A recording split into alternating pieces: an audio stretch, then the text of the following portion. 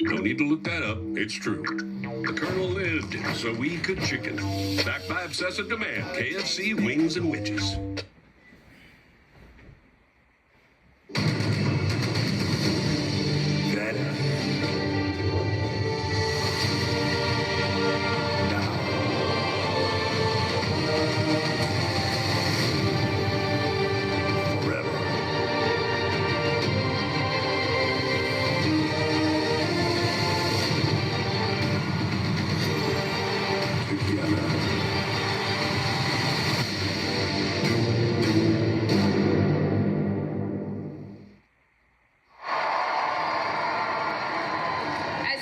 Moments ago, a multi-car accident involving members of the MFT occurred outside of Frost Bank Arena here in San Antonio, Texas, ahead of Friday Night SmackDown. Law enforcement already on the scene.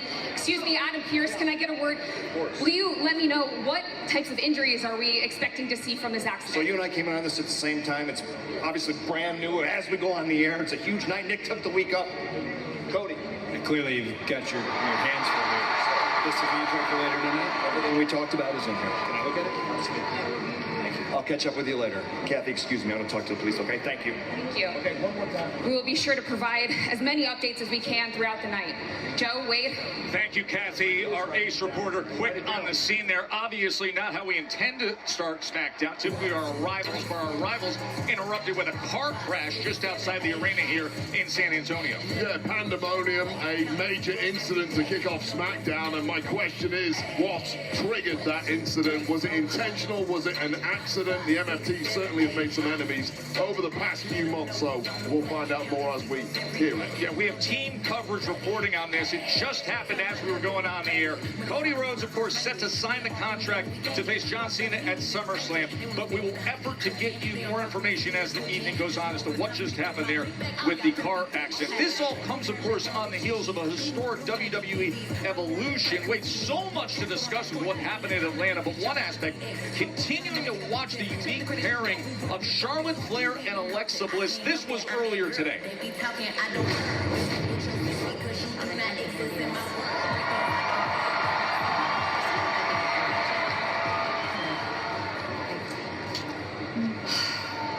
Yes, I know. Tagging us together was a complete bust. I'm gonna do you a favor and suggest that we just part ways. Blister, you didn't even hear what I had to say. When have I ever done anything halfway? We might have not won, but we didn't lose either. So that's why I went to Adam Pearce and I got us a tag team title match at SummerSlam. Hold on. So you just went to Adam Pearce, had a conversation, and walked out with a title match? Well, just because I'm in a team doesn't mean I'm not Charlotte Flair anymore. Okay. Well, if that's the case, I got some things. Okay, no, wait, hold on. I need you to focus. So tonight I have a match against Raquel and I kind of need you out there, so pretty please. Well, to quote Miss Charlotte Flair, do I look like a cheerleader? Why, yes, you kind of do. You're right, I do. All right, you can be my cheerleader, but remember, we're still not friends. I mean, this has gotten too good between these two. The We're Not Friends t-shirts are rocking too. Just a little something different with the 14-time world champion in recent weeks. And the WWE Universe clearly picking up on it. Of course, what happened last weekend in Atlanta, night of massive pops, and Charlotte received one when she tagged in at Evolution. It was as pronounced as any we've heard that night.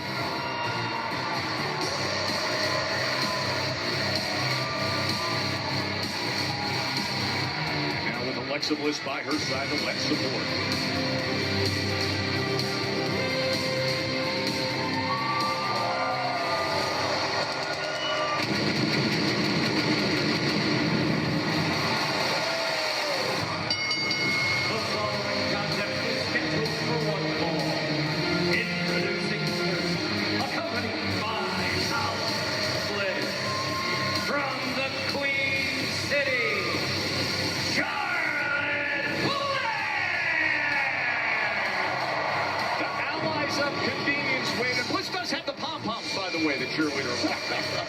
Oh man, and what a major announcement that was. WWE Women's Tag Team Championship at SummerSlam in a little over 2 weeks' time as the champs Roxanne and Raquel will be defending against these allies of convenience, as you put it, Joe.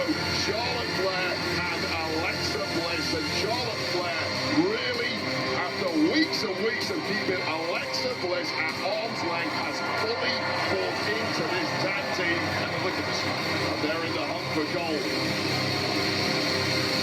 Still some season problems. All right, we're not quite... Stiff arm just for good measure. We're not quite fully there, but you're right, you mentioned it. Charlotte Flair seems to be having fun again. What a reaction she got even on. If you'd have asked me 2 months ago, will Charlotte Flair ever get cheered again? The answer would have been no, but clearly Evolution has the biggest reaction of them. She's back. One half of the tag team champions.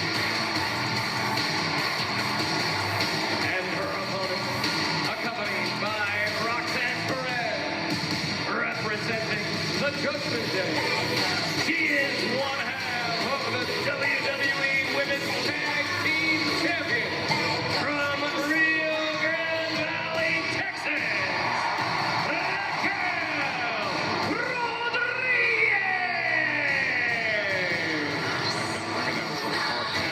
It seems like Raquel's cloud of doubt that was hovering over Roxanne Perez has been clearing a bit as well, Wade. Perez earned her stripes in a big way in that fatal four-way tag match at Evolution. It was a proven moment for both women as a tag team company. Ultimate Test, the best of Raw, the best of SmackDown, the best of NXT in that four-way. And who were the victors? Raquel and Roxanne. We got some legit champs here on SmackDown. A good matchup to open up Friday Night SmackDown here at Frost Bank Center in San Antonio, Texas. Massive crowd out for Friday Night SmackDown. You mentioned what happened at Evolution with the champions. Then Monday on Raw, they defeated the Kabuki Warriors with a little help from Dirty Dog.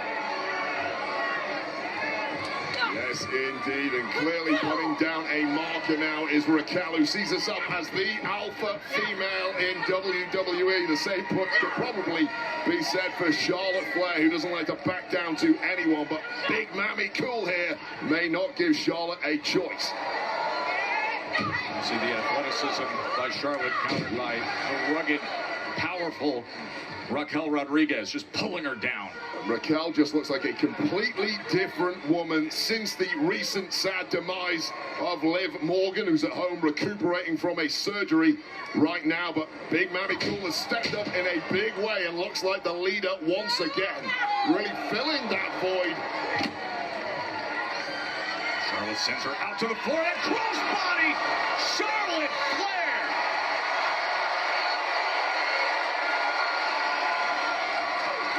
And now Roxanne Perez looks to get in love, though, but she's got company.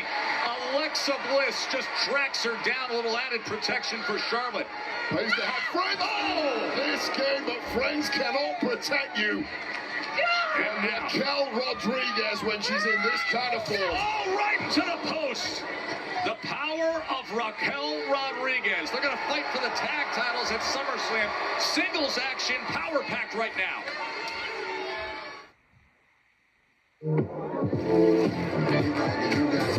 Just let it rain on me like, oh, please shine bright now.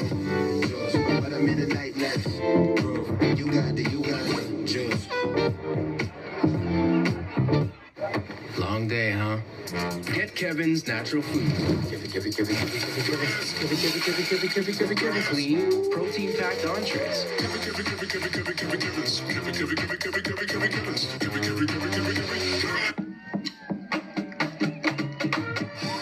We are celebrating summer in a big way at Walter E. Smith. Get your $250 coupon, plus save up to 20% during our Labor Day sale.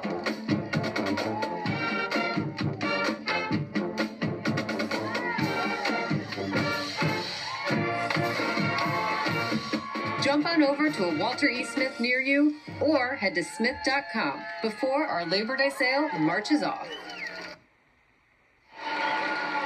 Huge crowd here at Frost Bank Center in San Antonio for Friday Night SmackDown. Joe and Wade with you ringside. Again, our evening started off unexpectedly with a car crash outside the arena. Kathy Kelly is looking to give us an update as to what happened there with Solo Sikoa and the MFTs, as Raquel Rodriguez and Charlotte Flair have been battling to open up this SmackDown.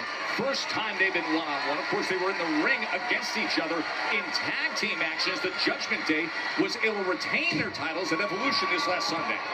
Great counter by Flair, but coming back with a stomp was Rodriguez. This has been such a potent, authoritative performance from Raquel, who is now ragdolling arguably the very best in Charlotte Flair.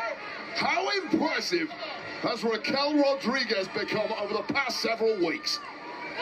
And of course, in a leadership role now, as the tag team champions, having to replace Liv Morgan. Roxanne Perez was approved, but then having to prove it this past weekend in Atlanta, and they did just that, as they were able to make it out of that fatal four-way, still with gold. Flair just about missed the worst of that twist invader bomb there from Raquel, and has perhaps bought herself an opportunity to now get back in the fight. Able to parry the right hand and send back a right hand of her own time and again is Charlotte Flair. And now here come the Flair chops. Music to the ears of Charlotte Flair. Now has this audience fully behind her once again.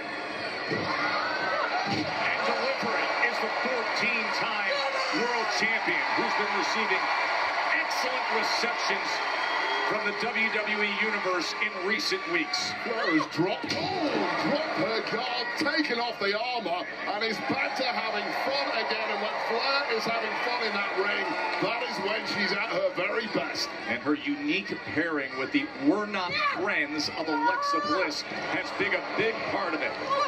Big boot from Flair. Picking up some real momentum on this one. What a momentum builder it would be ahead of SummerSlam to put away one half of the tag champs here. Oh, the Queen's gonna fly. Crossbody, but rolling right through. And look at the power of Rodriguez. Such great footwork from Raquel there. And as you mentioned, sheer power. Hook in the leg, into the cover. And getting that left shoulder up was Charlotte. It's just effortless for Raquel, isn't it? Tornado power slam this deep into a match. And now that frustration really coming to the fore for Raquel. Believes that should have been the end, but hey, you're in there with Charlotte Flair. Might take something a little special to put Flair away.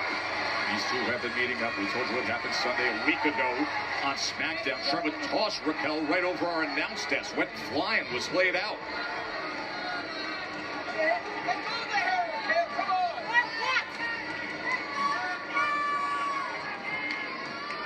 Talking a little smack in the process here. Oh, going for the big one. Oh, looking for the Tejana bomb, but Charlotte able to get free.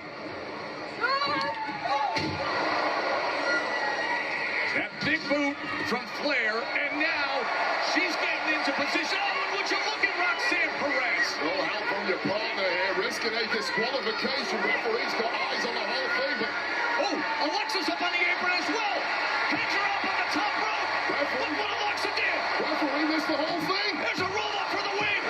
And Charlotte gets it with a little help from the We're Not Friends.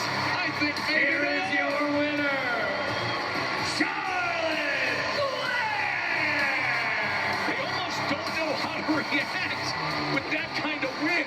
Well, frustration on the faces of Raquel and Roxanne. They were simply beaten at their own game here. This was the fix-in from Roxanne. Didn't quite work, but behind the referee's back, Alexa Bliss, as you mentioned, pulling out a massive assist here for Flair with the roll-up, and 2 weeks before these two teams clash for tag gold at SummerSlam.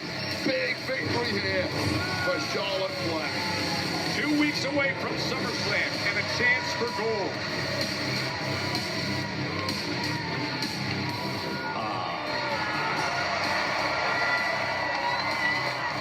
Yes, let me call you back. Gentlemen, what can I do for you? Mr. Pierce. Yes, sir. Do you know we can find Jacob Fatu? Jacob Fatu for what? He's a person of interest in our investigation. You gotta be kidding me. Jacob Fatu is a person of interest? Yes, sir. Follow me. Jacob! He's right here. Jake! Jake!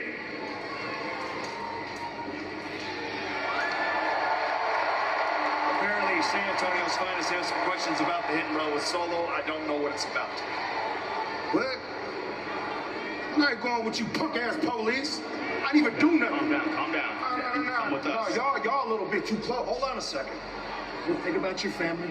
Let's answer their questions, not make it any worse than it already is, okay?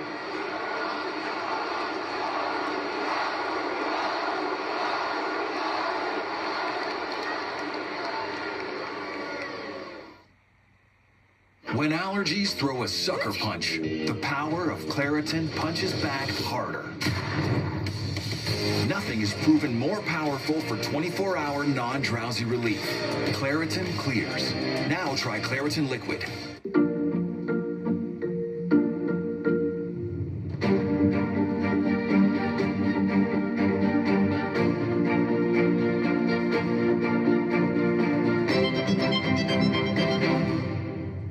Your backyard getaway starts now with savings up to 70% store-wide at The Great Escape. Free tariff hot tubs from the biggest brands. Save thousands. Payments as low as $105 a month. Only at The Great Escape. Great Escape. AGT. Are you ready? There's $1 million on the line. Here we go. That was as good as I've ever seen. America is gonna love you. That stage is where dreams come true. Oh my God. 3, 2, 1. America, we are live. AGT Live, Wednesdays and Thursdays. Watch ABC. In 2 weeks, I will defend the WWE Women's Championship against Jade Cargill at SummerSlam. And the look has changed since we both debuted at the Royal Rumble. Tiffany and I both came up in this game quick. We both have friendships destroyed. We've both won gold. But the difference is, only one of us have kept it. But while she was becoming champion, I fought through betrayal, injury, a pain that changes you. I let Naomi distract me, but I'm done with that. Now I'm going for what's mine, the WWE Women's Championship. Time after time, I've been underestimated. I'm just another dumb blonde. I'm naive. I'm too confident. I'm inexperienced. I've heard it all. But guess who's standing here as the WWE Women's Champion? Not Trish Stratus. Not Nia Jax. Not Charlotte Flair. Tiffany Stratton is. I've been doubted, disrespected, and still I walk through every storm. I've earned this crown on my head. She's what they expect. I'm what they can't control. After SummerSlam, Jade Cargill is just going to be another name on the long list that Tiffany Stratton has beat. Tiffany thinks I'm just another name. Baby girl, I don't just get added to the list. I end them. And at SummerSlam, I ended her. Because the storm is coming. While Tiffany Stratton has stood resolute in the face of all challenges thus far, but does Tiffy time end at SummerSlam? Jade Cargill certainly thinks so. Queen of the Ring gets her opportunity at the WWE Women's Championship. That's at SummerSlam in 2 weeks' time. We're here at Ross Bank Center in San Antonio. A sell of 15,112. Wait, let's dig in on what took place this week. Archer, Aleister Black, as well as Damian Priest. This was last week on SmackDown. R-Truth and Aleister Black were going head-to-head. They'd had several weeks of issues between them. Aleister Black, though, managed to get himself distracted in the ring, and Truth grabbed himself a quick victory. That did not sit well at all with Aleister Black. Stop. You're good. Let's take it easy. Hey, Priest, a second thought. Black now laying waste to his former friend and confidant, Damian Priest. Black highly agitated after his career keeps getting derailed.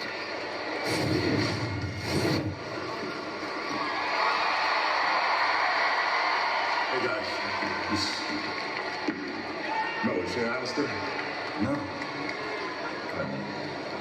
And even if I did, I wouldn't say anything to you. Yo, I swear, You always pick the wrong time to open your mouth. Nah, now's the perfect time. Because I warned you a couple weeks ago that this was gonna happen, and it happened. So don't come here getting hot on me, bro. All right, you're right. You warned me. At some point, I'm gonna find Alistair. Now, I know he likes to think that he's big, bad, and evil, but when I catch his ass, he'll be on his knees praying for forgiveness. And you know what? I don't even know why I was trying to play peacemaker. That's not who I am. Who I am is the guy that goes to the ring and shuts people's mouths. And then I go out and celebrate it. Oh, okay. You ain't gonna have nothing to celebrate because you definitely not gonna shut my mouth. Oh, is that right? That's right. Well, how about me and you go one-on-one tonight? Like that? Like that. Thank God I've been looking for this opportunity, especially against a former world champ. It's crazy that you want to get laid out 2 times back to back.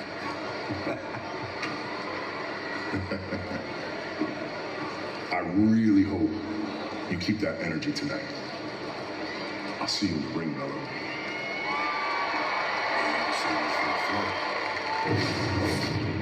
Mello has a way with his mouth, doesn't he? Don't change the habit of a lifetime, Mello.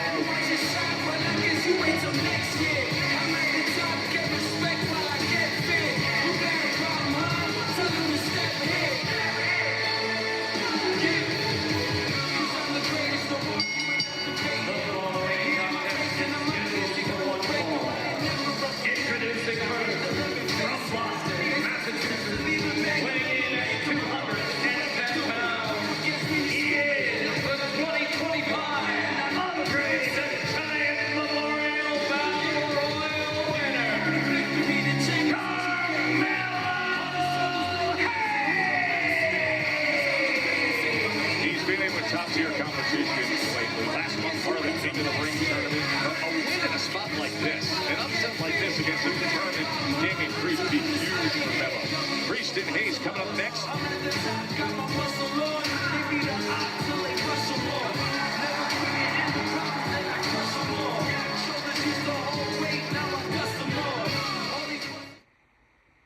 It made me feel weird when go different ways, but Sarah and Rover nice, you're home insane. And Sarah like the fun, Mary play along. Tell you what book says it okay if you fought. Not your human, but next favorite good. Loving pet care in your neighborhood. Americans, we can do anything we want, except one thing. We just can't stop being American. So get out there, take your swing, rev your engines and let freedom ring, and never, ever, ever stop being American. Nothing stops America, and nothing stops Ram. Right now, purchase and get 10% below MSRP, plus finance and get 3.9% financing for 72 months, plus get $2,000 total bonus cash on the 2025 Ram 1500 Bighorn. See your Chicagoland Ram dealer today. And now it's Carmelo Hayes, who, speaking of his talking, has gotten Damian Priest's attention, and he has to deal with that right now. Well, Mello calls it an opportunity. That would be an opportunity to finally get a dub against a top-tier former world heavyweight champion. Time for talk is over. Now time to back it up, Mello.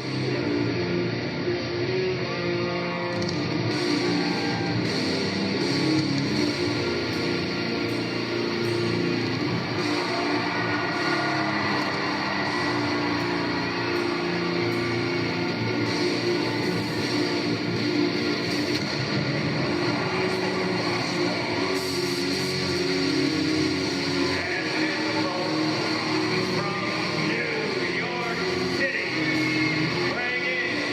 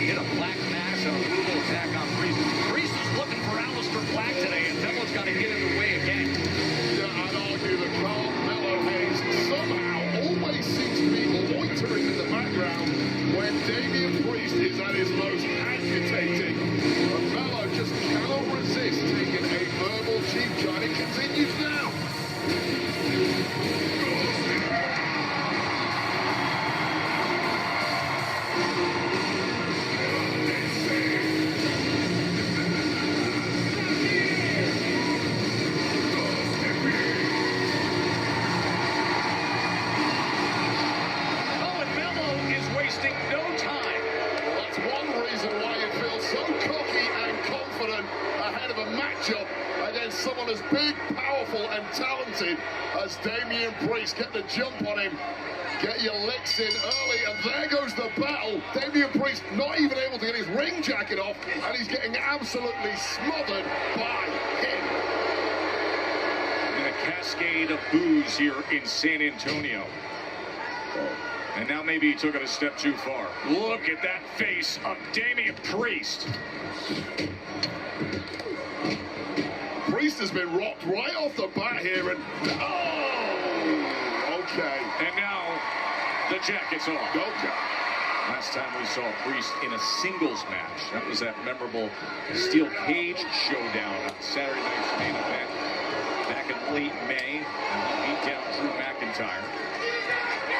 There is just a rage that is permanently burning inside of Damian Priest on the best of times, but I would argue Damian Priest is at his best when he's not quite at boiling point, which he is right now. This can, if you're not careful, lead to mistakes.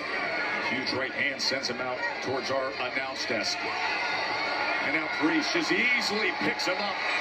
And he's going to try to send him flying, but Mello look to counter, and then the drop kick that just sends the back of the neck of Priest into the post.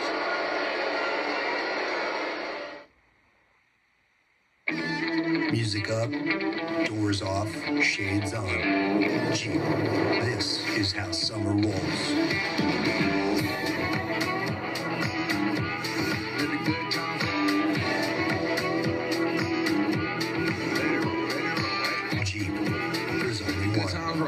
Right now during the Jeep Make This the Summer event, well-qualified lessees can lease select 2025 Jeep Grand Cherokee Laredo models in dealer stock for $439 a month. See your Chicagoland Jeep brand dealer today. Tuxin. Mom, they accepted my offer on the house. Really? Yeah. You know Candace from New American Funding? Hi. She was a lifesaver with the mortgage. So helpful. She even remembered I'm gluten-free. Is this the one with the walk-in pantry? You know it. I can shop in bulk. Oh, and that built-in grill. Oh, you could cook in bulk. Oh, let's not forget the tub in my guest bath. Mom, that's in the primary. Okay. I'm gonna own a home. Hell yeah. Heck yeah. Hell yeah. Heck yeah. Mom, I'm 30. Alongside Wade Barrett, I'm Joe Tessitore here in San Antonio. Sold-out Frost Bank Center. Damian Priest, the former World Heavyweight Champion, was stalking backstage, looking for Aleister Black, who attacked him a week ago. Instead, he ran into the mouth of Carmelo Hayes, who was jawing a lot, and thus a match was made. Hayes has been in control, but now look at Priest rallying back, center of the ring, blow for blow. Yeah, and this has been Carmelo Hayes' problem. 90% of this match he is completely controlled, but he got cocky, gave too much breathe. Oh, did you see the height that he just sent up to the rafters of the Frost Bank Center with Carmelo Hayes? What a huge flapjack that was, and now Carmelo Hayes, from looking like he was heading to a coasting victory, is suddenly facing all the rage of Damian Priest. And he wants to deliver for this sold-out Frost Bank Center crowd, and Hayes is going to try to bail. You've got to bail it. Oh, nice! Wow! Say He drew him in. Completely suck it in. Damian Priest exposed the arm and attacked. And the springboard by Hayes, he drew him in and now gains momentum. And looks good while he does it. What a $1 million smile. And that smile is going to grow even bigger if he puts this one away. Oh, here we go. Wait a minute. We're here in San Antonio, the hometown of Shawn Michaels. And a Shawn Michaels mentee. Is he tuning it up? Off the band. Is he looking for sweet chin? Oh, Priest. Watch out, my friends. South of Heaven counter. Swings wildly and then meets the target. Nice. Oh, look at that by Hayes. La Mystica connects. Oh, big right hand. All the momentum of that jump, too. Damian Priest going for here. Got him up in position for Razor's Edge. Say hello to the no. Slipping out the back door is Carmelo Hayes. Carmelo Hayes scrambling for all his worth here, but everything he does is just a beat ahead of Damian Priest, who has been softened up from the word go in this one. Hayes is so so hungry for a big win. Right back to it is Priest. But Hayes again finding a way. This will be a huge opportunity to come up with a signature upset. To the top rope, resourceful splash. He took some damage, a delay and hook in the leg, and with that, the kick out by Priest. Oh, Mello is really rolling tonight. This is when Damian Priest went in for the big one, and now hitting a Eddie Guerrero-style frog splash right here in South Texas. Didn't quite get the job done, but Mello with all the momentum. And remember, still to come tonight, the undisputed WWE Championship contract signing for SummerSlam. Cody Rhodes, John Cena, both here in the building. We saw Cody earlier tonight when we opened up SmackDown. That car crash that shocked everybody started off the show. We're still looking for more information there. Oh! Priest connects! Oh, and sends Mello crashing down into the announce desk. And that was after a sweet slug to the jaw, the elbow of Priest connecting to a leaping Carmelo Hayes, who has gone glassy-eyed now. And we might be about to get ourselves some old-school punishment. That's exactly what he's lining up. Damian Priest. Aleister Black arrives. He's been looking for him all day. Well, now Damian Priest has got him. Be careful what you wish for. This guy's like Kaiser Soze. He just appears. Bell rang. Match is over as Aleister Black has disrupted things here. He attacked Priest a week ago. Priest was trying to hunt him down.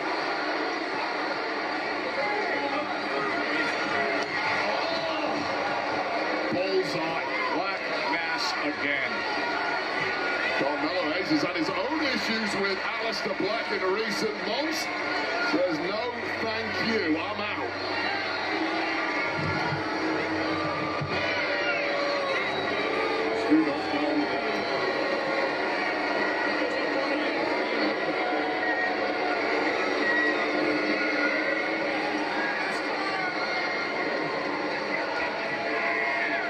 You're looking for me, we heard it say. Aleister Black again brutally attacking Damian Priest. Verbal message sent, but the physical will have a lot longer impact. Another look at this. A bullseye black mass to the temple. That is such a difficult move to execute.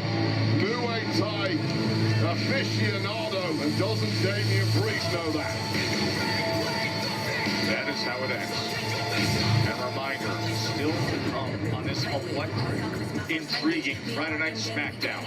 The undisputed WWE Championship contract signing for SummerSlam. We're only 2 weeks away. Cody Rhodes, John Cena, right here in San Antonio, coming up later. And not only that, the Flatfoot Royal winner from Evolution, who will go on to clash in Paris for a World Championship match. Raw's Stephanie McCare is here. She will go head-to-head with the Secret Services Alba Fire. There's some major issues on Raw this past week. And we have a fascinating fatal four-way coming your way. Would you look at the star power? You know the Wyatt Six need a first title defense. We're going to determine it. Motor City Machine Guns, Frexium, DIY, and Andrade and Rey Fenix. WWE Tag Team Championship #1 contender fatal four-way match coming up tonight on SmackDown.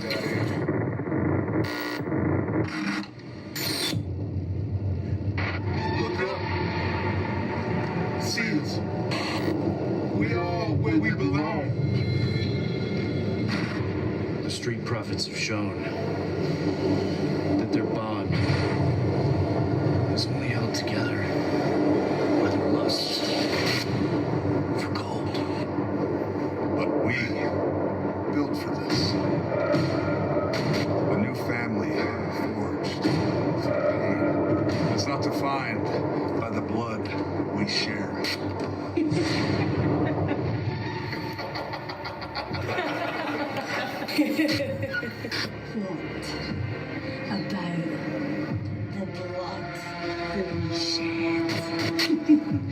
one by one, we will strip these teams of their wicked desires and burn their vanity.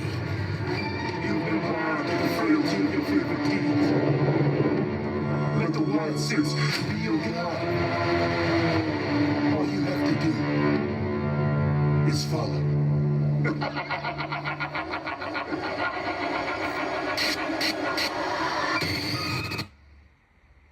Hey, it's Ryan Reynolds here from Mint Mobile. Now, I was looking for fun ways to tell you that Mint's offer of unlimited premium wireless for $15 a month is back. So I thought it would be fun if we made these $15 bills. You know, it's green, Mint saves you money, maybe my face is on it, maybe the back of my head as well. But it turns out that's very illegal.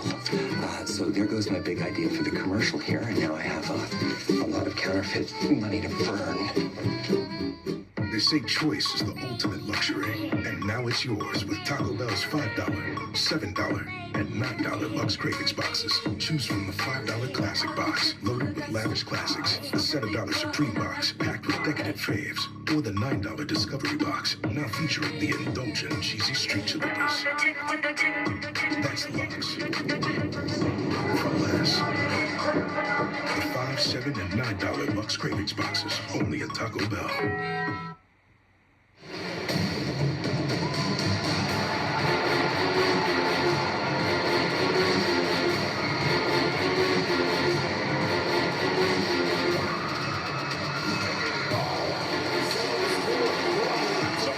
Music, isn't it?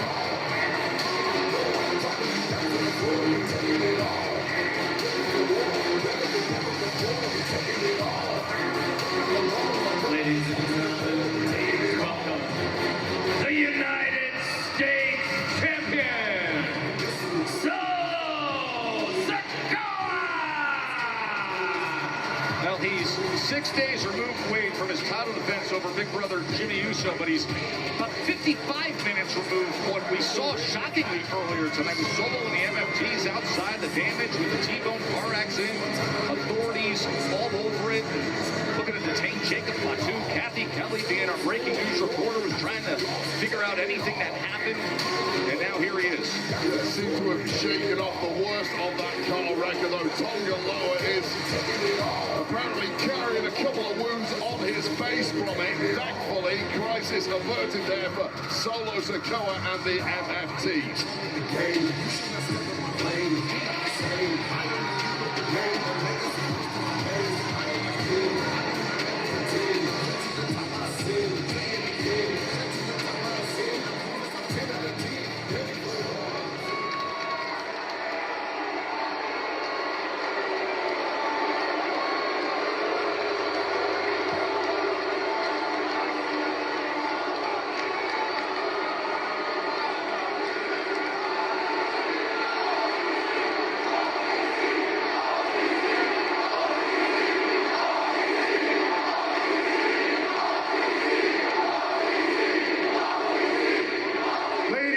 Gentlemen,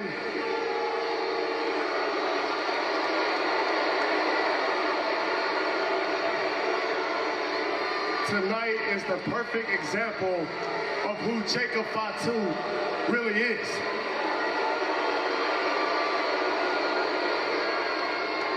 Without my guidance, Jacob is reckless.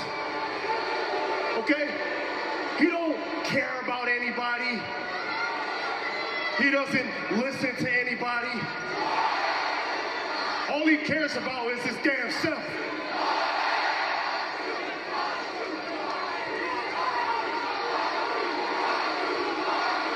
I gave Jacob the world.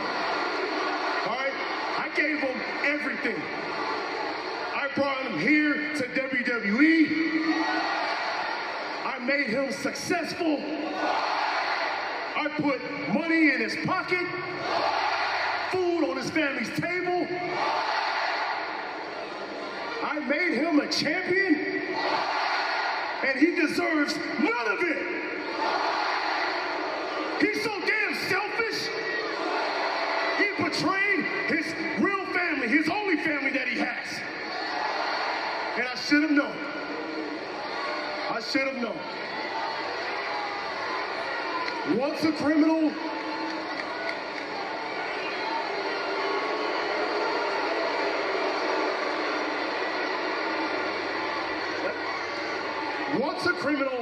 always a criminal.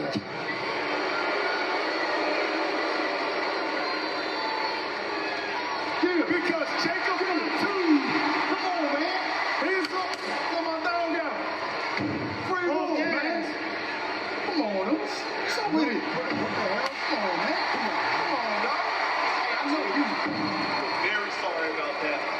We reviewed the footage and we determined that you are not the person of interest. You're free to go handle your business.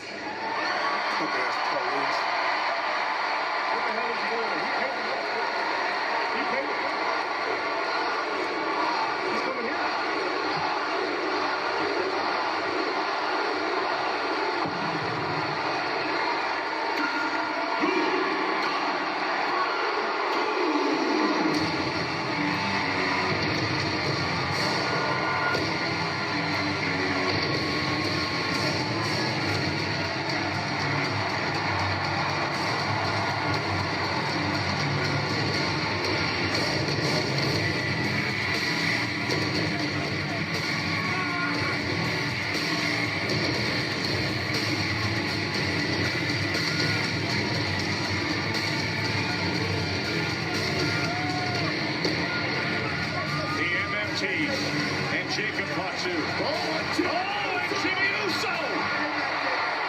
Jimmy Uso arrives on the spot, and it is on! Well, that's even things up somewhat. Getting the job on Talatona, who has been wiped out on the floor. Now effectively 3 on 2. As he takes out JC Mateo. Yeah, Jacob Fatu will always like those kind of odds, but keep an eye out for Talatona. Talatanga with a massive boot. The nearly 7-foot, 300-pounder just wrecking Big Jim. Oh my God, this dude. Oh, now he's wrecking our announce desk. The massive Talatanga clearing out Big Jim, clearing off our announce desk. Oh, I want to get back here, Joe. This is ugly. Samoan Werewolf sends Talatanga right out.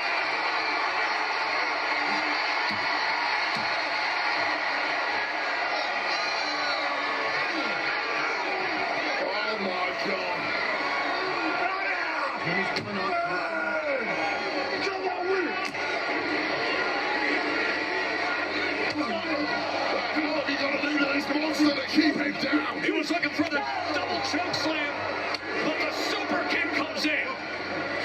And they double team it. There's 4 super kicks. He's still on his feet. And Big Jim crossbody right to timekeeper with a little assist from Jacob Fatu. And the dogs are really off the chain now. Who would want to be Solo Sikoa? Completely unprotected by his MFTs. And let the beat down begin. They framed it as if Jacob Fatu purposely got into that car wreck against the MFTs.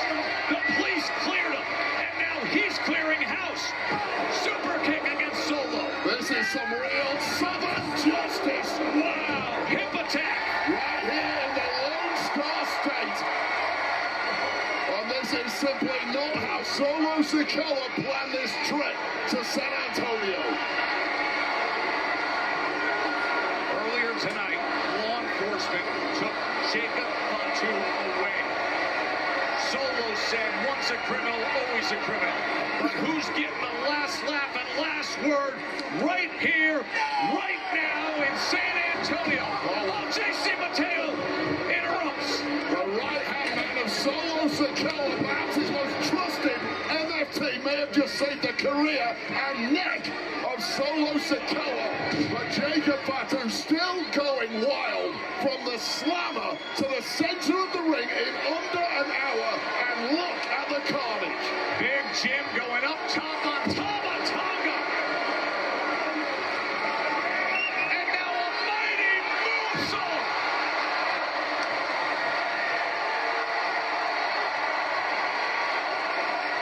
Well, Masick sent, and all Solo Sikoa can do is stand and watch as two of his MFTs are getting annihilated.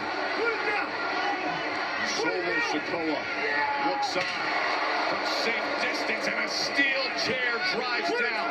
This is a save yourself kind of situation for Solo Sikoa, and half of the MFTs are beaten down by the werewolf, Wade. Solo. You want to frame an innocent man and get Jacob locked up? Okay, let's see how you like it at SummerSlam. Look at me, Solo, because you will defend your United States Championship against Jacob Fatu inside a steel cage. Oh, Solo, one more thing. Gentlemen, if you please.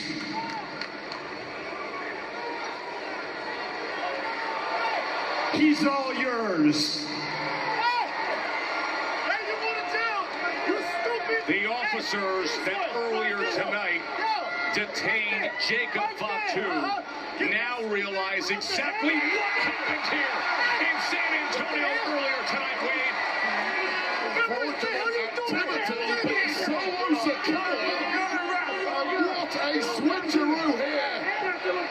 Solo Sikoa now heading to the pen in place of Jacob Fatu. And give credit to Adam Pearce, who's here in place of Nick Aldis tonight, who said, you want to lock him up? How about both of you get locked up at SummerSlam? Wade Barrett, steel cage, Solo Sikoa, Jacob Fatu for the United States Championship. Oh, people are losing their minds, and Adam Pearce said to Solo Sikoa, let's see how you like it. Judging by the look on the face of Solo Sikoa, he did not like it at all. Jacob Fatu loved it. Planet Earth loved it.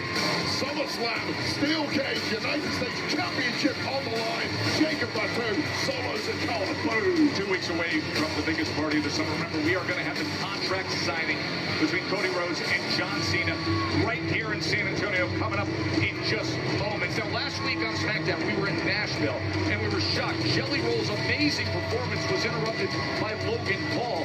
And then 2 nights ago, Jelly was the guest host on Jimmy Kimmel Live, and look at what happened. Welcome to Jimmy Kimmel Live.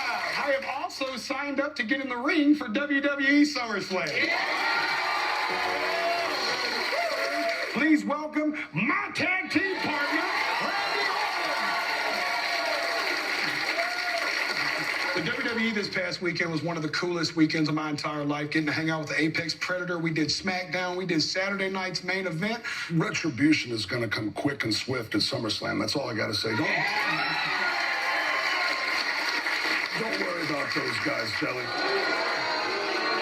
He wasn't invited. Relax, guys. I come in peace. You're screwed at SummerSlam, but I'm bringing some positivity. I mean, truly are an inspiration to trailer trash all across the world. Hey, you know what? Drew. Wrong time, wrong place. Run back.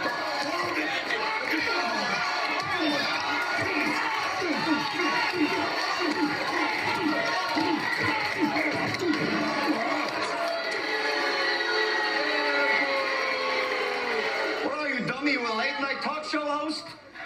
Stay in your lane, stupid. You, my friend, are a greasy, redneck prison rat. Who the Shut the hell up, Jelly Roll. There's your receipt, stupid. I'm here. Why don't you leave, huh?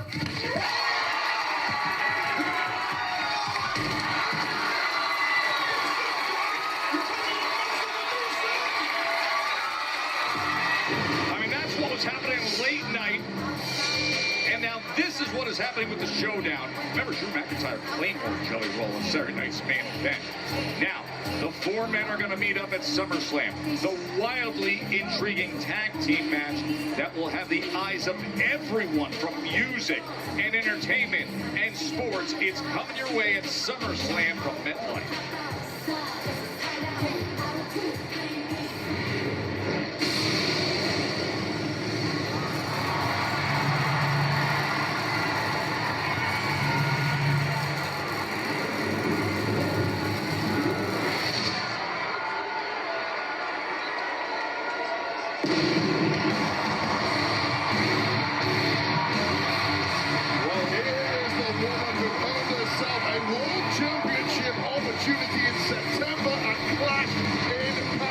did it by winning a Battle Royal at the Evolution PLE this past Sunday. What a year it has been for Stephanie McCurr since debuting in WWE. La Primera. The following contest is scheduled for one fall. Introducing first, from San Fernando, Chile, Stephanie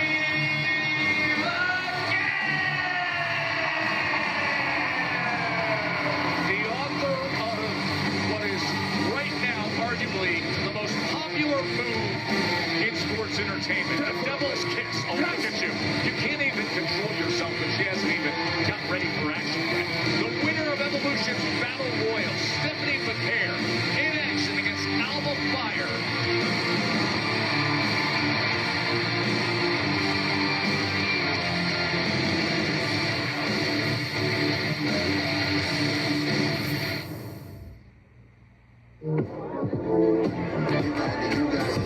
Just let it rain on me like, oh, see it shine bright now. Just, but I'm in the night left. You got it, just. We're ending summer in a big way at Walter E. Smith. Get your $250 coupon plus save up to 20% during our Labor Day sale. Jump on over to smith.com to learn more. When allergies throw a sucker punch, the power of Claritin punches back harder. Nothing is proven more powerful for 24-hour non-drowsy relief. Claritin clears. Now try Claritin Liquid.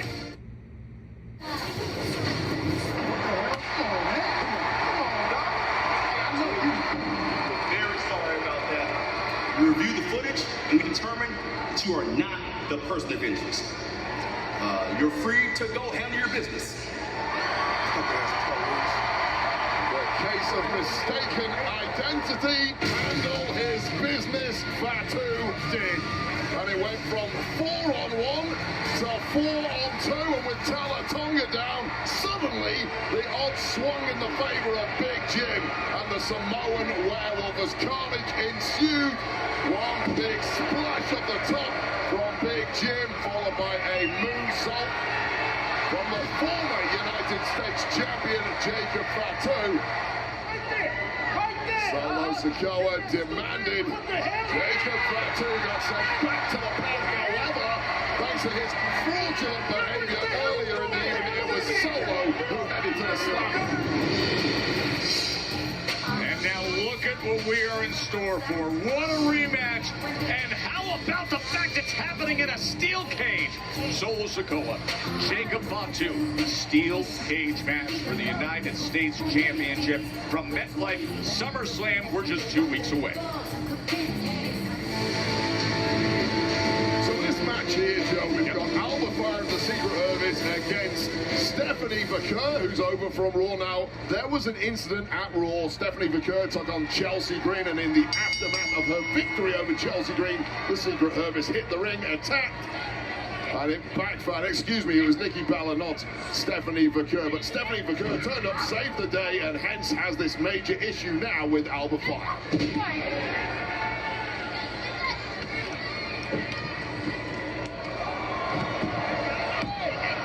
Opening combination by Stephanie McCurr. She has been skyrocketing over the course of the past year, Wade. Yeah, we've got a couple of international superstars in the ring who have made major names for themselves around the world prior to arriving in WWE, and I'll say the same of Alba Fire, who completely dominated the European scene, but it really is Stephanie McCurr in the last 12 months who has parlayed that success into major success at NXT, at Raw, and Bullpack tonight here on SmackDown. And the salute, as is always the case. Shut up and salute. I will not. I am broadcasting right now and doing my job documenting the action in front of us. And now our missing friend Chelsea Green apparently was sent a budget ticket on an airline once again by GM Nick Aldis, so she refused Where to do you turn up. get your info? Where do you source this? What travel department are you verifying anything that Chelsea would say to you when it comes to complaining? She simply would never lie, but she absolutely would for PR. Oh, no, don't just, let's see if it develops. The Primera lining it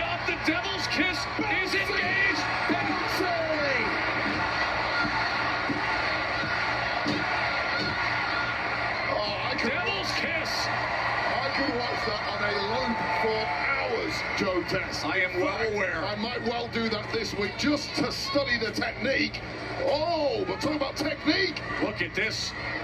Impressive from Alba Fire going for that gory special, but denied. SVB. Stephanie Vaquer. She's going to fight for a title. Here is your winner, Stephanie Vaquer. What a sprint of a match at that was. Piper straight to her. And the senton, a running senton by Piper Niven. That's the thing, this was coming. Drop your guard for a second, and the secret Hermes will strike, and now it's punishment time for La Primera. As Piper Niven looks to knock the stuffing out of what is going to be a championship contender. Wait a second. She turns around. She turns it around and shoves Piper out of the ring after another sensational performance where she hit the Devil's Kiss and the SVB. The winner of Evolution's Battle Royal, who's going to be fighting for a championship in Paris. Stephanie Vaquer continues to impress.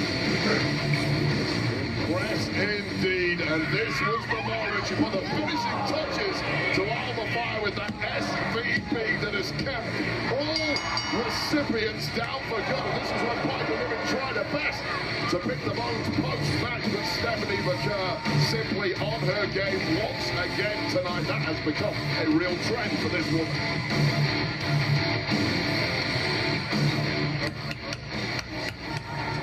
Angelo Montez, we are a week removed from the Wyatt Six taking the victory over you two, as well as capturing the WWE Tag Team Championships.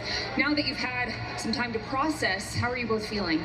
You know, Kathy, last week was a good week for the Wyatt Six. Hell, they came up from the swamp, and using their underhanded tactics, they took the Tag Team Championships directly away from the Street Profits' grasp. Ain't that something? Wow. If we're keeping it a buck 150, that's not a reality we're ready to face right now. Here's the thing, we ain't going nowhere anytime soon. And best believe, we getting those titles back with the quickness.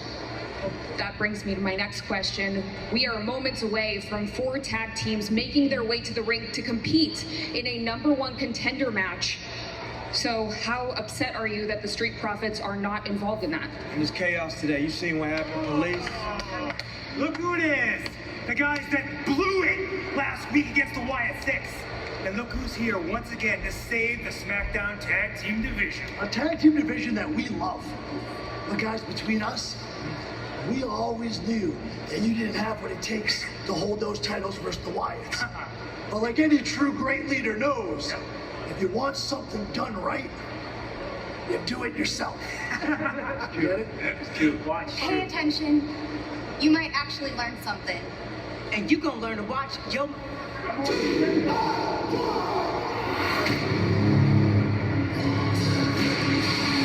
Wyatt Six are the champs. The rest of the division trying to put themselves in line.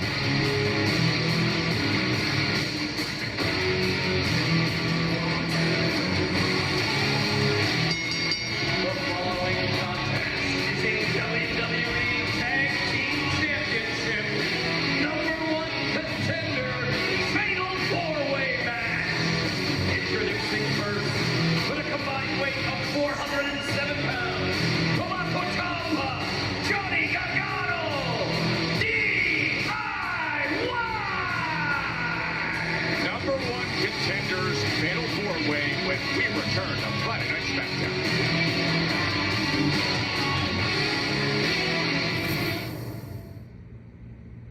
Still dreaming of a new pool? There's still time. With savings up to 70% store-wide at The Great Escape. Save thousands. Get $0 one-day installation as low as $79 a month.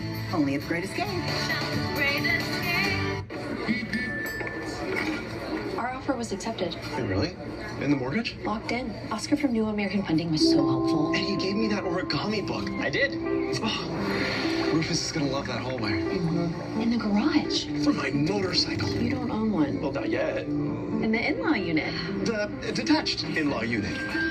We're about to be homeowners. Hell yeah. Hell yeah. Hell yeah!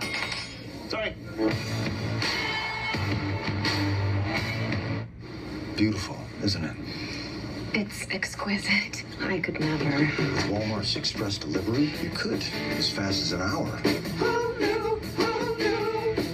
Interesting. The Walmart you thought you knew is now new. It's Vegas or bust. It is the fastest ninjas doing what they do best. I can't believe it! American Ninja Warrior. New Tuesdays. Watch NBC on Peacock. Remember Cody Rhodes, John Cena, the contract signing still to come, but right now, look at this. Great reception for Andrade and Rey Fénix. They have become a really amazing pairing, Wade. Since the High Flyers have been a team, they're 3-0. They've got the best of Fraxium and DIY and Los Garza a win tonight, and they will be the #1 contenders for the YS6. Yeah, it generally takes months and months to build chemistry, but sometimes the magic is just automatic, and that has been the case with Andrade and Rey Fénix. Really raised some eyebrows in recent weeks at just how quickly they've got to this top level. Now, the top level in winning this match will grant you a tag championship opportunity, so now is the time to get that done. So that pairing against DIY, who we saw earlier, Fraxium is in there, as well as the Motor City Machine Guns. And to be clear, in this kind of matchup, two men are legal at all times. Anybody can tag anybody. That means you can't just tag your partner, someone can tag themselves in from behind. A lot of strategy goes into this kind of match. Start off with Nathan Fraser and Chris Sabin. And that's just what you said. And of course, the American Nightmare and the self-proclaimed last real champion, Cody Rhodes and John Cena, are going to have their contract signing for SummerSlam in a matter of moments. As you look at Rey Fénix. Well, this match took exactly 30 seconds to break down into absolute carnage and pandemonium, which really should be the bar for the entire SmackDown tag division in the year 2025. Did you see the shrug from Axiom? And all of a sudden, it's the Motor City Machine Guns will say, we'll take this position. The baseball slide drop kicks to DIY. This is one of those matches the referee has zero chance of trying to keep control. 5-hole, Sabin takes out Ciampa and Gargano. Fatal four-way to see who's the #1 contender.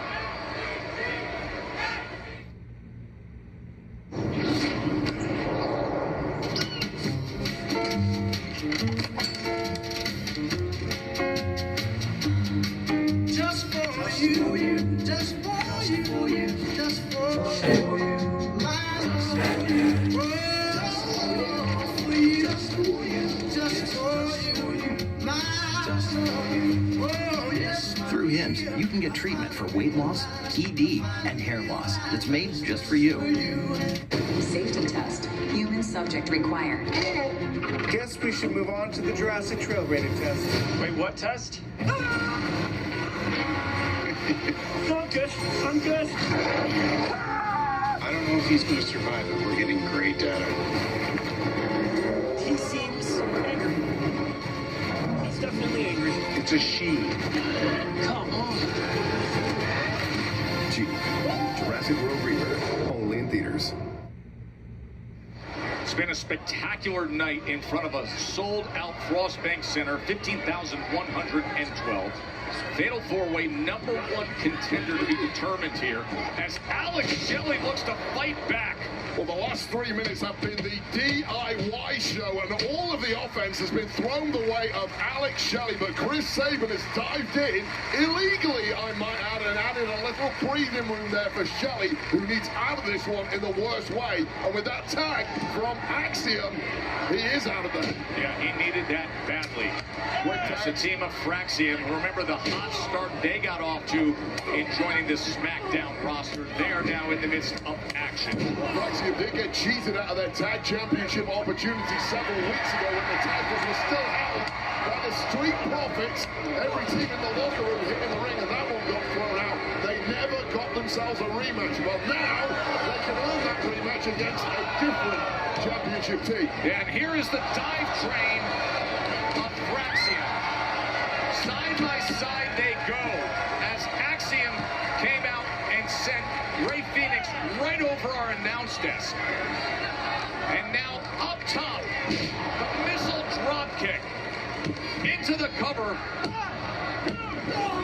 And just pushing aside Nathan Frazer was Andrade. Smart move as he drags Ciampa over into the corner. Once again, such flash double-team moves there from Fraxium. So difficult to defend, but the same could be said perhaps when Rey Fenix and Andrade get going. Phoenix, a spinning kick in the corner, the animal kick. He is so equipped with that. This team puts forth an amazing pace, Wade. Yeah, it's that chemistry that has been immediate for these two. Completely on the same page. It's the kind of chemistry that the Motor City Machine Guns have taken 20 years to build. Three amigos. Well, somehow Andrade and Rey Fenix found the shortcut. It may well lead them to a championship opportunity here because bodies are dropping.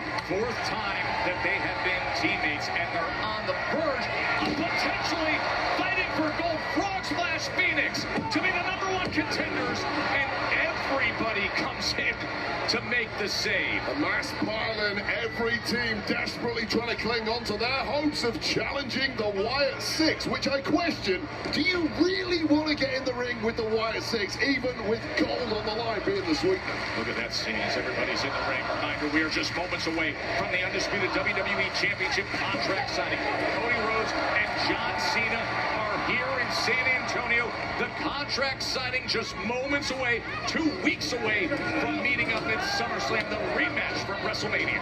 Well, look at this, we're getting a relay sprint here, and it is the Motor City Machine Guns who are getting the best of it.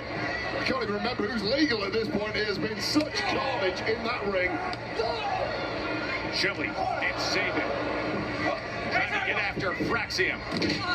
Sling blade by Nathan Frazer. He is just lightning fast, as are these two. Andrade and Rey Fenix into the fray again. And I've never seen a referee look more confused than Ryan Tran looks right now. Yeah! Picking a victim. Crisscrossing and delivering. Just everything so sweet. They've got it. They just have it. The striking attack, you brought it up earlier. Sometimes two forces come together and the chemistry is instant. You're seeing that with Andrade and Phoenix. Yeah, blistering start to their career as a tag team for these two. Although DIY to manipulate, who may well manipulate their way all the way to victory here. Just able to break free. #1 contender match is on fire here in San Antonio. Nice. Ciampa delivers. Project Ciampa. Oh.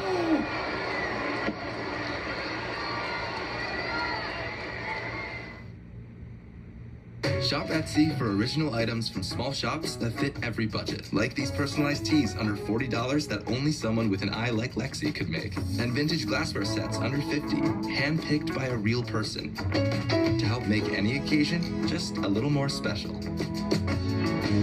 Or pick up handmade earrings under $60 to help create a look that's completely you. At prices that are a perfect match. Special starts on Etsy. Americans, we can do anything we want, except one thing. We just can't stop being American. So get out there, take your swing, rev your engines and let freedom ring, and never, ever, ever stop being American. Nothing stops America, and nothing stops Ram. Right now, purchase and get 10% below MSRP, plus finance and get 3.9% financing for 72 months, plus get $2,000 total bonus cash on the 2025 Ram 1500 Bighorn. See your Chicagoland Ram dealer today. Compelling action here in San Antonio. Fatal four-way. DIY. The Motor City Machine Guns right now in the mix.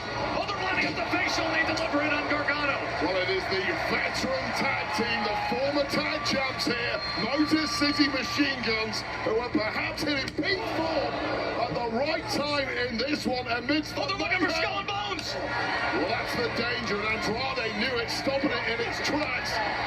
Now Phoenix getting in the fight, and now it's Andrade legal with that tag to Chris Sabin. Yeah, he tagged himself right in.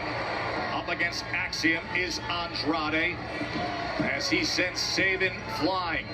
You've got to move fast. All bodies are down. You're in there one-on-one with an opponent in a match that has been chaos from the off. You have to take the chance, get the job finished. Andrade maybe lining up that feigned moonsault, but Axiom quick to get up there and just smashes the back of his left leg. WWE's first ever Spanish superstar, and look what's lining up here for Axiom. See, looking for the Spanish fly. Signature style, and he delivers on Andrade. Meanwhile, Phoenix splash. My oh my, is it gonna be Fraxium? There's a tag to the boot of Nathan Fraser there. Blink of an eye by Tommaso Ciampa, who's now legal. He's a legal man. He's a legal man. Oh, wow, Rey Fenix. With his wits about him, just went DIY, as crafty as you like. We're about to steal that victory like parasites. Rey Fenix was ready for it, and Ciampa ain't ready for this. Curling back in is Rey Fenix. This is awesome stuff. Corkscrewing down to the floor. Everyone wiped out except for two. Feel the momentum. Andrade looking to deliver the message. Oh, Candice LeRae is up on the ropes. Recently rejoined the team. Oh, there's a roll-up. There's a roll-up for DIY. Kick out from Andrade. Now they've got him. Oh, it misfires. Friendly fire from Gargano to Ciampa. Oh, and the spinning elbow. That spinning elbow. And now he says, come on in. Let's do it. Here comes Phoenix set to fly. Meanwhile, deliver the message, Andrade, to be #1 contenders. Here are your winners, Rey Fenix and Andrade. Well, one word, disarray. That was that entire match was standing tall amidst the disarray as this new tag team. And next week, SmackDown comes from Cleveland, and we have got ourselves a WWE Tag Team Championship match. The Wyatt Six defend against our winners right here, Andrade and Rey Fenix, next week on SmackDown. Now, earlier tonight, we saw Charlotte Flair top Raquel Rodriguez. Next week, the other half of our much-anticipated SummerSlam tag team title match. Singles action, Alexa Bliss, Roxanne Perez from Cleveland. And we're going to Cleveland, so we have to bring the hometown boy. Logan Paul will be there, as will his tag partner at SummerSlam, Drew McIntyre. Oh, and their opponents at SummerSlam, Randy Orton and Jerry Roll. That is next week on SmackDown from Cleveland, Ohio. Jelly Roll live in Cleveland, but guess who's coming next with that binder in hand? That is the contract that Cody Rhodes has to sign alongside John Cena. Cena, Rhodes, next. Hey, it's Ryan Reynolds here from Mint Mobile. Now, I was looking for fun ways to tell you that Mint's offer of unlimited premium wireless for $15 a month is back. So I thought it would be fun if we made these $15 bills. You know, it's green, Mint saves you money, maybe my face is on it, maybe the back of my head as well. But it turns out that's very illegal. So there goes my big idea for the commercial here, and now I have a lot of counterfeit money to burn. Introducing Taco Bell's new $3 steak burritos, lavishly packed with marinated grilled steak. From the Chipotle Ranch draped in a zesty avocado sauce, to the cheesy melt, brimming with melted cheese and creamy jalapeno decadence. We call them rich, but they're just $3. New $3 steak burritos, only at Taco Bell. Riverwalk here in San Antonio. What's been a wild night of Friday Night SmackDown. And right now, let's get it to General Manager of Raw, Adam Pearce. Ladies and gentlemen, it is now time for the official contract signing for the undisputed WWE Championship match at SummerSlam. Please join me in welcoming the challenger the American Nightmare, Cody Rhodes!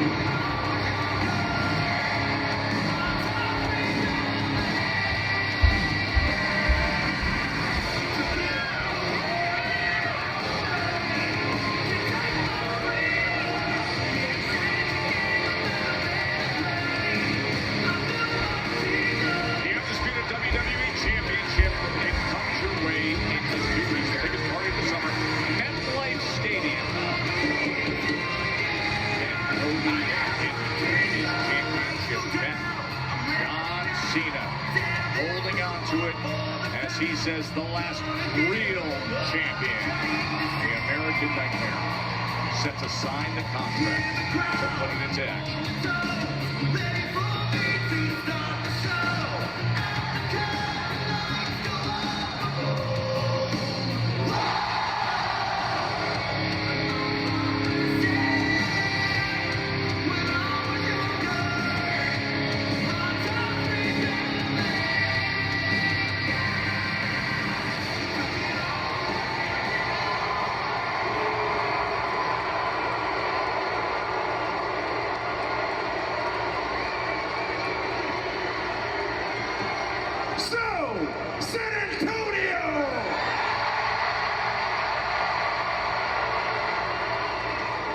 What do you want to talk about?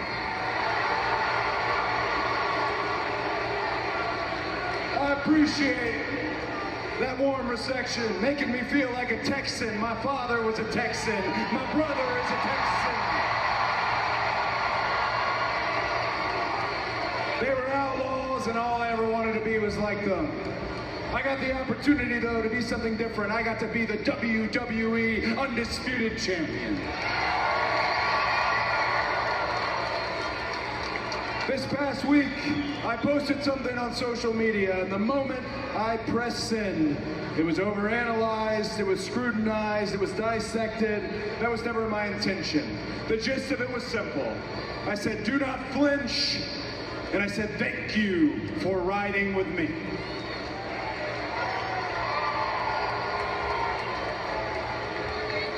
The do not flinch, that might have been for myself.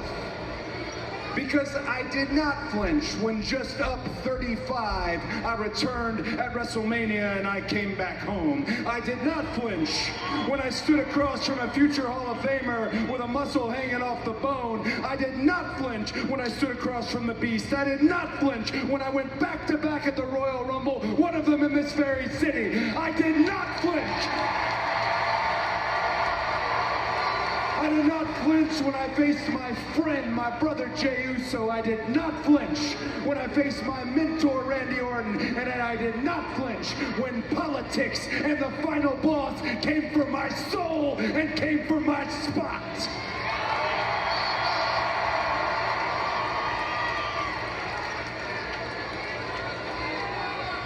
But I flinched at WrestleMania 41. Against one of the most beloved wrestlers in the history of our sport, against John Cena.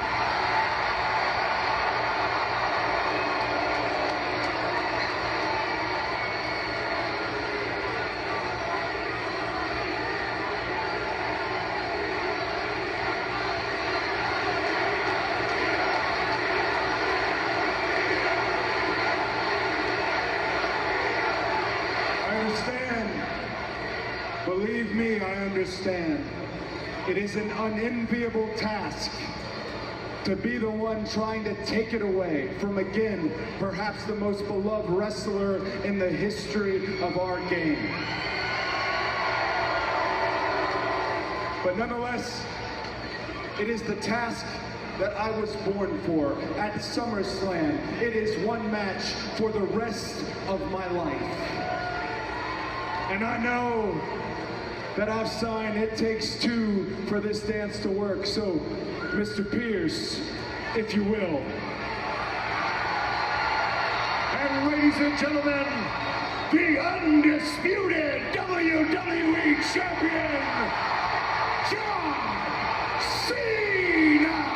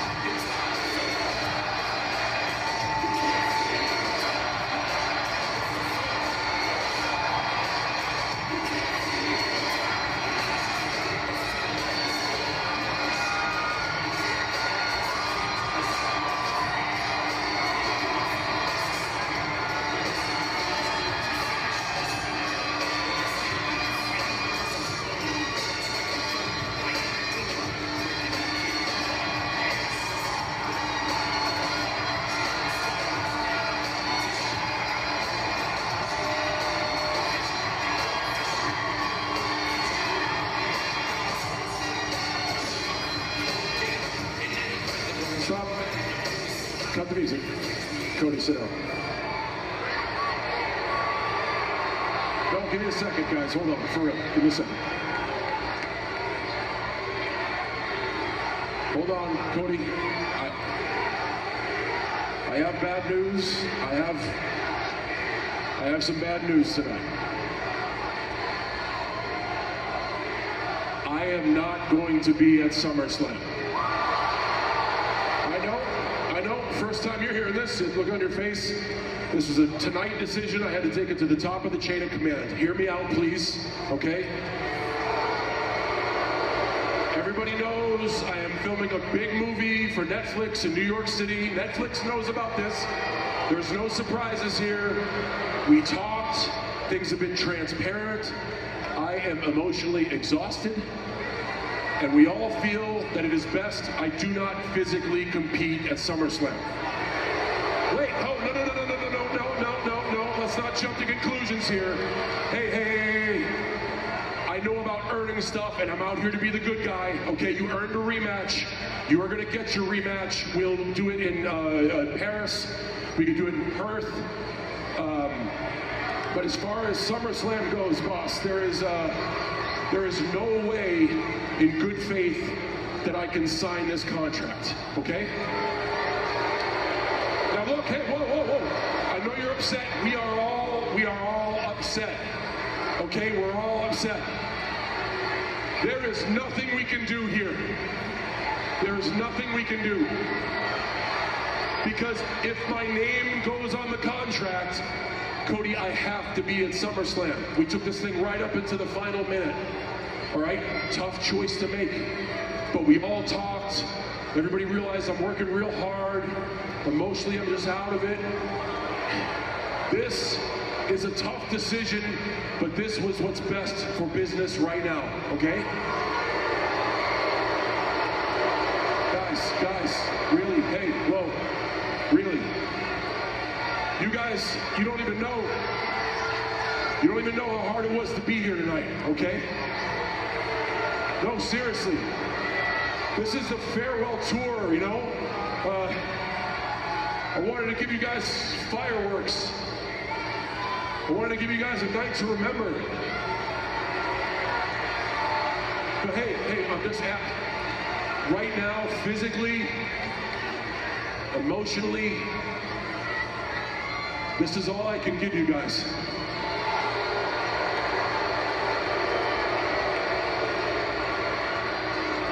I thank you so much, and I appreciate your understanding and your patience in this matter. Cody, thank you so much. I appreciate you. You're going to get that rematch. It's just... Good night, San Antonio.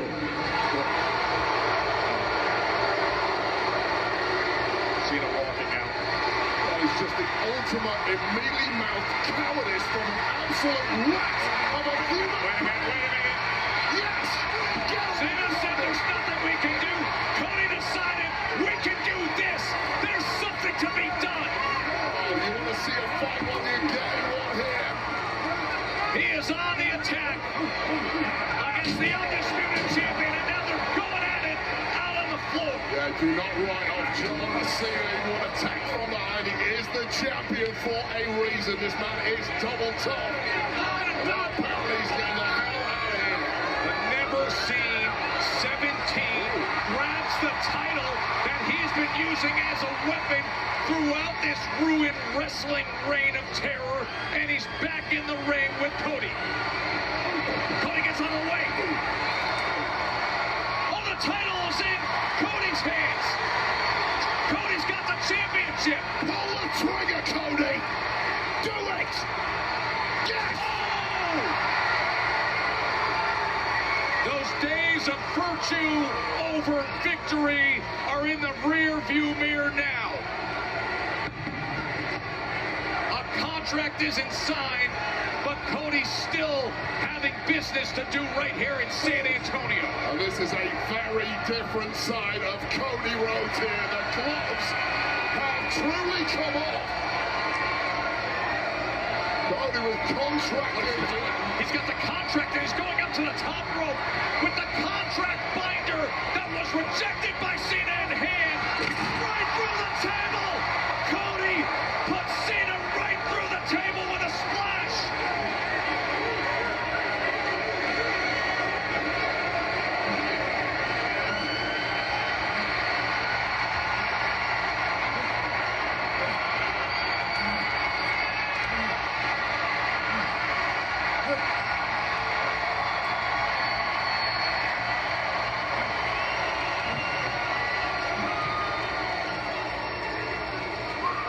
John Cena, check the fine print. It's not just a match for the title at SummerSlam. It's a street fight. The biggest party of the summer just got bigger. Oh my Lord, John Cena, you are going to get a hell of a lot more than you bargained for at SummerSlam. Championship on the line in a street fight.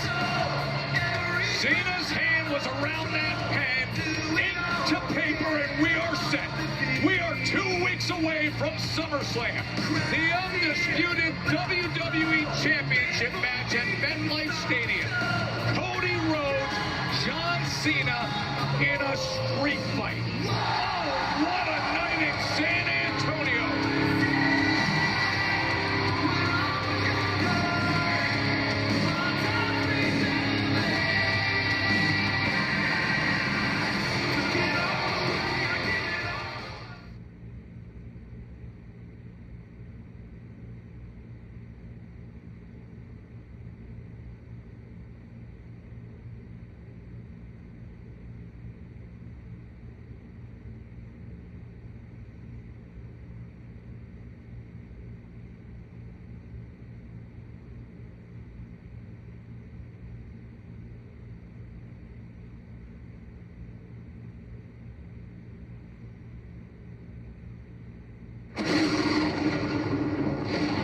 Destiny awaits. Become the master of your own fate.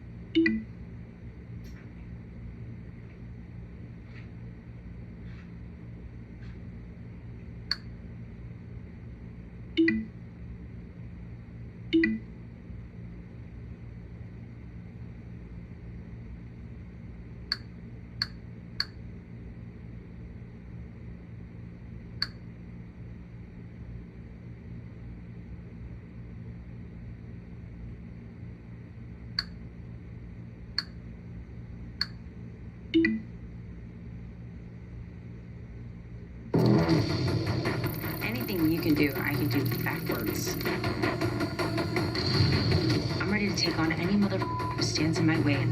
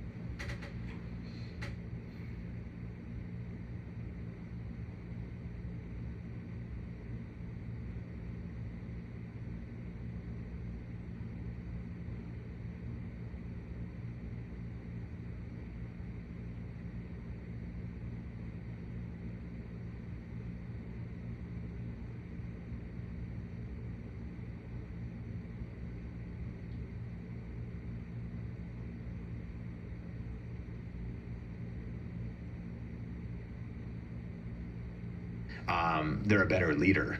There's something about, God talks about none of this stuff's popular too in culture right now. Of course, it's countercultural, but it says that God loves a broken spirit. And I heard one person describe what does broken mean? Because of course we think, let's be empowered, let's be, our ultimate life, let's be 10x, let's be all this kind of stuff, which is all good. But what broken means is broken is like a horse. You break a horse, and why?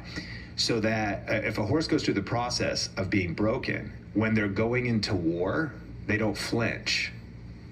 They have true meekness, power under control. So when a man or a woman, I think, is broken, God loves a broken spirit. There's something about that calm, there's something about a peace, and there's something about that true humility and a trust in God, but also something about the ego unchecked. Y'all know, with all these entrepreneurs out here too, and I could have been on that same trajectory. So you flip it the other way. This never happens. My ego just continues to float off into the universe, and I don't become the man I really need to be character-wise, and I'm on a trip, and I cheat on my wife and, do cocaine off strippers' breasts or something like that. You know what I mean? Like, that happens. This happens all the time. All the time. And so, what's more important? Like, building some wealth and getting some followers and whatever, or actually becoming somebody and being somebody who could actually steward blessing. An inheritance gained too early won't be blessed in the end. So we also don't even know our full story. I love talking to you, where we are totally people of faith and believe in prayer and miracles, and also God's gift of medicine and the wisdom that he gives doctors and experts. And that's why I'm obsessed with all this biohacking stuff, because it's also hitting it from both sides. Like, a lot of times, even when we ask God for a miracle, he gives us an instruction. Throughout the Bible, it'd be like, hey, God, I need a miracle. And he would then tell the person. And I've found that out of times of prayer, it's been an instruction like, start working out. You're completely neglecting your health. Oh, you've got all this arm pain and stuff. We could talk about that. What? You've overuse injury. You even saw this in the book of Philippians. Paul, who's experiencing miracles, there's a guy who almost died because of overwork. His name's Epaphroditus, and he said God spared him, but he was overworking, and that God doesn't bless you grinding your body down. So there's something about that supernatural side, and then there's something about the wisdom side. So anyways, when Sonia said that, and I really rabbit trailed off there, but back to, when we finally had these two boys, what was wild about that was, I know I'm talking a lot about faith stuff, but, I believe we were at this event and we got these prophetic words, meaning this couple came up to us at this event, and day one, and they said, hey, this is weird. It was me actually, and I had spoke, and he said, I normally wouldn't say this, but I saw a picture. God showed me a picture of you and your wife holding a baby boy by this event next year. Boy, this time next year, specific timeline. And I was like, wow, that's pretty weird and specific. And I go, I mean, it's my dream, and I believe you're gonna have to talk to my wife, but then no joke, the second day, a totally different person that had not communicated said they saw the same thing in a vision. Wow. So I told my wife, she laughed, and then God started to, and even what's happening in her body, because she'd been stronger, better, but we're still in it. And then sure enough, we get pregnant, and then I remember that COVID hit March, and we were on a date, and she filled 2 pads with blood, so we were freaking out, like, oh my gosh, miscarriage, like all this kind of stuff. And then we went to the hospital, had to wait like 4 hours because COVID was hitting, so it was packed. The whole thing was packed. Like, we couldn't get it. Finally, we got in. They go, this is weird. Sometimes happens, but the nurse says, you're okay, baby's okay. And then sure enough, before the deadline of that event the next year, Sean Bradley was born. And now we have another boy named John, so we have a 3-year-old and a 1-year-old. And so take all this. I mean, we're sharing this in moments on a podcast, but hindsight really is 20/20, as they say, because what has it been, 14 years since she was originally in the hospital, and we're still have so many challenges. But we look back and we're like, wow, God, you're good, and like, you've really brought us through some things. But there's been a lot of perseverance and grit and dark nights of the soul along the way. But also, where could you be taking us next? And we know that there will be highs and lows, but though I walk through the valley of the shadow of death, I will fear no evil, for you are with me. Wow, what a story. And I'm so happy for you and Sonia and the 2 boys. You became an entrepreneur, you are an entrepreneur.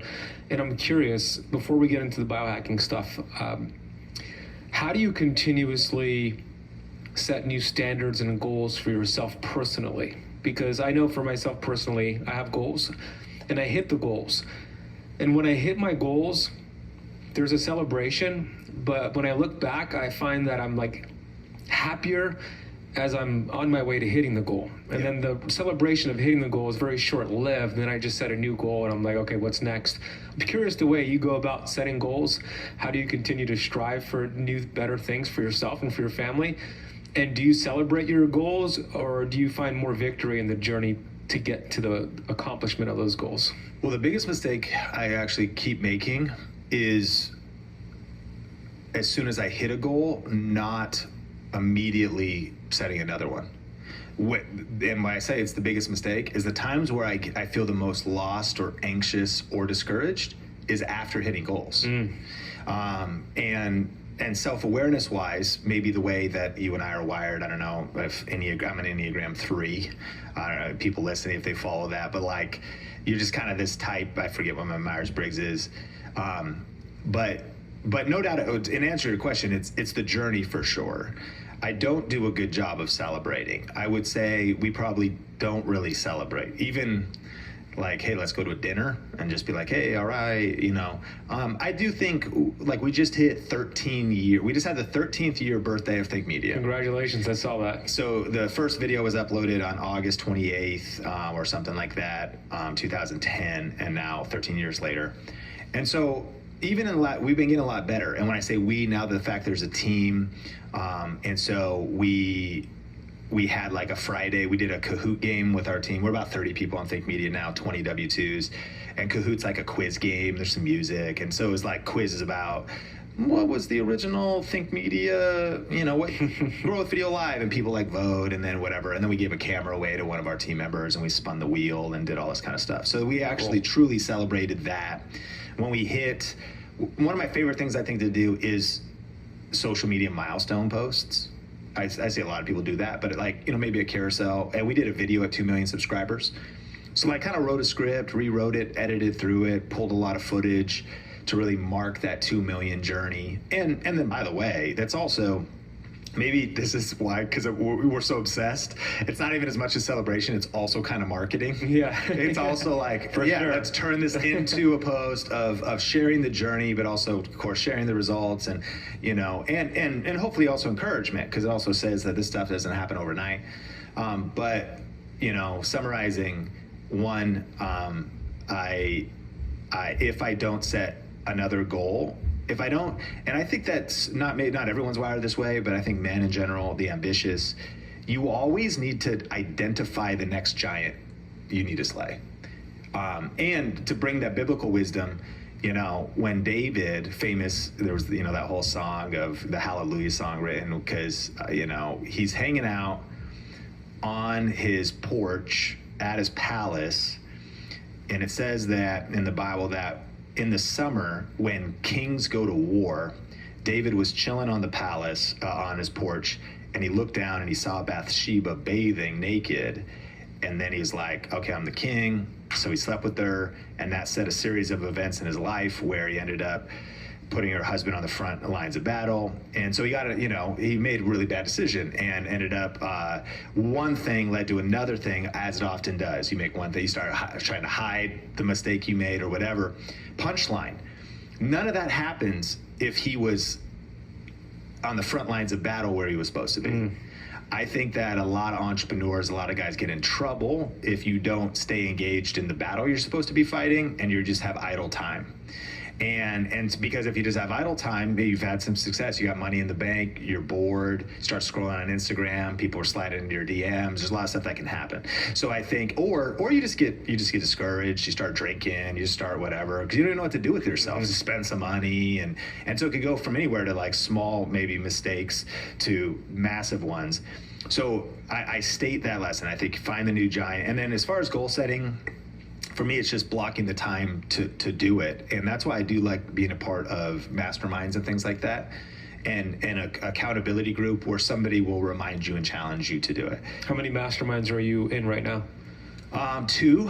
I'm a part of this one called The Wellspring with Pete Vargas, kind of faith-based angle. And then I'm in a peer-led mastermind with my friend Stacey Tuchel. I just kind of was invited into it. And peer-led meaning it's just kind of invite only, and then there's a little bank of money to pay for one event a year or whatever. There's no cost to it, but it's kind of invite only. But what I found was like the last time I really set goals was because we were at the retreat for the Wellspring, and they like clarified the 5 domains of life, like set a goal in your faith, in your family and relationships, friendships, marriage, kids. Set a goal in your money, not just make more money, but make money matter. What are we doing generosity wise? Set a goal in your health. And then whatever the other one is. And so, and then write those down. And so the cool thing is, I got to join a mastermind to do that. I think you just need to actually block time.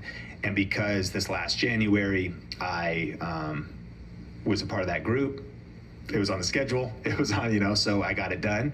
And I did, it shifts your physiology, it shifts your energy, gets you kind of excited again. It does, it actually, I think it reduces anxiety and fear. Of course, your goals should scare you a little bit, but you're also seeing that they're practical, and like even set a revenue goal. And then I think you got to measure what matters. And I was recently talking with a mentor, and I was like, I just feel like we're failing. And then we just added up our numbers and projected the rest of our revenue this year. And it was like, we were mathematically, we weren't even failing. We are just a little bit up, but it's great to be up. We're up like 400K top line revenue or something like that. And so like just the opposite of not failing, but yet emotionally I felt like we were, which does definitely think something about putting pen to paper. If it's not written, it's not real. Yeah. And so translating your goals to paper, measuring your goals. And of course we could be missing them, but then it allows you to know, where you need to get going. So I've said a lot, but I actually feel like I'm not the best goal setter. I just, when I have accountability to remind me to do it, it works. Yeah. It works. And so like get your goals on paper and keep doing it. And then don't let too much time lapse once you reach it before picking another giant to slay, because you can avoid trouble that way. That's great advice, not just for entrepreneurs, but with your health goals as well. Any goals in life, family goals, relationship goals. You said a couple things there that I want to unpack. I'm very much like you. I won't really celebrate a goal. I'll be on to the next one, and I have found that blank space on my calendar leads to the devil's playground, as Grant Cardone says, and I agree with that. So for me, my calendar needs to be aligned with my highest values and my purpose, and I do see this all the time with entrepreneurs, not even entrepreneurs, just people who have really bad behaviors with their lifestyle. And it could be addictions, it could be social media, it could be Netflix, whatever it is. They're doing things to just kill time, as they say, right? I'm killing time. And I believe it's a result of them not being clear on their highest values, their purpose. They don't know what their purpose is, or maybe they do know what it is, but they're not aligning their activities with that. So they're going to have these addictive behaviors and addictions as the body's way of showing you to get you back into homeostasis, meaning you have a clear purpose in life and you're not living congruent with it. And we're going to give you these problems to wake you up. And it could be relationship problems, it could be doing cocaine on a vacation, whatever it is. But I believe these behaviors and addictions and symptoms are the innate intelligence way of telling you you're not living incongruent with your purpose. Because when I'm incongruent with my purpose, and I know you're the same way, if somebody tells me, let's go out and drink, 8-9 years ago, I gave up drinking because it wasn't aligned with my highest values. Like, it's an easy decision for me to say yes or no, because I match it to my highest values and my purpose. So I think that is important for us to get clear on our purpose and our why we're put on planet Earth, and align your calendar with it. You also made a decision with your health a few years ago, because you started to notice some pain. And I want you to talk about some of the things you were dealing with your health challenges, how that evolved over time, and what woke you up to, okay, I got to take care of my health now. Let's figure this out. Yeah, so at 32 years old, I started to feel a ton of pain in hands and wrists.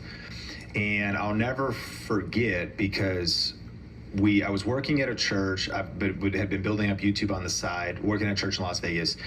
I became a campus pastor in Irvine, California, and so we were down there for a while. And then we moved back to Vegas, transitioned off staff, and went into full-time entrepreneurship. And that was kind of the rise of Think Media, from just being a side YouTube channel to being what it is today. And I want to say that was, like 2015. And I remember coming back though, and I remember we went to church on a Sunday, and I was wearing these 2 black braces because I got these like carpal tunnel braces. And I was just kind of freaked out because I didn't know, will this pain go away? What is the cause of this pain? And up until that point, I had spent so much time working at a computer, from probably 19 to 32. And there was times when I was waiting tables at Red Robin, but I would work in those very early days. I would work like Thursday, Friday, Saturday, try to put in 32 hours or something. And then I would, after work, go to the church office and edit video for 1, 2, 3, 4, 5 hours with terrible ergonomics. And then eventually, when I started doing video myself, YouTube as a side hustle, I again would maybe do 8, 9, no breaks. I'd do 8, 9, 10, 11, 12-hour days. Sometimes doing freelance work, so I'd work for clients, and then to put in another couple hours. But one of the problems was it was all the same work. 8 hours of editing for clients, and then shoot some of my own videos, but edit my own videos with poor ergonomics and no strength training. I think as I look back, people often said, what would you tell your younger self, or is there anything you do different? The one thing I would do different is health. Question: are you interested in learning the best strategies that are working right now to get views and subscribers on YouTube? Well, I want to invite you to our free 5-day Tube 1K challenge, where I'm going to be going through our 7-step YouTube success system entirely for free. Over 10,000 people have used this exact framework to start and grow successful YouTube channels, whether for their business, whether as a side hustle or as a creator, or even as a ministry and a nonprofit. And I'm going to be teaching through these 7 steps at tube1kchallenge.com. Every one of the 5 challenge sessions will include a strategy that you can immediately apply to start growing your channel, as well as a challenge, something to do that'll get you moving, taking action, and creating content that will lead to growth. Plus, there's going to be software giveaways, tech giveaways, and even a brand new YouTube camera. So if you're interested,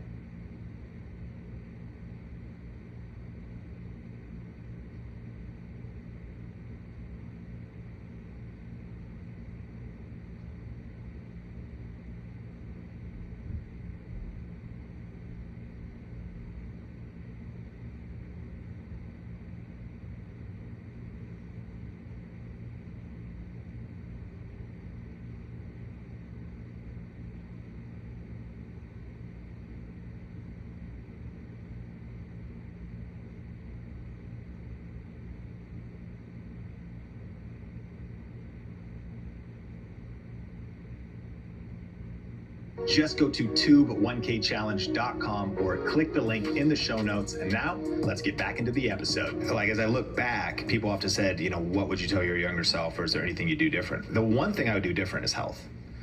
Like, there's maybe many things, but that's by far at the top of the list, because the level I pushed it to was unnecessary. And even if I worked that hard, I believe I would have included the reverse to that. Put some yoga in there, strength training in there, weights in there, you know, do the opposite of what that was causing, like hunching forward, all that different stuff. Nevertheless, by 32, it had caught up to me. And so I started to study RSI, repetitive stress injury, and I bought every book. Sarno, who talks about actually that it's mental, and there can be a lot of pain that you have, maybe your arms and your hands, because of trauma, or maybe there was stress or anger or trauma that happened to you, and it can be captured in certain muscles at certain times. So I was hitting from every side, trying to see doctors. What was interesting is when they would have me do the tests, it wasn't that I had carpal tunnel. I just thought I did, because I had wrist pain, and I'm like, maybe I do. And so I went on a journey, but then the kind of tough thing was, as I said, at 32, I started going into entrepreneurship. So once I got no more freelance clients, nothing else, just our own YouTube channel, just our own content, and then started hiring, the grind of getting a company off the ground is insanity. Luckily, I hired a video editor maybe 1 or 2 years in and stopped video editing, but I would continue to work at a computer and take meetings or type. And so I reduced it, and I started to get every brace known to man, the little tennis elbow braces that hold that area, every different, I would wear different, wrist braces, started to get the little rad balls for myofascia release. Did that impact your confidence? Oh yeah, and I'd either be dealing with pain or chronic pain, fear of the future, but also just grinding through, maybe still have to pick up and edit a project. And so really dealing with from 32, I'm turning 40 in 65 days. And I just grinding through, sometimes working through intense levels of pain, popping Advil, popping Tylenol, and would push it, like whatever it takes. And what can happen with RSI, we studied a lot of YouTube videos about it, different people's stories, is some people, computer programmers, gamers around the world, they talk about where they would get to the place where if they touched a mouse, it's a very interesting phenomena, 5 minutes on a mouse, and they'd be like writhing in pain on the floor. Wow. And what's kind of interesting was maybe there's obviously some like parts of my brain that are probably like underdeveloped because of how psycho this all is. But I think this is also like the entrepreneur-ness of it, because some of this RSI studies I realized was people would take sick leave, they would take whatever from their computer programming job. Well, dude, I'm the driver, I'm the founder. So no doubt about it, I maybe could have slowed down or should have slowed down. but I didn't. And I also felt the pressure of fighting for my family and then fighting for our team. And, Heather, who's now at a different company, but she came into those early days, and I felt responsible, as the founder is and the leader is, to like show up and deliver. And so again, if I had a webinar to teach for 2 hours, and just to click around on my keyboard and click my mouse, I would never miss. I don't miss anything, like 100% of the time, whether I was in extreme levels of pain. And so there's much more we could talk about, but whether it like everything I could find, if they recommended it for RSI, little tools, hand exercisers or stuff that I could research, I bought it, I did it. I didn't necessarily do everything, of course, to an elite level for the amount of time you need to do it, because I have a machine that is a golfer's elbow thing that has these little silver novels on it, and it goes, you could put it on both, either the golfer's elbow, tennis elbow, tendonitis, tendinosis, and it goes, it rubs through, and it tries to rub that out, and it can do the bottom one. And then there's also some cheap, that one's like $500. There's some cheaper ones. And I would be very faithful. I'd maybe sit down, watch TV. But I think there was, we could go down many paths, but mid journey, 2017, maybe 18, I think it probably was a lot of chronic pain. I think it was the way of handling stress and handling success, because business started to be very successful. I started to drink a lot, and then I started to smoke weed or consume cannabis in different ways, and the combination of the two. And I got to a place, business was going pretty good, where I was like $400 a week in cannabis. Were you drinking alcohol and smoking weed because of the stress? Yeah. Primarily? Yeah, I think... Yeah, totally. It just kind of, it went up and up. And this, I also, again, found my place where my, the success around me was bigger than the character inside of me.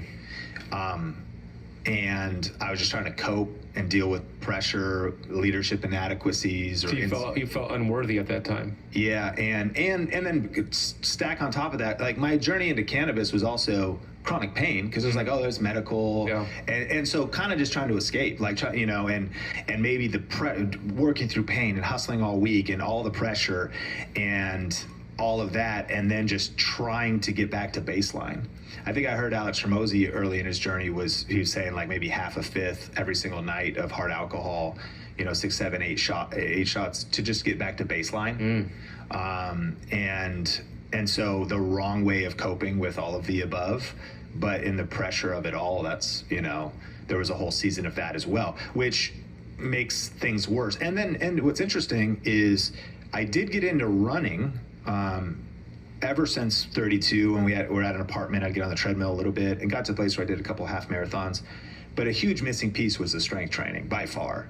And also, a friend of mine was just talking about too, I've been doing all these push-ups. He goes, you really need to be doing pulling more. You should be really focusing on pulling, because the push-ups aren't going to help how your shoulders are going to round, and your head, which is 12 to 16 pounds or whatever, that's leaned forward because of looking at a computer and being in a computer that much for that long.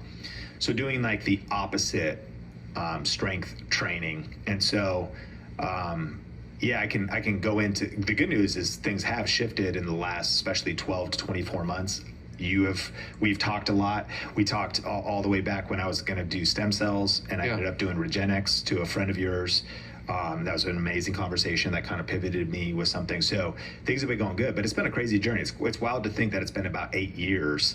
And it's one of those other things where like business is booming, so many wins, and so much good happening around us. But I've been, like crippled to a point, and just in writhing with different levels of pain. And maybe to articulate it, there's been times where like a good day, there's been pain-free days lately, and pain-free moments, and so much progress lately. But it was probably always a 5 out of 10, with times when it's like an 8, 9, or 10. A couple summers ago, I was lathering my arms with CBD menthol. Because you were in that much pain? Because I was in that much pain. And sometimes I would like wake up, work a little bit in the morning, and know I had like a live training or something at 4 or 5. And I would like get in bed and pop like Advil, which by the way too, I stopped taking all Advil for over a year now. I do still Tylenol sometimes. I don't know if it's better, but I've heard that, especially and can go like weeks without anything, which is insane progress, because at that time, I would like pop the Advil, rub my arms, sit there and just be like kind of freaked out, just be like, I just got to rest and try to recover and get ready, and then get back to the grind and go back in my office and do whatever I had to do to attend. And there was some practical things just to also shout out, like whether the Think Media team throughout the years, teamwork makes the dream work. And I think it's like says in Ecclesiastes, two are better than one, because if one falls, I mean, that'll preach with my wife and I, the power of having a partner, but also the power of having a team. Because if you go through something where you need to lean on others or they can carry stuff, and then a cord of 3 strands is not easily broken. So I think if I was isolated or alone or trying to go through all this, man, I would have been sidelined. But our company has scaled through me still being able to produce quite a bit, but not even being at my best. The credit goes to having incredible people around us, and teamwork makes the dream work for sure. And just major shout out to the Think Media team. Yeah, you've got I love Think Media. I love your entire team. They're incredible. Every person I've met on the team has been exceptional to me, including yourself. And you've made a lot of progress with your health. I'm proud of you, and I know you're still working on it. I saw on your Instagram stories that you're doing, correct me if I'm wrong, 100 push-ups for 100 days in a row. Is that what it is? Yeah, so I did, a couple friends challenged me to do 100 push-ups a day for a month. So 100 push-ups a day for 30 days. For 30 days, and now I'm on like almost 2 months. So you kept it going. Yeah, so you're on day 60. I'm on day 60 at this moment. And you've done 100 every day. Yeah. I saw you doing it at the airport, Las Vegas. Was that Vegas airport? That was the SeaTac in Seattle. Seattle. That's where. Okay. Yeah.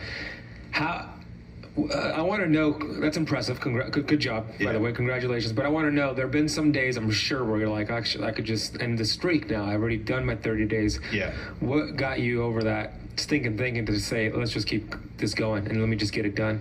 Yeah. So, I mean, if I back up briefly, one thing that I don't know how helpful it's been, and this is something that I think is true in general with maybe biohacking and stuff.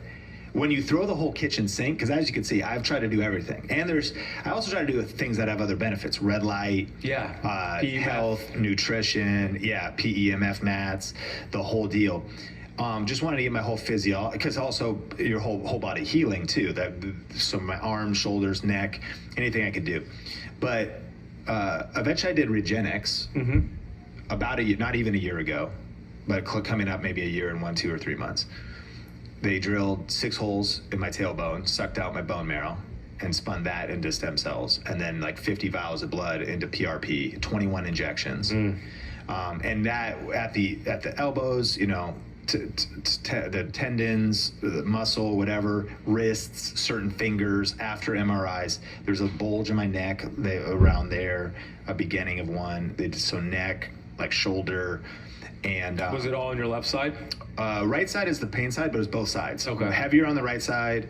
I actually got to release all that video footage and stuff too. So you documented it. Where would you post that? Not on Think Media. It would be on your personal YouTube? And someday I want to get my personal channel going. Yeah, you told me that. Yeah, for just all the stuff and so Sense Regenix, they also then hook you up with a physical therapist, and I called you and I said, hey, I want to work with like a physical therapist, and you said Kelly Starrett style. Yeah. Just like ask them questions like what Supple type. Leopard, Kelly Starrett. Yes. Yeah. What type of and the cool thing was the people connected to Regenix in Vegas, Erica Wong and Joe, their PT, had the book.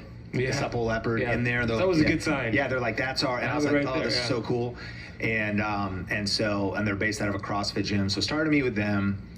And then generally they started to kind of get me back to even kind of able to, also another big one was EGOSQ method, which Tony Robbins talks a lot about. I think they got a clinic in San Diego, which is all posture.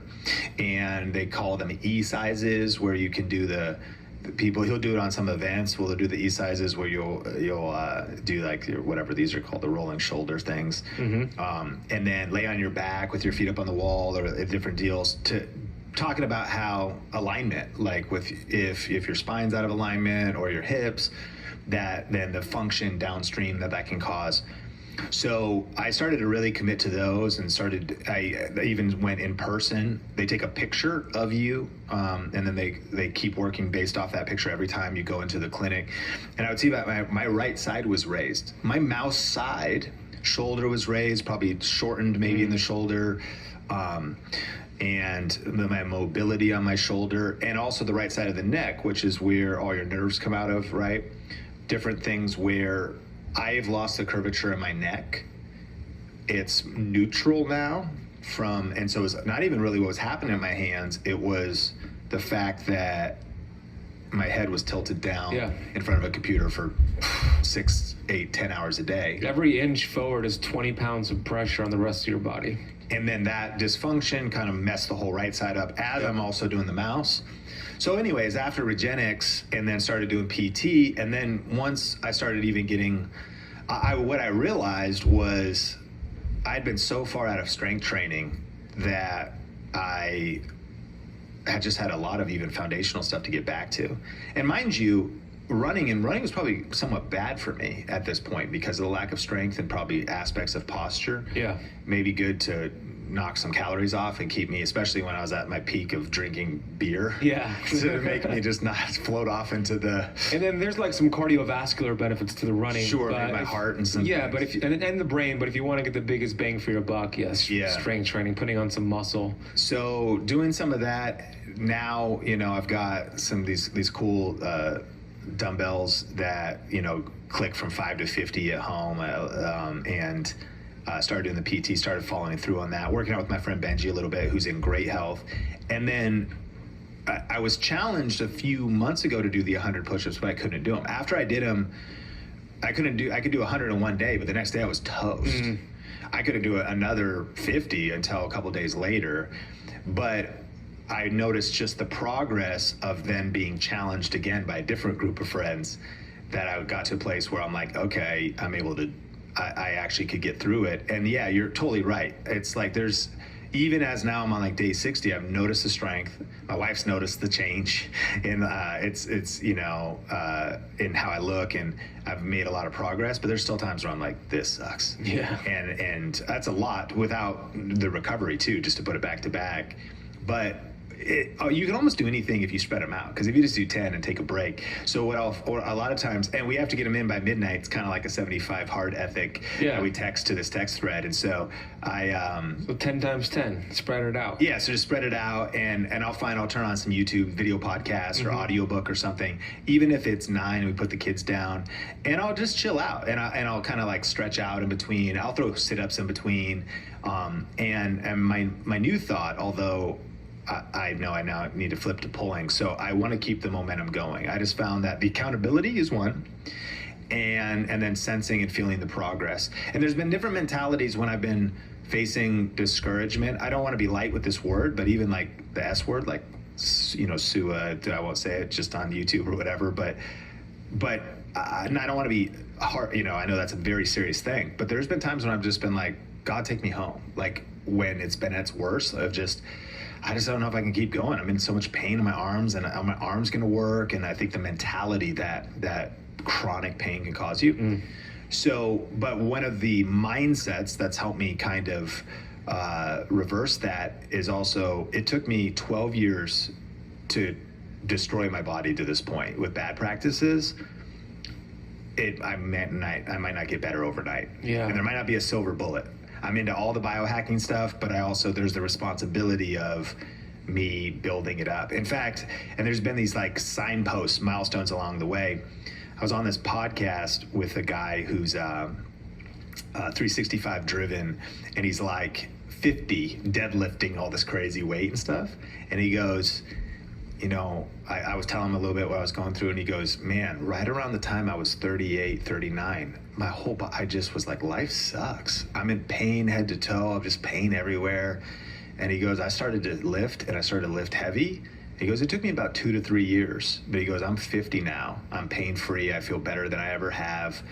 So even hearing that story was like, okay, even if I do a 30-day challenge, I hope I can get there as fast as possible, but my mindset keeps going. Even if it takes 2, 3, 4 years of consistency, my plan is to be pain-free soon, but definitely my best decades are still to come. Yeah, amen. And you've gotten so much better. I mean, obviously you're not in as much pain, and the fact that you're able to do these push-ups every day and work out and with Benji and do those things, it's a huge progress in your journey. And you're right, 12 years or so destroying the body. It's no different than a lot of my Keto Camp Academy students who are, let's say, diabetic. Takes 10 to 15 years to develop diabetes. And it's reversible, like your condition is reversible, but it's not going to happen overnight. It took so many years to get to that point. Now it's going to take not going to take that same amount of time to get back, but it's going to take some time and some progress. Working out is essential for entrepreneurs, for human beings. Like, I know when I'm consistently strength training, like I did this morning, I did some deadlifts and some squats, front squats, back squats. I feel so much better than if I go a week without working out because I'm traveling. I just start to feel a little cruddy. Yeah. So getting into a consistent routine is so important for all human beings, and finding what that sweet spot is. I used to think it needs to be a 60-minute CrossFit workout when I owned the CrossFit gym. Now it's 30 minutes in and out, like very efficient, and that works for me. Combine that with basketball, I'm good to go. But I want to know, Sean, in terms of biohacks, because you've done red light therapy, PEMFs, you're doing some different things. What is your favorite biohack that you've done so far, and why is it your favorite? Yeah, I think red light therapy is probably my favorite. I've felt the benefit from, logically, number one, it was more motivation to also crush it in business, is to generate the money to invest. And you have this one, right? You have something similar to that? Yeah, I've got like full panels. Yeah, and Dan Sullivan from Strategic Coach says this: if you have money and you have a problem, you don't have a problem. Yeah. And so a lot of times I'm like, well, if there's money in the bank and there's the potential that there's something to help me, and also the fact that if I've now looked back as a business owner at my ability to produce, the best asset I can invest in, like it could be incredible. I mean, because some of the things you spend, like my panels are like $5,000 or something to get the, Mine too. And so people go, that's expensive. You're like, well, actually not really, because what's it worth, and investing in your health, and what is your health being at peak, what does that give you the ability to do to produce? Me being on the side of feeling like barely able to do my core work, in pain, not struggling mentally with that, and barely able to touch a keyboard or a mouse, I'm about to shut down. I was at those moments, like how possibly could I have a bright future? But if I am able to be clear-headed, strong, and in good health, then I'm going to be building for decades upon decades. It's invaluable. It's priceless. Invaluable. And then you're able to then, of course, it fills every other area. So what I love about, when I also thought through the logic, though, I saw the benefits, all like the legit benefits from red light, beyond the fact that it actually can impact the nerves. I was thinking about my nerve issues. Did you get that flex beam? And muscles. I got the flex beam as well. Cool. So, but then I was like, oh, it also anti-aging, reduction of scars, mitochondrial health. Yeah, I actually discovered this. I don't know how I stumbled across. I was watching YouTube, and there's a particular lotion that also enhances red light. Yeah, certain essential oils do it. Yeah. And so, also just thinking like, I'm about to turn 40. I'm like, I want to have great skin. I want anti-aging. I want all the above. Yeah. And the primary thing was pain and anti-pain, but I also started, and same thing with PEMF mats and things like that. I thought, okay, generally, it's of course good to go be grounded if you can and get outside and barefoot. But if you can't, if this tool could help me do that, and if it has other benefits, I know Dr. Pollux, he seems to be a giant guy with his website. Yeah, very smart guy. Yeah. So, and an expert at that. So I thought, okay, and I stumbled over Tony doing the magnetic taco, and he apparently does that almost every day. The magnetic taco. So he gets in. I'm forgetting the machine, but it's a pretty big machine that you can also wheel around, and there's a mat above and a beamer. Below. Is it a beamer? It's not a beamer. But it's a PEMF machine. It's a PEMF machine. Okay. And it's one of the most powerful ones. Okay. I mean, like 30,000 Gauss or something wow. like that. Okay. And so, and there's a YouTube video where the journalist does it as well, and he's like, oh wow, I feel like it pulsates. So most of these PEMF mats, you don't even really feel. No. Yeah, you don't feel like this is you feel it for sure. And so when I saw him then, he's like, oh yeah, this has been a part of my routine. But especially when I speak, it's part of his recovery and being at peak. And you know, this guy, he's up there 15 hours. He's insane, yeah. And so, of course, there's a lot to that. But things like that, me also doing the same kind of stuff when I have an event.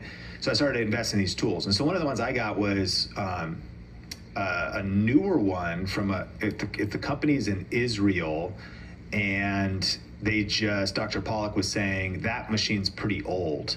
The one that Tony uses, still good, but it's older technology. And so there's a newer one that also has 2 mats. So I have a mat above and below. Oh, nice. And it also goes to 30,000 Gauss or something. It talks about how there's also 2 different things. One is kind of more like, in a way, homeostasis and relaxation, what it's doing to your body. The other one's more curative. And he's smarter than me, obviously. But yeah, so investing in a tool like that, and then thinking about using it on my shoulder and whatever else, but thinking also about total body performance. So I would say red light, and then I love the what'd you call it again? The Flex. With the Flex Beam, I've been putting essential oils on whatever area I'm putting it topically, and then putting the Flex Beam on there, and it helps the red light penetrate deeper. So what essential oils? doTERRA. I've been using anyone from doTERRA because they're high quality. So it could be peppermint, it could be whatever one from doTERRA. I also like Young Living. So any of those 2 brands is my go-to. Love it. What was the machine that you found? The one that you... Yeah, so the one that Tony's been using is called a Hugo Pro. And okay, that's Tony's one. That's like 25 grand, although it's a little bit older, so it's like 16 grand now on sale. The one that is new technology, Paramed's Ultra Flash, aka the Curatron, and it's been on back order. They're a lot of times back ordered, wow. And it's I guess it's an Israel company, and that can run you up to like 10 grand, 12 grand, but they went into all Spark technology. The Hugo has to be replaced every so often, like Spark Gap technology, like after, which is fine. The other one is more modern. And then it has multiple connectors. So you can do 2 mats, or you can do a ring and you put it around different areas. You can do a pad. And so it's pretty high end, and that would also be for like a clinic. But of course, if you are balling, you could do it for home use. And again, it was an investment not just in wanting to get back to baseline with some of the things that I want to repair in my arm and shoulder and neck, but also then just go off into high performance in general. So any tool that'll support high performance. Yeah, I mean, health is wealth. It really is. Yeah. It'll upgrade everything in your life, and it also downgrade everything in your life when you don't have it. And unfortunately, too many entrepreneurs wait until they get to a certain point with their health, they're diagnosed with something, before they make a decision. And even for you, you were in a lot of pain and you made a decision. I was obese, I made a decision, but ideally we want to be proactive and not reactive. And that's hard. I mean, I think I heard John Maxwell always say that, like, most people don't change, right, until the pain is high enough. Yeah. And so, I think the highest level of wisdom and discipline would be to make that decision before you see the pain. Like, you probably don't start working on your relationship until you have a blowout fight and realize it's about to split, as opposed to just investing in it all the time. Correct. You don't start working on your health until it breaks down. But what helps me is envisioning my life if it keeps going in this direction. Sure. So, like, just to give an example, I see a chiropractor who does trigger point therapy on my low back.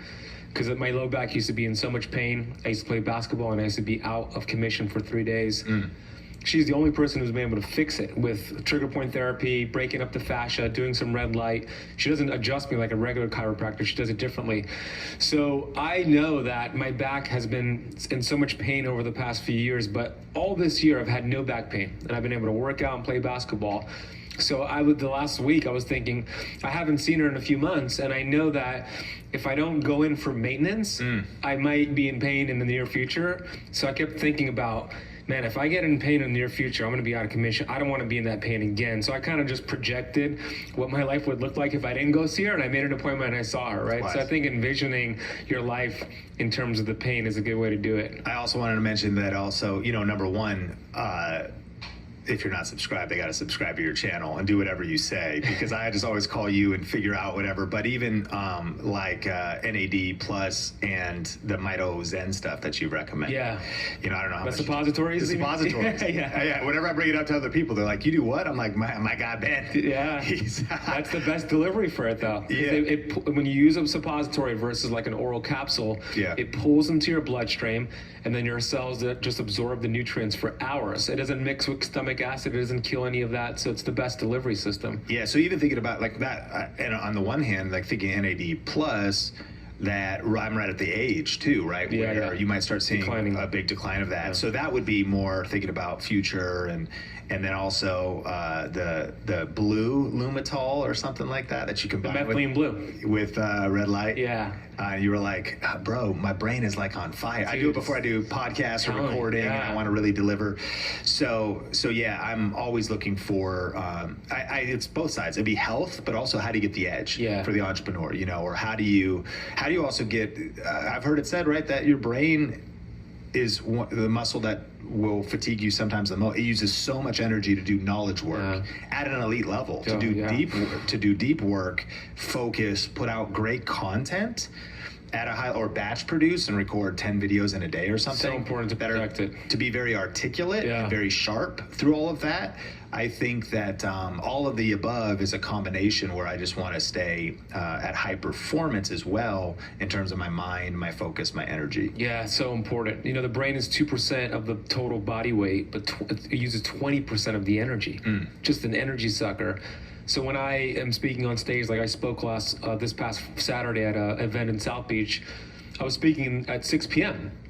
And I don't typically fast until that time, but I knew I was going to speak, and I wanted my brain to just be performing for that stage right there and have all this BDNF. So I fasted that whole day, and I ended up doing about a 30-hour fast, and I felt incredible. It's like my brain was just so focused. I wasn't using energy for digestion. I was using it to crush the lecture. Yeah. And we could do that with a podcast, etc., with things that we do. We could use that energy. Fasting is one of the best ways to harness that energy and really tap into the innate intelligence. I need to do that. People always, because sometimes I'll be speaking. If I speak in the afternoon, there's VIP lunch. Yeah. Or whatever, and I'm invited. They're like, hey, and I'm. Yeah, then it's tough. And I sometimes do it anyways, and then try to overcompensate with coffee. But you're exactly right. The smarter move would be in that fasted state, because you're razor sharp. Yeah, because the body wants to keep you alive. It doesn't know you're doing it to speak. Yeah. To have energy to speak. It thinks you're going through a famine, so it'll pump you full of energy to survive, but you're just going to use it to crush your day.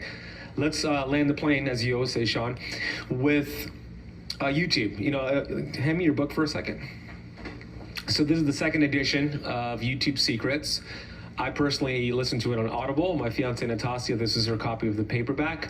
You know, Sean, you are what I call like a YouTube scientist. I like to dive deep into keto and cell biology and cell metabolism, and you're doing the same thing with YouTube. And the book is a great book because it breaks down the principles, the guidelines for YouTube, which is constantly changing, which you have a second edition here. And YouTube has changed my life.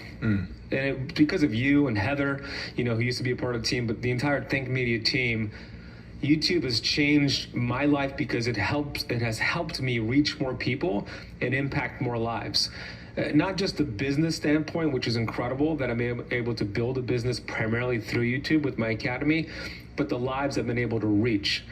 And I want to end the conversation with talking a little bit about YouTube, because I know there's a lot of people in my audience who are watching on YouTube or listening on the Keto Camp podcast, and they've gone through a health transformation. They've lost 100 pounds. They've reversed their diabetes. I know some people have reversed stage 4 cancer. Those are watching and listening right now have a story. And YouTube is one of the best ways to get that story out there. But sometimes it just stays in their head and it doesn't get out on camera. So what words of inspiration can you share with those who have this story that can go on YouTube, create a channel, and share their health transformation and touch more lives? What would you say to those individuals? Yeah, I mean, I think you're a purpose-driven leader, and so I know the listeners are that same way, and they want to make a difference, they want to make an impact. I think what comes up, though, is that there's a lot of self-doubt. I think we have to slay some dragons, like the 4 horsemen of the apocalypse that come into our mind. That's like, well, who's going to listen or care what I have to say? Yeah. And I think the what's wild is people are looking for people that they can relate to. Not everybody, almost anybody can follow you or follow me, but they don't necessarily connect at the deepest level. We can't relate to have gone through something while also carrying a baby, or being a woman, or whatever different, or being starting at age 50 or recovering from something at 60. So we a lot of times say your vibe attracts your tribe. I think the power of sharing your story, who's going to listen to you? People that are like you, that can relate to you. And you not sharing your story. I think that when you're afraid to share your voice, if you think about the opposite, what would happen? Chances are people that start YouTube channels, they're not going to become the next Mr. Beast.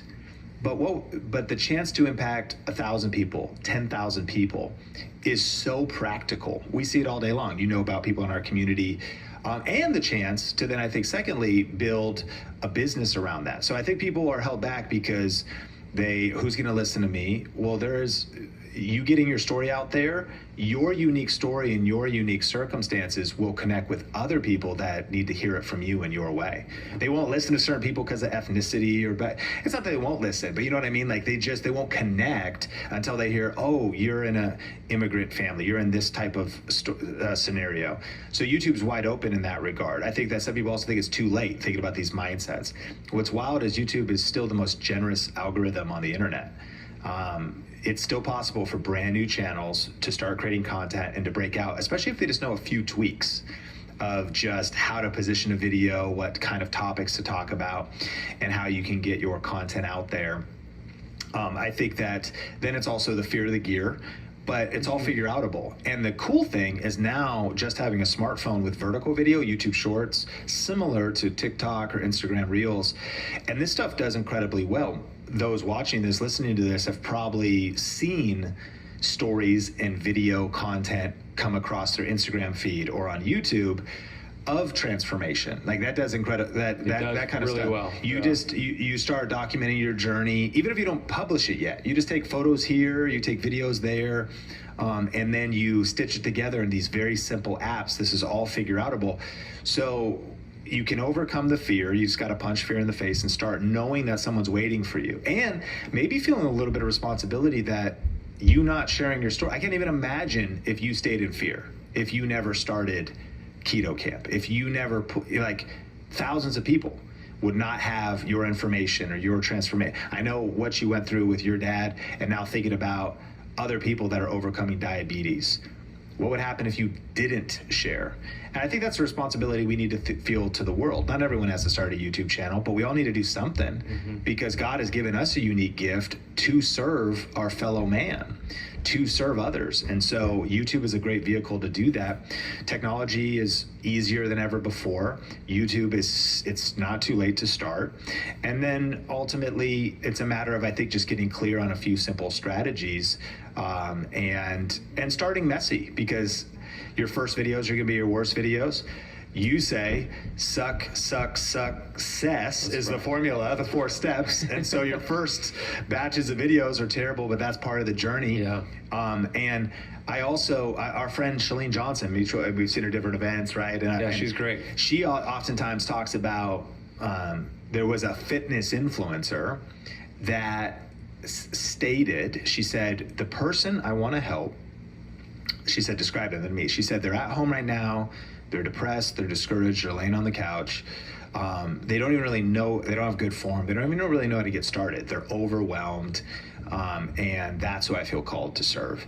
And then she said, look at your Instagram. Your Instagram is you doing these insane workouts. You're in peak shape. It's perfect lighting. It's perfect everything. You're also that's fine. That's who you want to help, but also you're not relatable, or you are so far disconnected from the people you just told me you want to reach. Because if you want to help like the 1% get to the 0.0%, then that's good. And that was a light bulb moment for this person. But I would say there's 2 things. For one, the entrepreneur business owner that might be struggling is maybe because they're missing the market message match of sharing too much from where they are now, as opposed to bring people back to the struggle, bring people back to where you were, really tap into that empathy. But 2, I think about one of our students who's a plus size fitness coach. Like, she's on the journey still, but has made so much progress from being insanely overweight, and now she's made some progress. So she's an inspiration to people. She looks a lot more alike. So I think that sometimes with people, they're not fully out of the woods yet. Like if you're still on the journey, you're like, well, I'm not perfect yet. Perfectionism would hold you back. Well, of course not. It's about sharing your journey, and if you're 1 or 2 steps ahead of others, you can start sharing. You know, the final thing I'll say is I've got so much to do with Think Media, enough responsibility there, a couple kids, and it's great. It's a huge blessing. But I also see opportunities all the time. And I've told you this many times. I've wanted to start on my personal channel sharing some of my journey, because we unpacked it on this podcast over the last 8 years, the amount of products and the amount of different things I've tested and I've tried and I've used. And if we get a little bit geeky, one of the other reasons why I want to do that is because A, you can earn money as an affiliate. So if we shift from impact to income, there's also the financial aspect of all of the above here. And if you start investing money in your health, many of these things give you the opportunity to earn money as an affiliate when you talk about other products you're using. And there's so many things I would love to recommend, and I can link to those, and that can become another income stream. But where things get really interesting, and I'm not a CPA, but of course, check with a tax professional regarding this. But my CPA tells me when you start also shifting, maybe, because there's a lot of things in health you can't actually write off. Or there's a lot of things where some things you can write off depending on what it is. Well, when you shift from the stuff you're investing in and spending money in is because you have launched a business around it.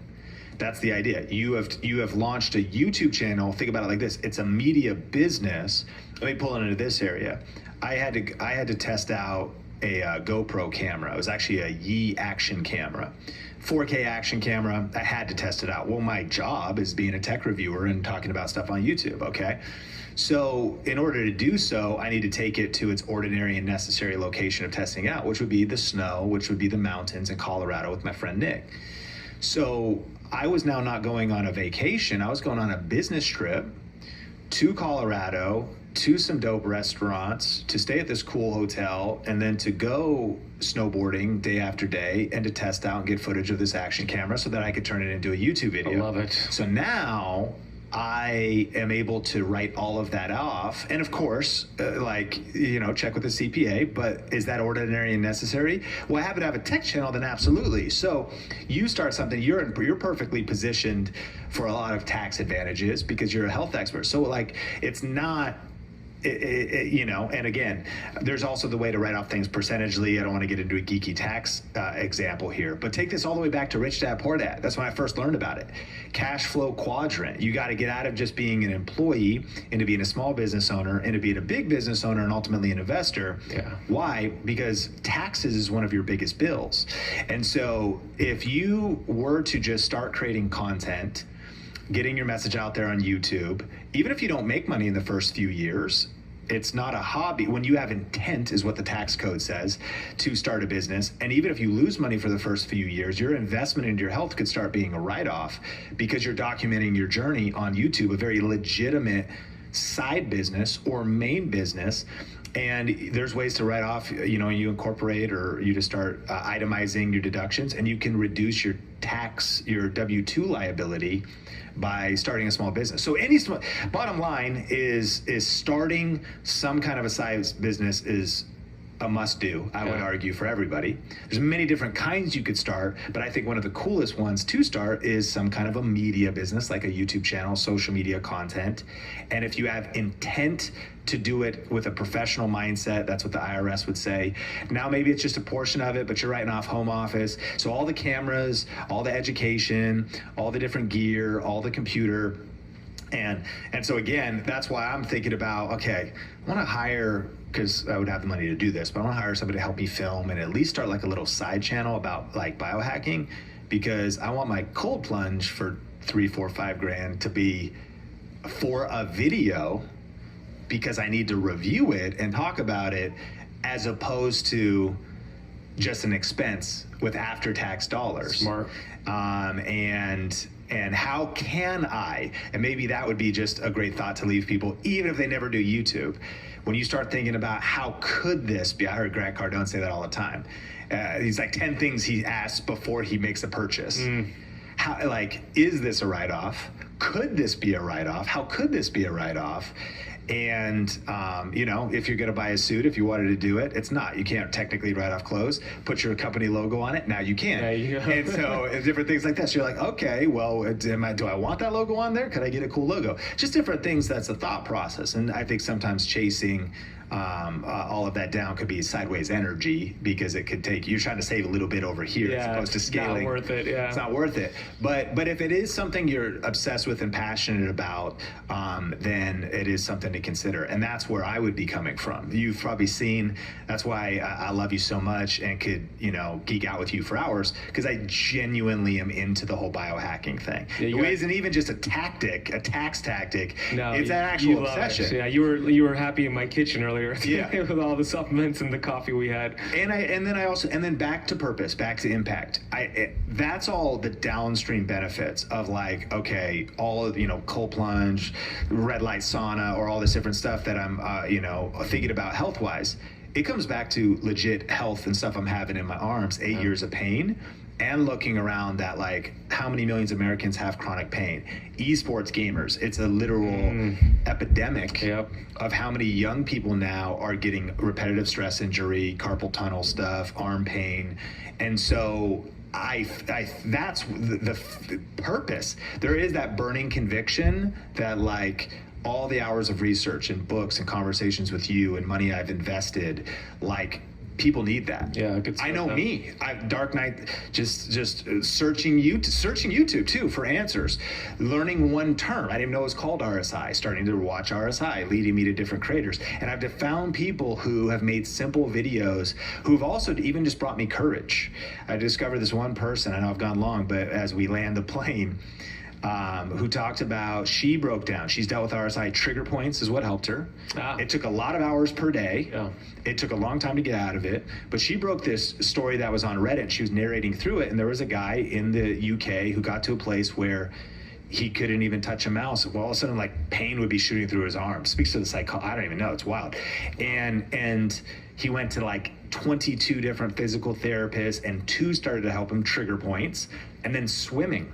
And recovery in water and strength training in water through swimming got him back to a place where all of the pain was in the past. He could, you know, work at a computer, do whatever he wants, got it back. And it was about an 8-year journey. But I remember I'm feeling discouraged, depressed, lying on the couch, searching YouTube for answers, and getting these green lights of, oh man, okay, let me order a Trigger Points book. Let me start working with this lacrosse ball. And then we just hear this story of there could be hope. Yeah. And so you're listening to this right now, and whether it's 100 people, 1,000 people, or hundreds of thousands of people, or millions like you, like, your message matters. Your story matters. Your context matters. And the nuance of this stuff matters, because for many people, it's going to be, if you're trying to self-diagnose at home, Dr. Andrea Furlan is in Video Reiki Academy as well, and she lives in Canada. She's won multiple awards. She's now a published author. They invited her because book publishers are coming to her. She deals with chronic pain, and she does a lot of full-on exercises on YouTube. And so she realized there was a lid on her impact. She would see people in her clinic. She has enough money. She's happy to make more, but she had enough money. But she started to hear people say, what about this, what about that? She started to turn it into videos. And she also started to realize she could help people that were all around the world that did not have access to good health care or good information. And she started to put stuff out there. What do you use heat for? What do you use ice for? In fact, I knew her from our program, but then also knew her from studying. No, from searching YouTube in pain. Oh yeah. Laying down and You being came like across her work? shoulder extra, forearm release, and I was like, "What? This is one of our," and that's exactly what we teach because people are as they start searching for a particular area of the body or different things. And so, and that's what she said. I've been able to scale my impact. I've been able to get more clients or get more business or book sales. And so, yeah, she's been able to, it's been very lucrative. But more than that, just like you, like me, ultimately it's about being mission driven and realizing, man, we can change other people's lives. And there's this tool that has 2.6 billion monthly active users on it, YouTube, that can help us get our message out to many people. I think everybody listening should consider. You got a smartphone. You could start messy. You could success your way to punching fear in the face and getting started. And who knows what might happen. You might be able to change a lot of lives and maybe start working from home or supplement your income, start taking better vacations, or pay for your biohacking habit because of the revenue you earn on YouTube or whatever it is. Sean, last question. Vitamin G is my favorite supplement, which is vitamin gratitude. That's right. The strongest, most powerful supplement in the world, brother. Yeah. What do you got vitamin G for today? Yeah, I mean, when I wake up every day, life's a gift. And just the fact that we have breath and that we can live another day, the gift of life given to us by God. I'm grateful for my family, though. Secondly would be Sean Bradley, John Stevens, Sonia Cannell. Man, I feel like family is everything, and that's my fuel to be fighting for them. And it shifted my life to a whole nother level of purpose and perspective as I started to see my kids and started to think about my ceiling being their launching pad. And so thinking about legacy for them. And that also, it's challenged me to want to push harder and go higher just to set them up. Honoring my parents, honoring their parents, my grandparents' parents. We know we all inherit like issues. We all got problems. We always will. But thinking about giving my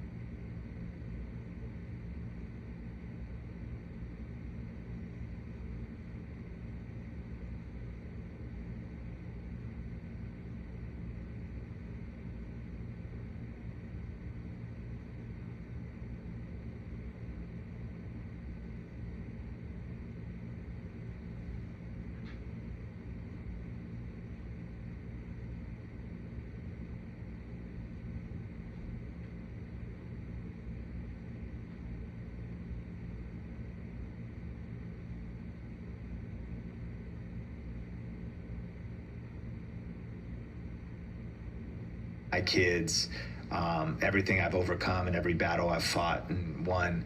to try to give them the best starting point possible so that they can make a greater impact in the world. So grateful to God, grateful for family and kids, grateful for life. And I'm grateful for you, truly. Like, legitimately, you're one of my favorite people. I'm thinking about you with such fondness. And I think about whenever you share, I know you've shared in our community and taught in a few different places. You always help people shift their thinking, change their mindset, the work you've done, which a lot of times people still don't see, the hours of research and the time you've put in and the sacrifice, driven to truly make a difference in the lives of other people.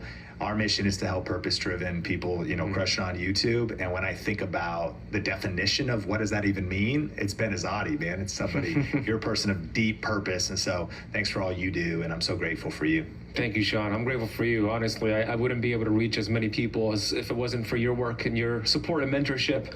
Love what you guys are doing. And what you shared reminded me of Michael Beckwith. He said, don't bring your big problems to God, bring your big God to your problems. And that's what you do, brother. Your faith outweighs the fear, and you show up and you do whatever it takes. So I'm grateful to know you. Everybody go get YouTube Secrets. Where's the best place to get it, Sean? Amazon. Audible as well, if people like audiobooks. Yes, I have it on Audible. There's a whole fresh edition for the second edition. I am uniquely curious about your feedback from this episode on the Think Media podcast. Now, you can only really comment on the YouTube version. And so if you're on audio, maybe you want to stop by the YouTube channel. Because I'm curious, would you like to know more about any of the things we talked about? Maybe about energy, about biohacking, or maybe aspects of my story and some of my failures and the mistakes I've made along the way and the challenges I've had to overcome. I just want to know what you like best, because maybe there's something that we could expand on in the future. Also want to shout out Ben Azadi, who's become such a great friend, and he's also one of our students. I remember when he sent me a picture of his silver play button, and he is one of the people that have been a part of our community, Video Ranking Academy, for years now. I think he's at 250,000 subscribers, and I'm humbled and honored that he calls me a mentor. And in fact, if you're interested in learning the 7-step system that Ben Azadi has applied to grow his YouTube channel and his empire, we're actually doing a free 5-day challenge. You've probably heard about it by now. And over 5 days, we're going to be going through our YouTube success system, as well as the latest data that's happening in the YouTube industry that you need to know, as well as some case studies and stories of people that are applying YouTube strategies that are getting views and making money in some unique ways right now. And it's a couple of days packed full of value, packed full of challenges to get you taking action and to get you out of your comfort zone so you can get massive results, as well as some cool things like giveaways. We're giving away a camera and all kinds of tech and software. So if you haven't registered, you can see the details at tube1kchallenge.com. There's a link in the description in the show notes as well. And I can't wait, if you're able to make it, to hang out with you live, as well as myself, the Think Media team. These are always incredible events where we learn, where we grow, and where we build massive momentum when it comes to starting and growing our YouTube channels. If you got value today, like, rate, review, share the podcast, maybe tag somebody in this episode specifically. I know I've read a lot of comments that have asked about my journey with chronic pain, and we have all kinds of people in our community that are facing challenges. And I want to encourage you. We never really know what other people's stories are, but if you can find someone in the world that has the same setbacks as you, the same challenges as you, that have overcome them, they've found a way, they've prayed through it, they've gotten medical advice, medical support, they kept searching, they kept reading, they kept looking for answers, they kept looking for ways to solve, I think about my journey, physical therapy, like every single thing. Physical therapy, biohacks, seeing doctors, being frustrated because a lot of doctors weren't really helpful, talking to people like Ben, subscribing to the incredible people on YouTube, like some of our students, Dr. Andrea Furlan, who helps people with chronic pain. I've watched her videos and have made progress. Ben has given me so much advice through his videos and now through his friendship that have helped me make progress. I just want to encourage you. I don't know what you're going through right now, but I want to encourage you to keep going. Pace yourself. It's your race and your pace. You know, you might have some challenges that other people don't have. So never compare yourself anyways, but don't compare yourself to what somebody else is doing. You got to stay in your lane and do what you can with the energy that you have today, with the focus that you have today. But I really believe the future is bright, and that through this powerful platform of YouTube, there are answers. I think about so many YouTube channels I've watched on the topic of RSI, repetitive stress injury, repetitive strain injury, and hearing even just stories of some people that battled with the pain I've dealt with for almost a decade. I remember one story of somebody that through swimming and through trigger points and through years of staying consistent with those things, they got to pain-free in that process. And so our ethos at Think Media is we never give up. We keep praying. I've heard the acronym PUSH. Pray until something happens.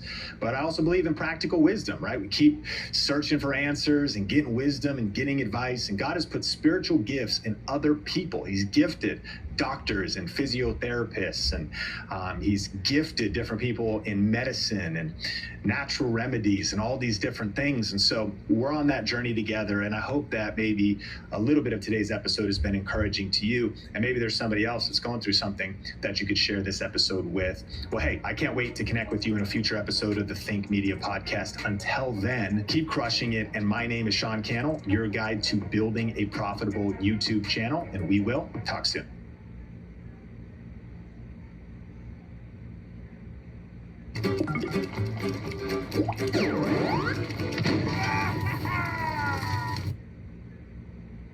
Gatorade Zero powders. All the electrolytes of Gatorade with zero sugar. Is it in you? Notifications, and I'm blanking on, so I don't have them in front of me, and there's a rather long list, but there's the shorts feed, and there's just a variety of other things that are in there. Got you. Related video links are in there now. Someone click through from a short to go to your video. So Sure. it's just, yeah. And even, it goes even deeper. I guess you could have, if I look in here just to list them External out. is big. External, director unknown, notifications, playlists, related shorts, end screens, hashtag pages. Ads. If you run your video as an ad, you'll see like an ads traffic source there as well. I would encourage creators too to probably not get too distracted with those lower level ones. Who knows? You may have some miracle amount of traffic that comes from there. But if you take, for example, hashtag pages, I got 58 views, and it's equivalent of 0.0% of my traffic, compared to like actually Shorts feed was 2 million views, and this was on our Think Media podcast channel. So just different in percentages. Okay, so we're kind of established. Sorry, just for a second. Like one thing that's really good though is like it's a way to judge your anxiety level sometimes, because we'll get a lot of times when people will say, like someone said they're not getting notifications, they're not clicking through to my video, and then I always encourage creators to go and look at the notification traffic, because like I know on my channel 14% of people have the bell set to all, 8% of those have turned off all notifications for the app, and you can only do that after you set the bell to all, which means at some point they just had enough of notifications, and then 1% click through because they're busy, their operating system stacked them or delivered them quietly or did an AI summary for them, and they just come, they watch your video, but they do it from the homepage when they get home, and it's, or when they take out their phone and it's convenient to them. So rather than, and some people will spend days, being super stressed about their notifications, and then they go and look, and it's such a tiny amount of views. I would just say, like, get a sense of where your traffic comes from and spend your efforts on nurturing the sources that you're really successful with. That's a great point. Out of 2.5 million views on the Think Media podcast in the last 28 days, 5,000 views came from notifications for us. And then the big one, Shorts feed, YouTube search, browse features suggested is where a lot of our views are coming from. And it depends on the nature of the content. Well, let's dive into some nuances here. One of the questions that came in asked, does uploading a new video kill the momentum of the recent or last video, especially if it's uploaded almost a day after the previous one? So it's a nuanced answer. So like one of the things that it can depend upon is like, it depends, a lot of these answers I'm gonna give you depends a lot on the creator and their audience.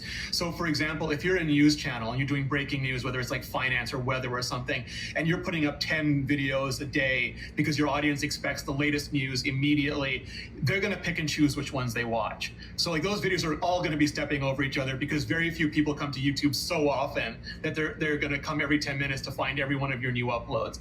Other people maybe like they do an engineering video and the project takes them 3 months, so they post 3 times a year or once a month or something, and that next video is going to have very minimal impact because most people are going to come to YouTube way more than once a month. So a lot of it depends on your content. If you can figure out sort of like the rhythm of your channel, if you know people tend to come like every 3 days, it's unlikely that at the top of recommendations they would have 2 recommendations for the same creator. So like you open up the YouTube app and you see like your first 3 videos, or you open up on the desktop, you see your first 8 or 12 videos. It's unlikely that if you put up 2 videos close together, both of them will be there. They'll be the one that the YouTube system thinks is the most likely for the person to click on. And if they scroll down, they'll probably get to the other ones. But it does mean that at some point people might start choosing in between your videos, depending again on the frequency and the urgency of those videos. Same thing, like if you post a video and then go live, a lot of people are going to say, oh, they're live, I can't miss this, and they're not going to look at your video. So maybe like go live and then tell everyone you're about to launch a video, and think of it strategically. So let me know if my thinking is correct here. You're saying it's unlikely that 2 of your videos would be recommended on like the golden opportunity of YouTube traffic would be someone logs in, your video's right there on the homepage. If it's on desktop, there's 8 choices. And if you're there with a great title and a great thumbnail and people click on it, love it, then you are theoretically going to get disproportionate distribution, and maybe the video even goes viral. It's unlikely there'll be 2 recommendations there. However, that could lead you to the idea that, well, I only want to upload 1 video so that a week, let's say, so that it has the greatest chance of like making it to the homepage, but that would not necessarily be the logic. Even if you were to upload 2 or 3 high quality videos, high effort videos, even though there might not be 2 there, you're also giving your chance more at bats. Because if your video doesn't perform, it's distribution, if even subscribers are skipping over it, well then it's also maybe likely you would have 0 recommendations on the homepage, let's say. And so it's a nuanced answer to your point that if you're putting out great content, consistent uploads are giving you more at-bats. Is my thinking correct? Yeah, and maybe like a video is overperforming, so you decide, you make a strategic decision to give it a little more space. Or maybe it's underperforming, so you make a strategic decision to upload another video closer. Or you know that these are just entry point videos, and they'll start watching the first one, but then they'll go to the second and third one that you know that someone who just loved that video would love to watch next. So it has to be part of an overall strategy. The only thing I'd call out there is that each traffic source primarily affects the same traffic source. So if you upload a video and your subscribers aren't into it, there's no like algorithm in the subscription feed, so it doesn't really matter. What matters is on the homepage is how people who watch on the homepage are reacting to it. Because I know some people are they worry that their subscribers won't be into it. Check to see how many subscribers actually watch the subscription feed versus the home feed, and then figure out, does it really matter if they aren't into it? As long as like if it's really compelling, great packaging, the home feed is where that sort of performance is going to be measured. So let me just then a totally personalized answer. We upload the Think Media podcast on Tuesday and Thursday as a target, and if Tuesday popped off, like you said, wow, that one's getting 2x, 4x our typical performance. It's a 1 out of 10. Would you give it more space? I'm asking you personally, and maybe say, hey, let's push back the Thursday upload. Let's let this thing continue to run. And for us, we found that flexibility. We can study our upload times. When should we upload? We could upload on Friday or Saturday.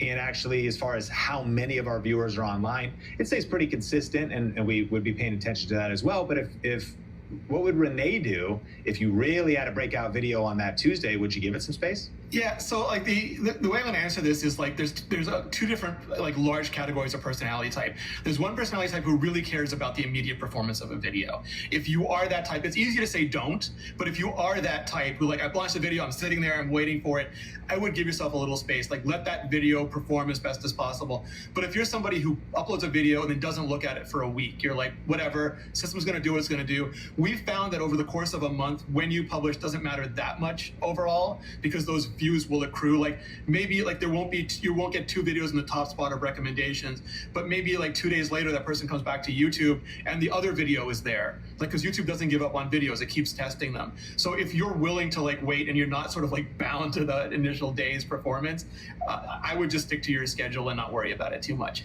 Old Renee tended to be very like stuck on the immediate performance. Like current Renee is like just set it and like leave it. I think that's smart, and not to, I think either personality type I think is okay, but I almost feel like that's a more like maturing type of perspective as you've just been on YouTube over the long haul, not unlike me. I think we go into that, stick to the schedule, stick to the system, stick to putting out the best content you can, and just understanding the shelf life of YouTube videos. Like, I'm like anybody emotionally tied to the day of upload. Oh, 10 out of 10. I'm a failure. Of course, it's emotional roller coaster.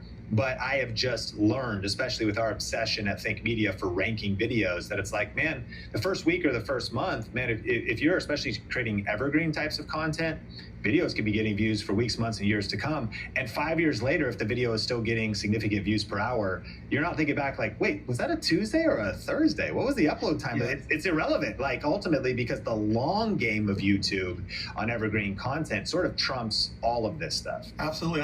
I came to this realization personally when I noticed that my videos that were 8 or 9 out of 10 were suddenly my biggest videos because they were evergreen, they were buyer's guides. And then like, so the answer, like the actual answer is yes, if you upload videos close together, they can have an immediate impact on other videos, but over the course of like a month, especially if they're not time sensitive videos, they'll probably end up at the same place. Okay, so another question is, how does YouTube determine impressions? For example, why does a video get low or no impressions after uploading? And what should a creator do to try to get that video impressions? And I'm sure a lot of creators are thinking, if I have a newer channel, and this question's kind of like, it's like, what comes first, the chicken or the egg? Like, we all should imagine, and YouTube is certainly giving creators opportunities, but I think people are wondering, how does it work? Like, in the sea of all of these competitive content creators, how could I even get my initial impression? Why would I get an initial impression? And what are some opportunities to trigger that, or to, ultimately position our content for the best opportunity? Yeah, so I think like going back to like the 1 out of 10, 10 out of 10 things, I think like in some cases, like that is like, we made an amazing video or you made like a not so good video. But I think in other cases, you can look at that as sort of market potential. Like, I like to think every video is sort of bound by its market potential, and then within that range, your execution on that video. So like, if you make the best video in the world, but it really only appeals to 5 people, like it doesn't matter that it's those people are super love it, and maybe that's what you really care about, but it's not gonna be like a billion view video just because like there's not that big an audience for it. And so sometimes the 10 out of 10 videos aren't that they're not great videos, they might be amazing videos, it's that the potential audience for that video isn't very large. And so I think sometimes creators will make a video, like especially in their beginning, it might not be a great video, and then the answer to that is like, keep making videos, keep learning, keep improving, make better and better videos, so that when people do give them a chance, they might like them, and then the system will kick in there. But the other thing is like, what is the potential audience of your video?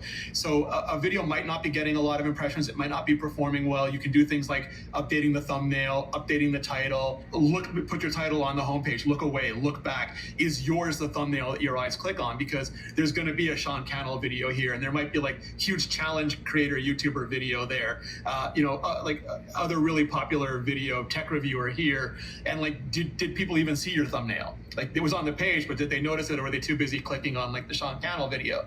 And so be honest with yourself, like, did your thumbnail really lock someone's attention while they're looking around the page or scrolling on their phone? And then was it enough to actually get them to click? Like, did it make them curious enough or interested enough? Because it doesn't matter if it's a great thumbnail, someone looks at it and goes, I don't care, and then they just go on to the next video. So you have to really do those two things, capture attention and get clicks. And you can try other, like a new thumbnail, a new title for that. But also, if that's not working, maybe the addressable market isn't very large. And if you care about views, because some people don't, like, you have to be honest with what your goals are. We both know creators who make enormous amounts of money off very few views. Like, they just have a very specific, really high value audience. They get like a few thousand or whatever views, and it makes incredible amounts of money for them. So they have a very different goal than views. But if your goal is views, like, what is the addressable market of that video? And if the first one didn't take off, figure out like, how can I make a version of this that would appeal to many more people? Unstoppables Unlimited Collection. Luxury laundry scent beads so you can smell unstoppable. Americans, we can do anything we want, except one thing. We just can't stop being American. Nothing stops America, and nothing stops Ram. What's a good choice for an affordable LLC formation? The answer is Busy. Okay, but which company offers lifetime compliance alerts?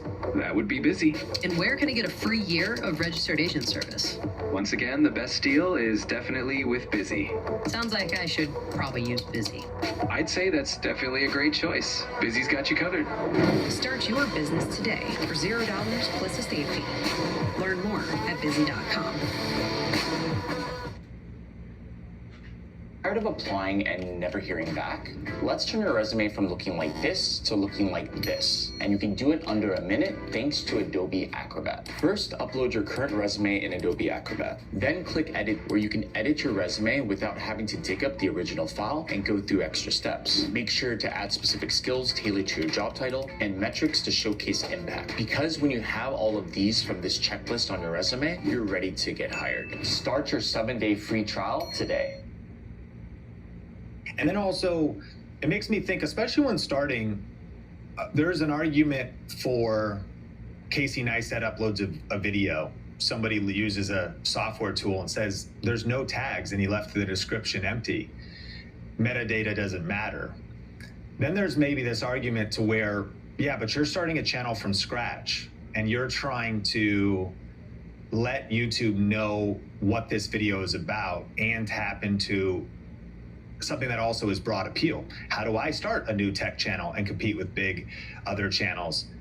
Would you say that, well, metadata matters? Because early on, especially, that is going to be some of those signals. You're in the early days of impressions, and could impressions be connected to metadata? Because YouTube goes, okay, well, at least we're going to give this video a shot because it's explicitly clear that it's about this particular phone model or this particular camera or this particular sewing machine. What do you think about metadata? Yeah, I think like it's interesting. So like Casey Neistat is his own topic. There's not a lot of people who can say that. Like people don't watch Casey for a certain thing. They watch Casey because Casey. So Yes. like that's one of those unicorn channels. That's not a great example for anybody to like Casey got to the top of that mountain, but like he ran around 8 times, climbed 3 trees. Like you can't just run up there. So so those examples are like be inspired by them, but like you can't just say he doesn't use any title. Like he can put any title on he wants. Doesn't matter. But like to your point about metadata, YouTube tries to understand what a video is about. So if it has very little signal, if a lot of people haven't watched it, again, thumbnail and title, the most important metadata, because that will get people to click and watch. In a previous episode, we talked about trends, and one of the ways to get people to have data on that is to use like hashtags, because then like if the topic is bigger than you, like if you're making a video on a popular concert or a movie or like a big news event and you hashtag it, you'll show up on the hashtag page for that, and maybe people looking specifically for that will stumble across you. If you have a good description in the beginning, like YouTube's trying to understand that video, that's what's going to help it understand. Eventually, behavior, like audience behavior, is what's going to determine the ultimate success and failure. So you can't like metadata your way into a good video. It has to be a good video, but it can help YouTube understand who to put it in front of, especially in the beginning when it's trying to test with those audiences. How they respond will be how it performs, but just sort of giving YouTube some help until it accumulates enough data is helpful. There's this word thrown around called channel authority, and how would you describe that, and is it a real thing? What my understanding is, even using the new, what we talked about in part 1, if people have not watched it, of our recent conversations, we'll link to that in the show notes, talking about new YouTube features. Under the Inspire tab, you can also do a search of different topics to brainstorm video ideas for your channel. And there's now this kind of circle that gives you a prediction of how likely that video is to get views on your channel, which would be essentially what your channel's been conditioned to, or the types of subscribers that are subscribed to your channel, which I think is what people mean when they say channel authority, like you are an authority. And I almost wonder, I guess it's maybe a theory, and perhaps you can confirm or deny, like on Think Media, we've developed, it seems to be a massive amount of authority around this title of like best camera for YouTube or top cameras for YouTube. And it would seem that, I could be wrong, but just title and thumbnail and the quality of the video and the watch time, of course, those are going to be the heaviest weighted metrics. But sometimes I wonder, and maybe velocity because subscribers click on it. I almost wonder, is channel authority a real thing? Because YouTube's also like, well, historically, Think Media has really satisfied people with camera-related videos. What's your take on this concept, this mysterious concept of channel authority? So I think it's one of those yes and no things, because the algorithm tries to follow the audience, and audiences can ascribe authority, and that can manifest in different ways. So like, for example, you see like your favorite challenge YouTuber puts up a video, you know exactly what you're gonna get if you click on that thumbnail. It becomes a no-brainer. It's sort of like a restaurant makes your favorite meal. Anytime you want that meal, you go to that restaurant, you get it, you're happy. If that restaurant served random food, it might be risky. You're like, I don't know, I'm not sure what I'm gonna get. I'm gonna go to this other place that I know for sure what I'm gonna get. So audiences can ascribe authority. And sometimes when you see, like on my channel, for example, I talked about tech companies and I made some videos on Twitter and they did really badly. And I had to look at it and go, well, people aren't used to clicking on me for Twitter, so probably the people who watch me most weren't that interested. And by the time the system discovered people who were interested, they watched videos on Twitter from people that covered it all the time and that they trusted a lot. And nobody needs to watch 10 videos on Twitter in a given week. So it's just like, it was exhausted before I ever got there.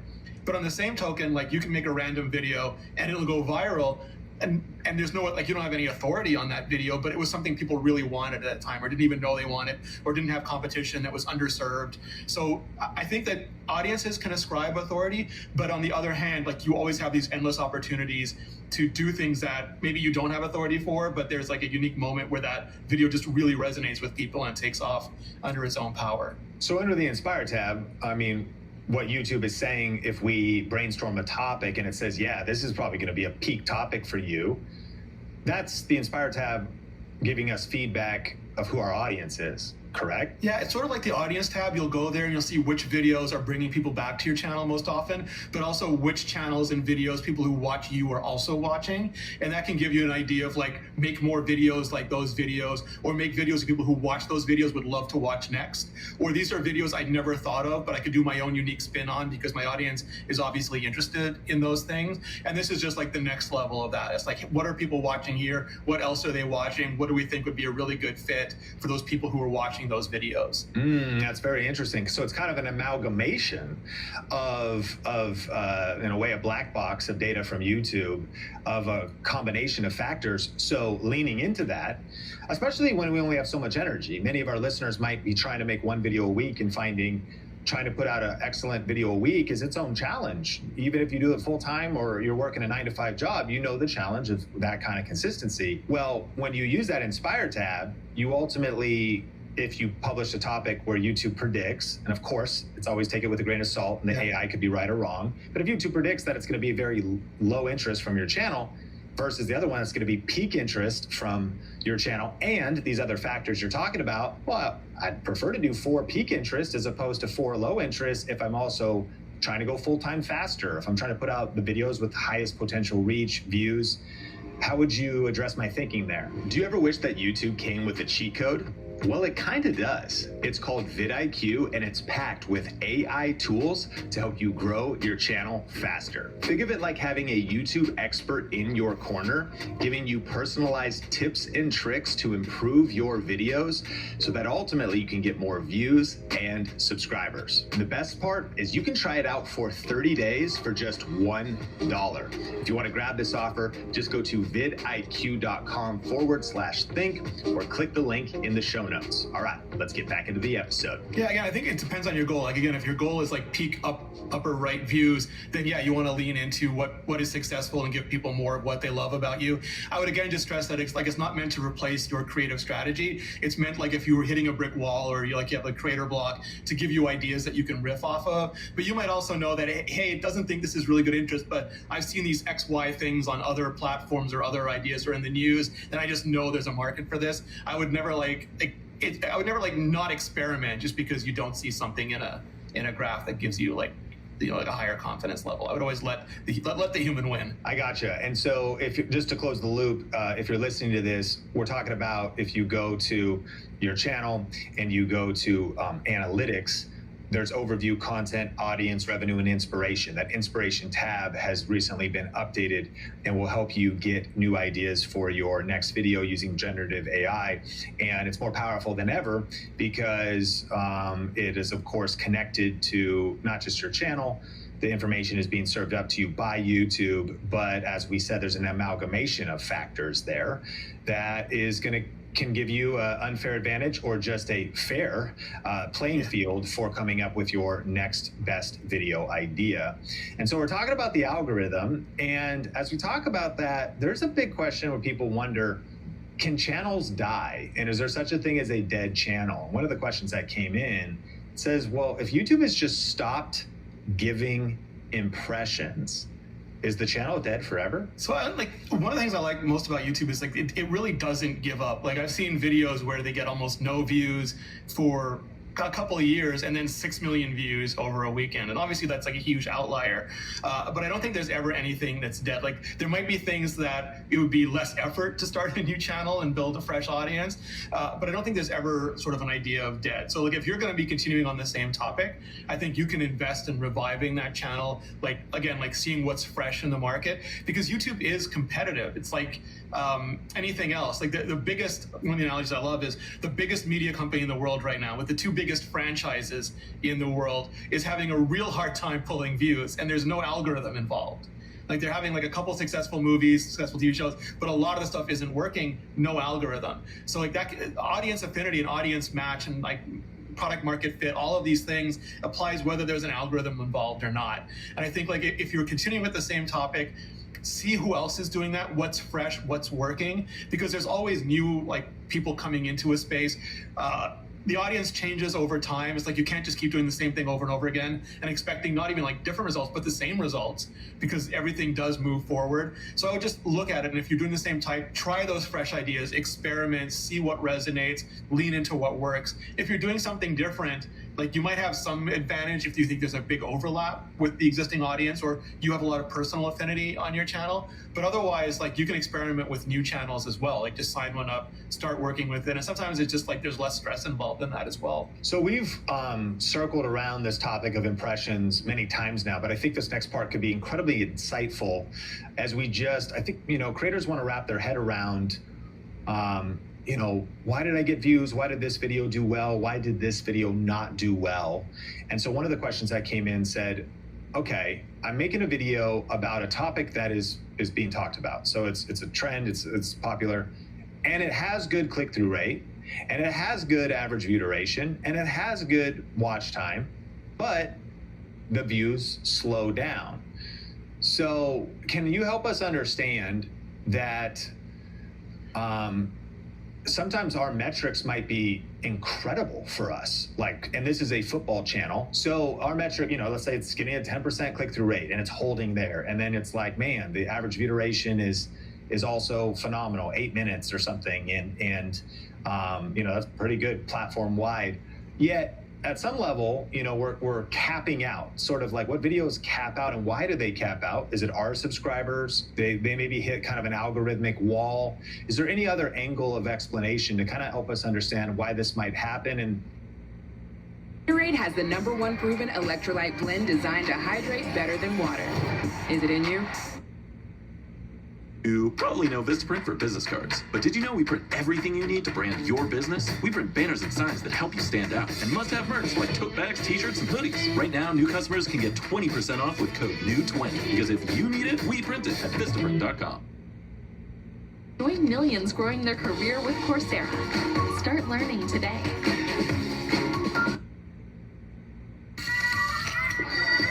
Clorox is donating 2 million wipes to classrooms across America. Because at school and at home, clean feels good. J.D. Power has ranked Nissan #1 in new vehicle quality among mainstream brands. Get 0% APR for 60 months on Nissan Pathfinder, Nissan Murano, and Nissan Rogue. Now get 0% APR for 60 months on select popular models. how to think about that in terms of, do we try to do something to revive it or keep it going, or do we focus on the next upload? Yeah, so there's a paradox of statistics, which you just have to learn about. So one of the things is, if you see a viral video, they typically have much lower click-through rate and much lower retention, just because the audience becomes so big that 3% of 1,000,000 is so many more views than 10% of 1,000. Like, you're just, as the videos grow and grow and grow, the chances of any one person clicking on is lower, but so many people are getting impressions that even with a low click-through rate, that just translates into a ton of views. So typically when you see a viral video, it's not that the metrics are super high, it's that the metrics were high through the core audience, but then it went into like a much more casual audience and they loved it as well, and then it just kept going more and more. And the metrics are going down because the casual audience is less invested, but the size of it is so massive. And like an analogy I totally stole from Todd Beaupre, is that it's like automated word of mouth.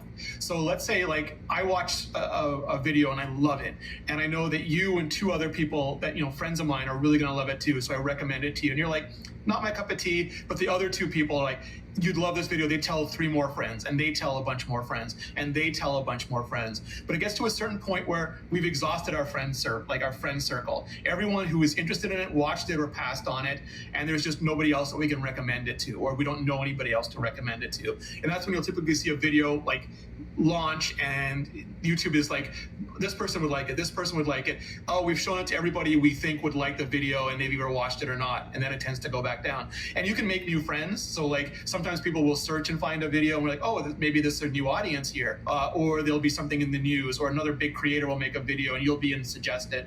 And there's ways that videos can find new audiences, but it's typically that like it goes through that pocket of audience, and when that's depleted, it goes back into like, we'll try and see if we can find a new audience. And if we find it, you might see bigger or smaller spikes as it goes along. And with some of these videos, it's like, oh man, the friend circle loved it. But as soon as you tell people who aren't as close friends, they're like, no, not for me. And then because the initial like love of that video was so high, the metrics are all great, but it didn't escape like gravity. And as soon as it hit casual, it just tanked. And the way statistics work is you won't really see that. It's like the amount of impressions you got compared to the amount of people, the core audience that loved it versus the casual, you just see those really good metrics.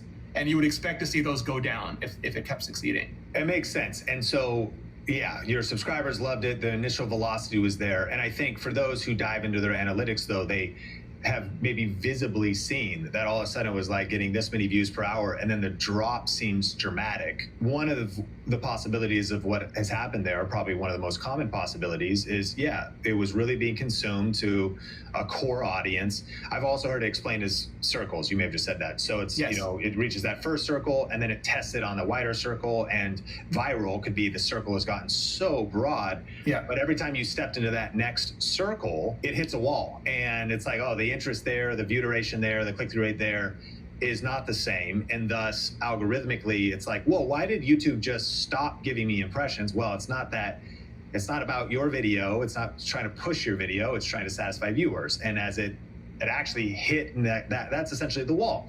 More casual viewers, even if they're your super fans, you've got, or supposed super fans, you've got your core audience who loves your stuff, but just because they're subscribed, they subscribe for all kinds of different reasons. In fact, I heard you say once, subscribe means different things to different people.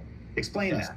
Because just because you have a subscriber, like, wait a minute, I have 100,000 subscribers, why are they not all watching it? Why are not all my videos getting 100,000 views? Well, not everyone's hit subscribe because like they wanted to see everything for every minute. What does subscribe mean, or what could it mean? Yeah, so I have a friend, Dave Wiskus, who has a great analogy. He's like, subscriptions, number of subscribers is all the money you've ever had in the bank. It doesn't mean it's your current balance. Like, those are active viewers. And for most people, that's a great number, like to just know every dollar you've ever had in your bank account. But what you care about is your current balance. And so care about like returning users or unique viewers, like what your current viewers are. That's much more important, because some people do subscribe as sort of like a mega like a super thanks. They're like, I love this, I'm gonna hit subscribe because you deserve it, you earned it. Other people are like, I want to bookmark this channel. Like, it's not something I want to watch all the time, but I want to be able to come back to it. Other people are just like, hey, also, it varies by region, it varies by generation, how many people will subscribe. Some people just subscribed, and then like 3 years later, like if they were 13, now they're 16, completely different person. If they were like 15, now they're 20, completely different person. And people's interests change. And I think a lot of the times we don't think about our own behavior, but if we think of ourselves as viewers, go into the sub feed, see how often you clean that out, see how often you actually watch all the channels, think about how often you click through every video in there. Because I know I go to my sub feed every day, but I can't watch every video in my sub feed every day. So subscribers is it's an interesting metric. If someone subscribed to you right now, they're probably really interested in you. If they subscribed to you 10 years ago and just never cleaned up their sub feed, probably not as interested anymore. So one of the questions we actually get all the time is there's a lot of creators who started a channel sometime in their past. And you started back in 2018. The first channel I ever started was for my church in 2008. You started your first channel. I think it was in 2007 that we started a channel for my local church in our small town, and have started many channels since. There's others who have started maybe a personal channel. They uploaded a Backstreet Boys clip, the thing of their dog, some random recital or something, and then they abandoned it for a couple years. So people always wonder, should I post on my old channel or on my new channel? And the specific question actually said, my old account from 2007 with some awful random videos. Is it better to start a new account, or is it helpful for the algorithm to use the old one? What would be your decision-making framework to decide, should I start a new channel or post on an old channel? Yeah, I think one of the nice things about YouTube is the algorithm tries not to have opinions. It just looks at behavior, like audience response. So I would, if you think that you have an audience there that is into you and the kind of stuff that you like, it could give you an initial advantage. Like if people subscribed for whatever topic, but they just love the feeling you get them. Like some people are just really funny, and people initially come there and they watch the video for the topic, and they're like, this creator is super funny, I love them. And that creator does something else and it's just as funny, they're there for it. Or like the Casey Neistat example, they don't really care what Casey does, they just want to watch Casey. So if you think that there's some affinity for you or some crossover in what you've done then and what you've done now, that would just give you an initial push. It can be good to do, and I would experiment and try it. There's nothing to lose by trying it. But if you think it's completely different audiences, our usual advice is same audience, same channel, different audience, different channel. And then it'd be worth, if you think there's just no affinity for it or nothing to gain from it, start a new channel. Think of channels like shows. Bryan Cranston can be in Malcolm in the Middle and he can be in Breaking Bad, but if that was the same show, it'd be really confusing. So you can have the same person, but base your strategy on the audience, not on the host, if that makes any sense. Yeah, and there's certainly a point to be made if you're very much a personality or a personal brand that has done different things, like a Casey Neistat, that you're asking yourself, why did they subscribe in the first place? We like to say, never upload videos your subscribers didn't subscribe for. And take that statement with a grain of salt, because you can experiment, you can research, but if people originally subscribe for Minecraft playthroughs and your new thing is you're really into vertical gardening, that might be a hard pivot. Saying that though, you might be Tim Ferriss, and Tim Ferriss is known for just kind of being his own experiment of trying things, whether that's fencing, whether that's biohacking, whether that's psychedelics, and so you're like, man, that seems really random, but you're like, no, it's Tim Ferriss. But whether it's venture capital and investing, but you're following actually a personality, which is maybe why some people get confused too. And I do think there's something about topic though. So is it a topic-based channel? Did you subscribe for a particular topic? Yeah. Think Media has had different personalities on the channel over the years, but the through line is we still talk about cameras, best lighting, cameras, tools. And so, and while actually the changing of personalities could absolutely change viewer satisfaction, we have still found macro success by staying as much on brand as we could. So that's some great advice. They go deeper in this question and ask though, should I delete in private old videos if they don't have anything to do with the new content that I'm making? Yeah, so one way to think about that is so one of the ways YouTube works is watch history. So let's say you and I have almost identical watch histories, but you've watched some videos that I haven't. Those would be good candidates to recommend to me. And that goes back to that word of mouth thing. It understands that you like similar things to me, so things I haven't seen, those are recommended. And watch history is the connection that we have to those videos and those channels. So when you delete a video or private a video, it removes that connection. Now that might be something you want to do if you're for whatever reason, but if you think that connection is worth maintaining, because there is again that overlap with people who might enjoy the new thing, it's worth keeping it at that point. Because a lot of times people won't remember the topic of the video, they won't remember the subject of the video, they'll remember the way you feel. I remember the way they feel after that video, and they might want more of that feeling. So I would just try to get a sense of like, is it worth maintaining that connection? If you want to sever it, you can go ahead and delete and private that video. But if you want to maintain that connection as a way of like potentially getting more videos recommended to that person, I would keep it even if there's a variation in tone or content or tone. Gatorade Zero has the #1 proven electrolyte blend with zero sugar. Is it in you? Hit pause on whatever you're listening to and hit play on your next adventure. Stay 3 nights this summer at Best Western and get $50 off a future stay. Life's a trip. Make the most of it at Best Western. Visit bestwestern.com for complete terms and conditions. Hear that? The crowd's going wild for all the end of summer fun at Toyota's National Sales Event. Going now until September 2nd. Woo-hoo! See your participating Toyota dealer for details. Dealer inventory may vary. Toyota, let's go places. No matter what kind of teeth you gotta brush, Oral-B Electric cleans better with one simple touch. Oral-B's dentist-inspired round brush head hugs them, cleans them, and gets in between them for 100% cleaner teeth. Your perfect clean starts with Oral-B. I found a way to make my day a little bit better. I found a way a little bit better to make my day better with you. I would keep it even if there's a variation in tone or content or topic. Now, you might have stated on this earlier, and it could have been in part 1 of our conversation, but the question ultimately is, does engagement on different types of posts, and to define posts, if somebody watches a long form video and engages, a short and engages, or a community tab post, do they cross promote algorithmically? If somebody engages in a community tab post, theoretically, is it only going to make them see more community tab posts from that creator? And side note, there's actually community tab posts showing up in my feed. For me personally, it's usually like hip hop albums or classic hip hop albums, and people and these massive channels, they got a little square of the album covers, which album from 2008 was the best, and it hits my feed, and I don't subscribe to the channel or follow the channel or watch videos on the channel. I might be consuming some of their shorts, meaning that, you know, they're going through my feed. So there's the big question is if I'm utilizing all these different formats, is there algorithmic crossover between the formats? Yeah, so there are, you know, what's referred to as bridges between the different formats. One thing I was going to mention earlier that sort of applies here too is one of the biggest problems creators have is expectational debt.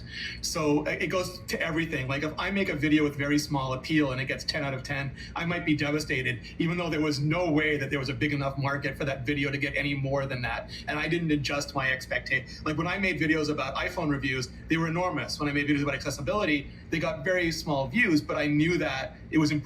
I thought it was important to make them, so I adjusted my expectations.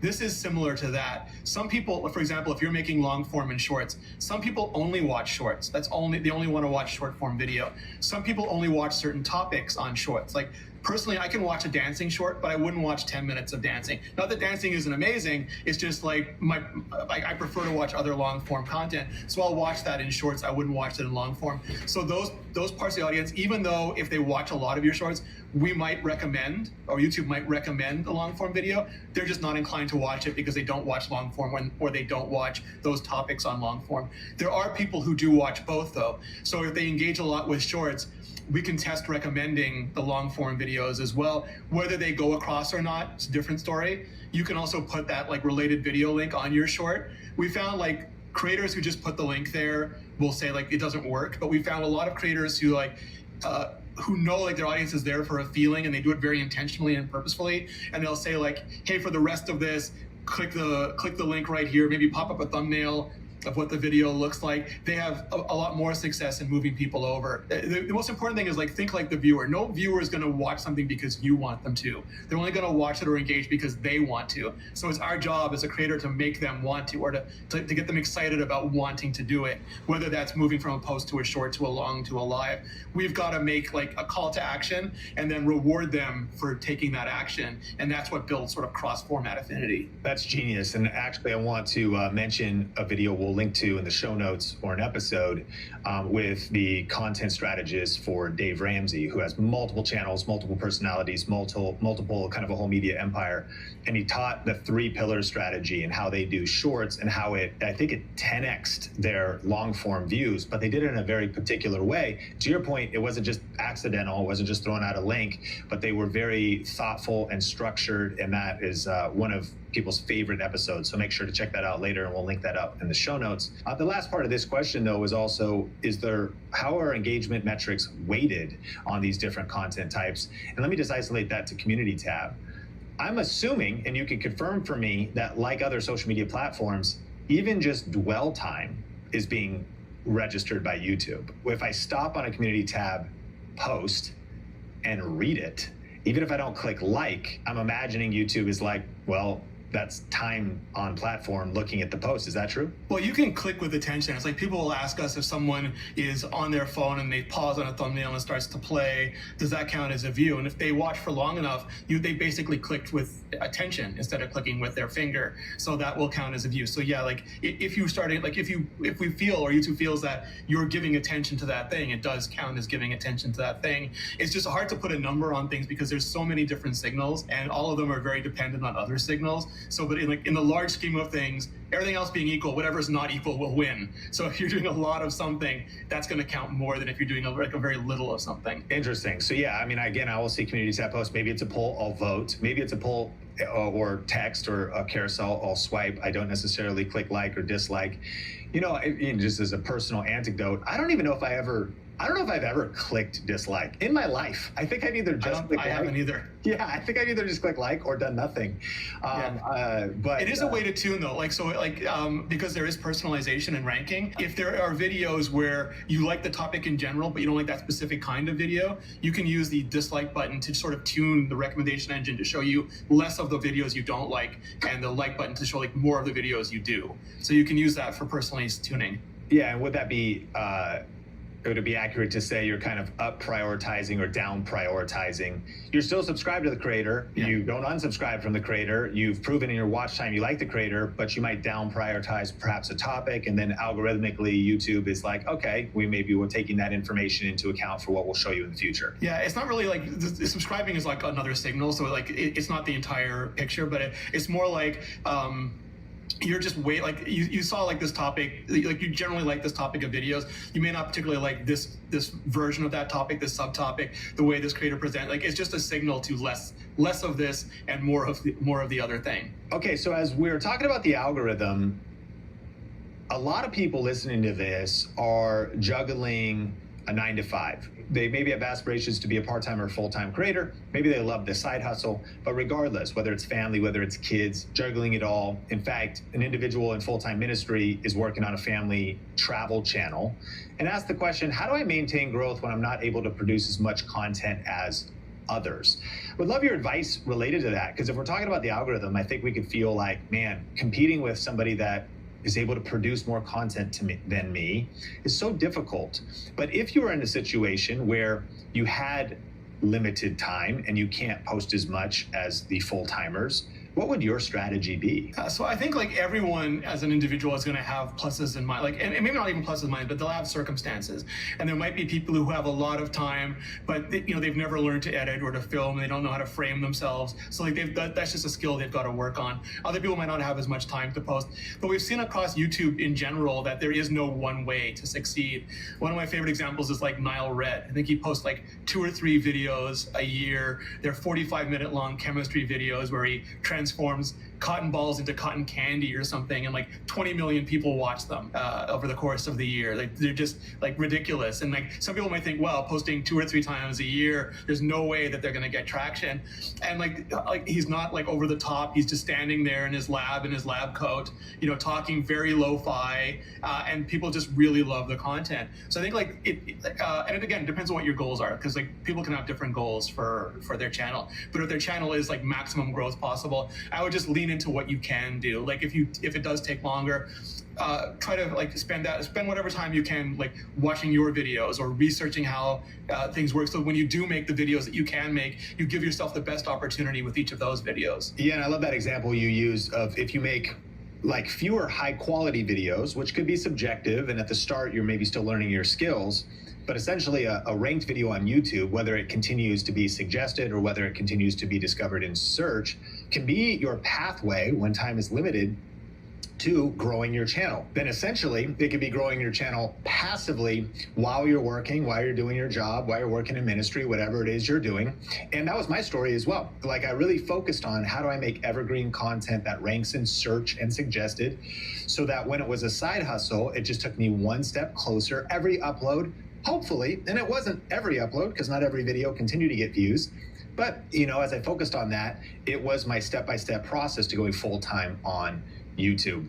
One interesting you can thing. Also, sorry, like one of the things to think about is like if you're only making a few videos, whether you can still provide a journey in those videos. So like if you're doing pure help content, if you do like how to repair your sink, and then your next video is how to repair your shower, like there's very little likelihood, like unless a person's had a whole like disaster, that they're going to want to watch one video and then the next video. But if you make how to repair your sink, and then the next video you make is how to avoid having to repair your sink, and then the next video is like the best parts to replace your sink, then at least if like one of those videos does rank the way you're talking about, you've given a journey so that people might watch 2 or 3 or 4 of your subsequent videos, and you're not waiting for these one shots every time. Yeah, that's a genius tip. And compounding the growth of your channel, creating more leverage.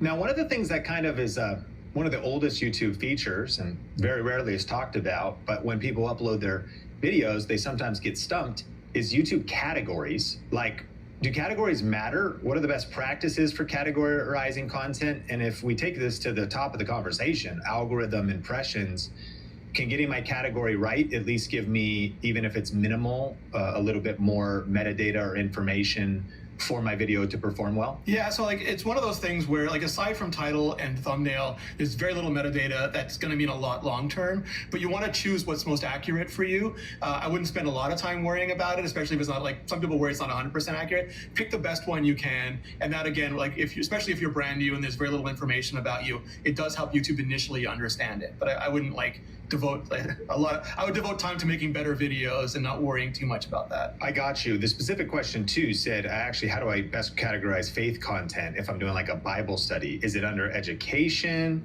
or is it people in blogs, or is it how to and style? If off the cuff, if they were doing some kind of religious content, is that education, or what would you say? Yeah, I don't think it's gonna make a huge difference, but like education works. Like you probably know like the creator probably knows their content the best, and there might be different ways of doing religious content that would fit into different buckets. Like maybe you are teaching, maybe you are storytelling, maybe you're doing other things. So I would just pick the one that you think best reflects your content. Yeah, maybe you're a personality, maybe you're doing news from a certain perspective, how to and style. Big idea here though is don't overthink it, but also, one tip that I have found lately is I've been talking to Gemini, and Gemini and quite literally talking because of the audio mic feature and being able to do verbal dictations. And to be clear, Gemini would be Google's AI large language model. And because of the connection of YouTube, Google, Gemini, Alphabet, Gemini can pull some really great answers for you in regards to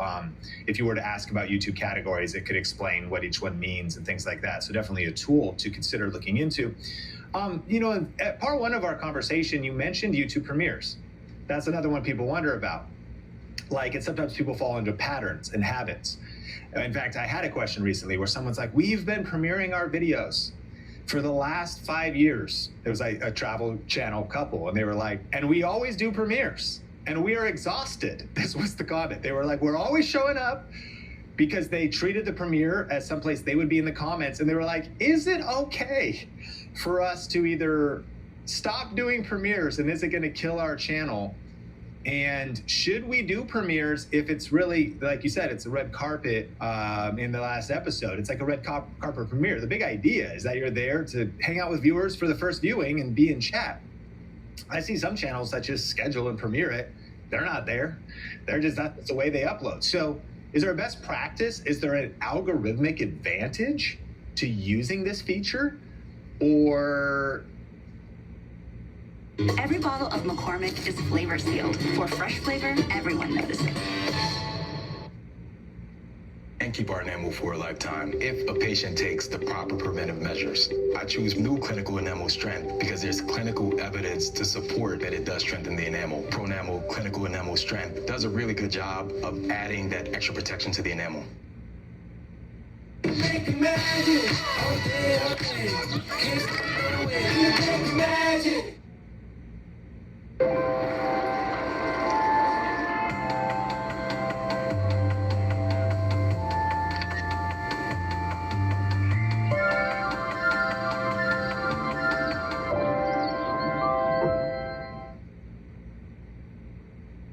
And the road gets rough, and the burden feels high. For all the hard-working wheels, safety first, then Pi Insurance, Commercial Auto.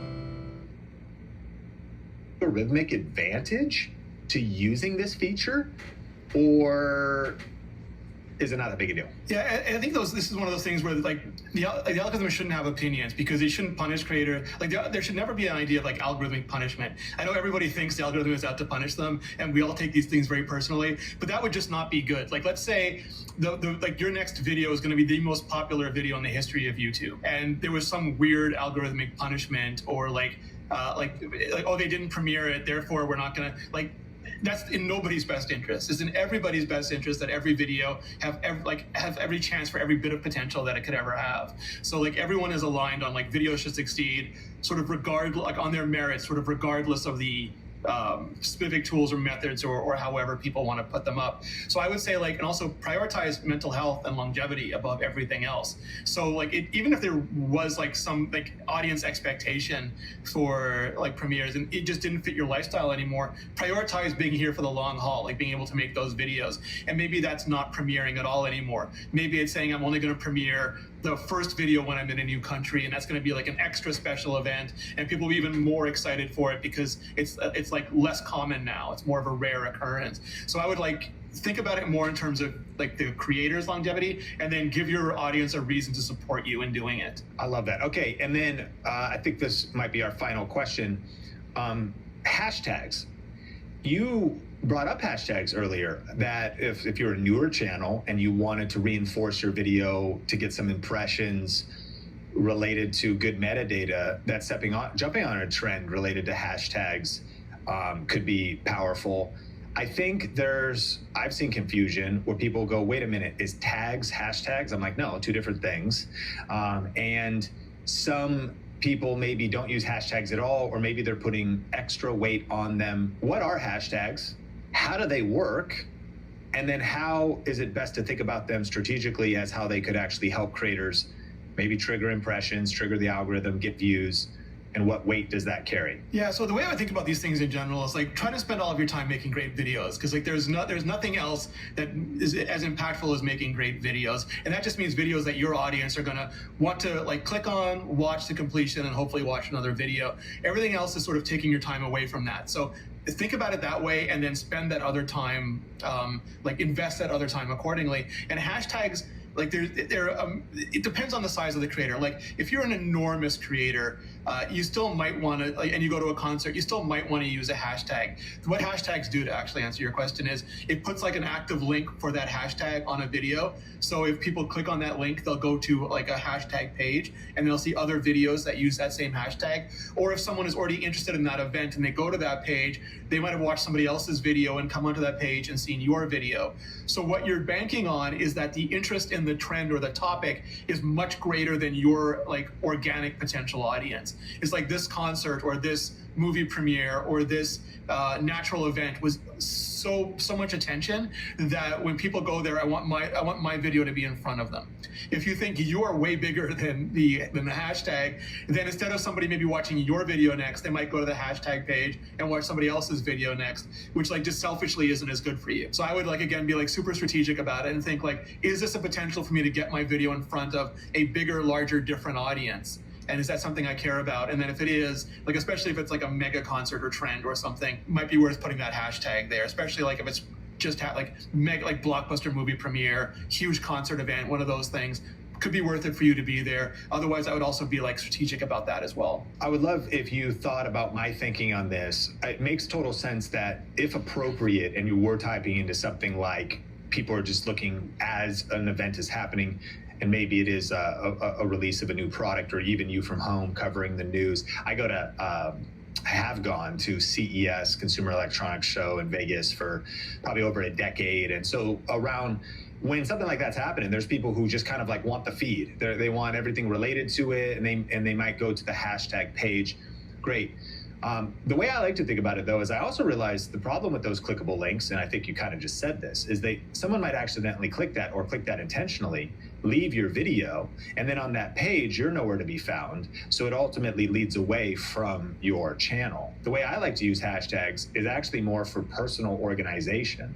And I use the hashtag ThinkMediaPodcast, the hashtag Sean Cannell, the hashtag ThinkMedia. 3 show up, and those 3 then are pages that, the truth about hashtags is you can't own them. Other people could certainly use those hashtags and show up on that page, but those as being kind of personal brand, company brand, media brand are ways that those are the main 3 that I use.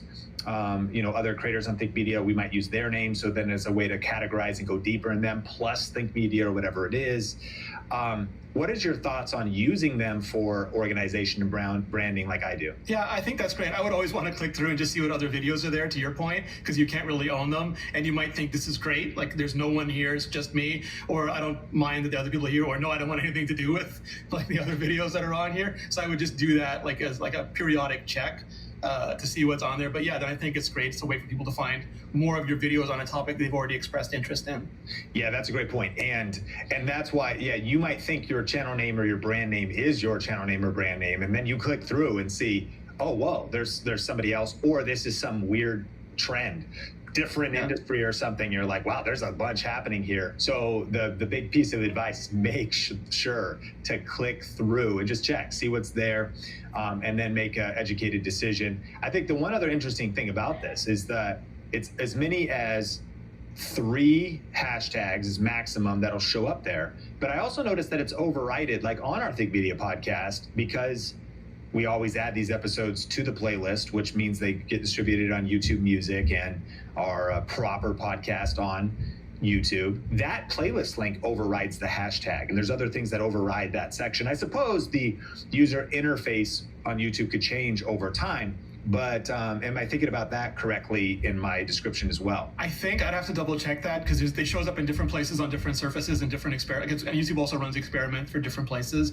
so I might not be seeing the same thing that everybody's seeing. But I would again go to find an old video.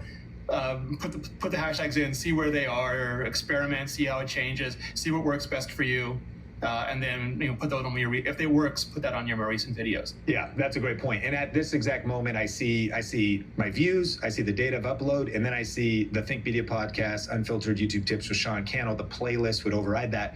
That's a good point, though. The metadata you're adding, or the optimization of your video, the tapping into YouTube features. YouTube experiments, tries different tests, different surfaces show up different things. Maybe a good piece of advice for listeners as we land the plane is, I've heard it said, for like an entrepreneur mindset, eat at your own restaurant.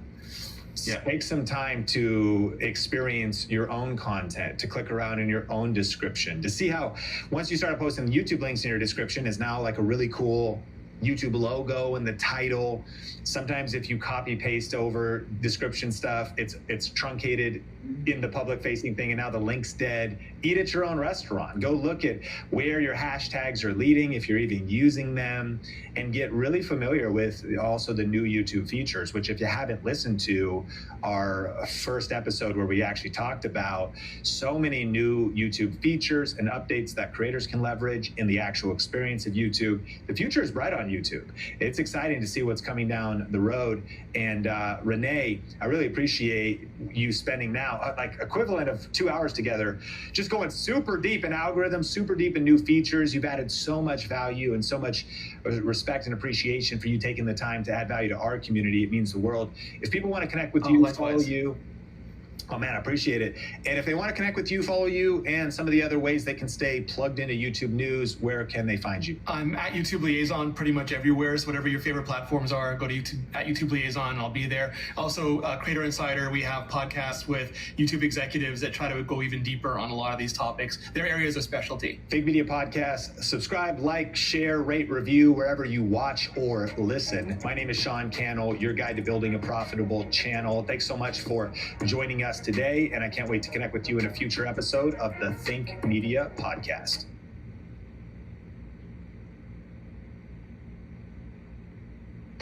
Ever wish for a more personal way to reach your audience? I wish there was a way I could reach my audience, but personally. You should sign up. First thing, grab attention, do the content in the middle, and then tell the viewer what to do next. Or give a call to action, which would be to a website or somewhere else. And that's just not what you want to do at the end of a YouTube video. So the fourth ingredient is the transition. How do you, without letting the viewer know you're ending, transition, agitate another problem, open another loop of curiosity, point to another episode or video in your library, and then say, click or tap the screen, or click the screen to watch what's next, or utilize the power of an end card to, instead of just having a viewer watch a singular video, how do you hopefully encourage them to watch multiple videos in a row, create a viewer journey where they could binge your content? And, you know, if you really look at the math, how many people click end cards?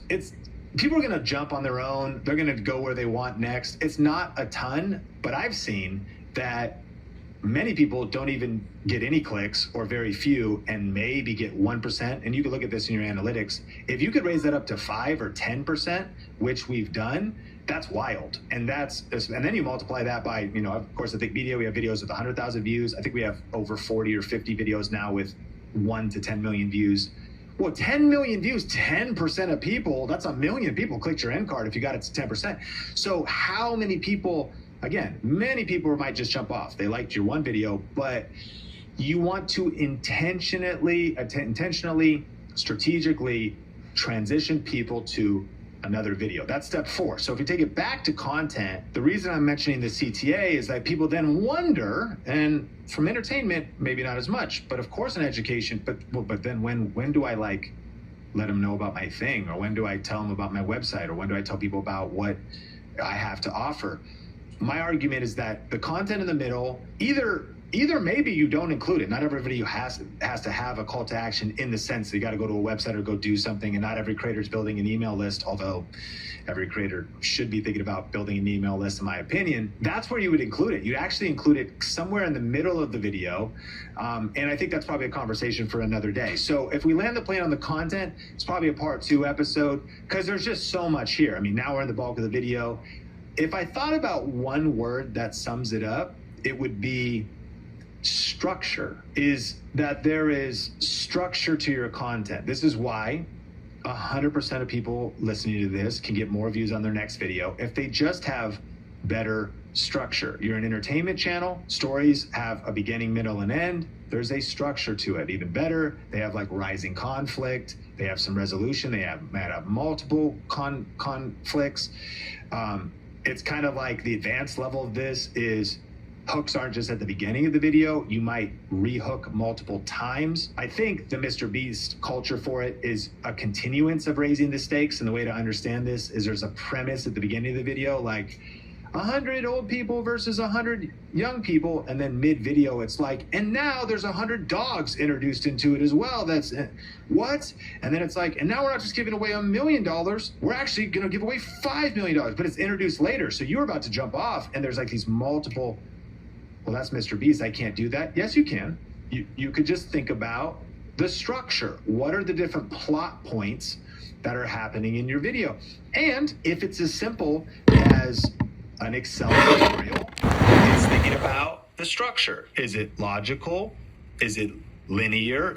How can I make it more interesting?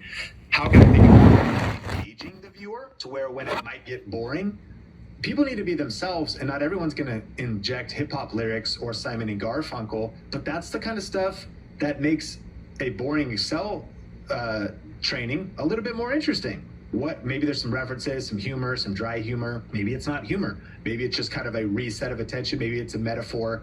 There's a lot of ingredients, but at the end of the day, I think about structure. Okay, Sean, so just keeping in mind that creator who could listen to this episode, there's a lot of stuff that we covered and a lot of good side quests, and some questionable, but no, they're all good.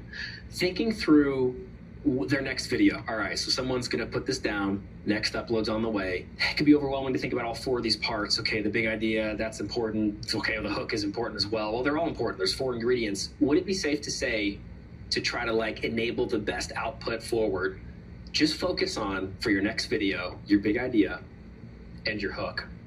And then when it comes to the content and the transition, do your best, know they're important, but spend the time. What if you double the time that you spent on that big idea, fleshing it out, fighting for the right angle, that hook, thinking about that opening line, thinking about the vibe, thinking about what the viewer's experiencing after they've clicked on what you've presented to them in the title and thumbnail. And that's great for that next upload. And then when it comes to the content, just deliver it. I've often said this to creators, in the beginning, right, where it's there's a lot, it's overwhelming. Hey, let's focus on the highest ROI, which is going to be the idea, title, thumbnail, and then that hook. And when it comes to content, do your thing. Right? Just teach about Excel, open it up and walk me through the 3 steps that you're promising, right? When it comes to the chickens, talk to me about the best feed for them, right? You just talk, just give me your expertise, give me your entertainment. And maybe for that next upload, then we can start to attack the content. Is it safe to say, what I'm trying to say is that the pressure's a little off if you've kind of done your part with the big idea and the hook?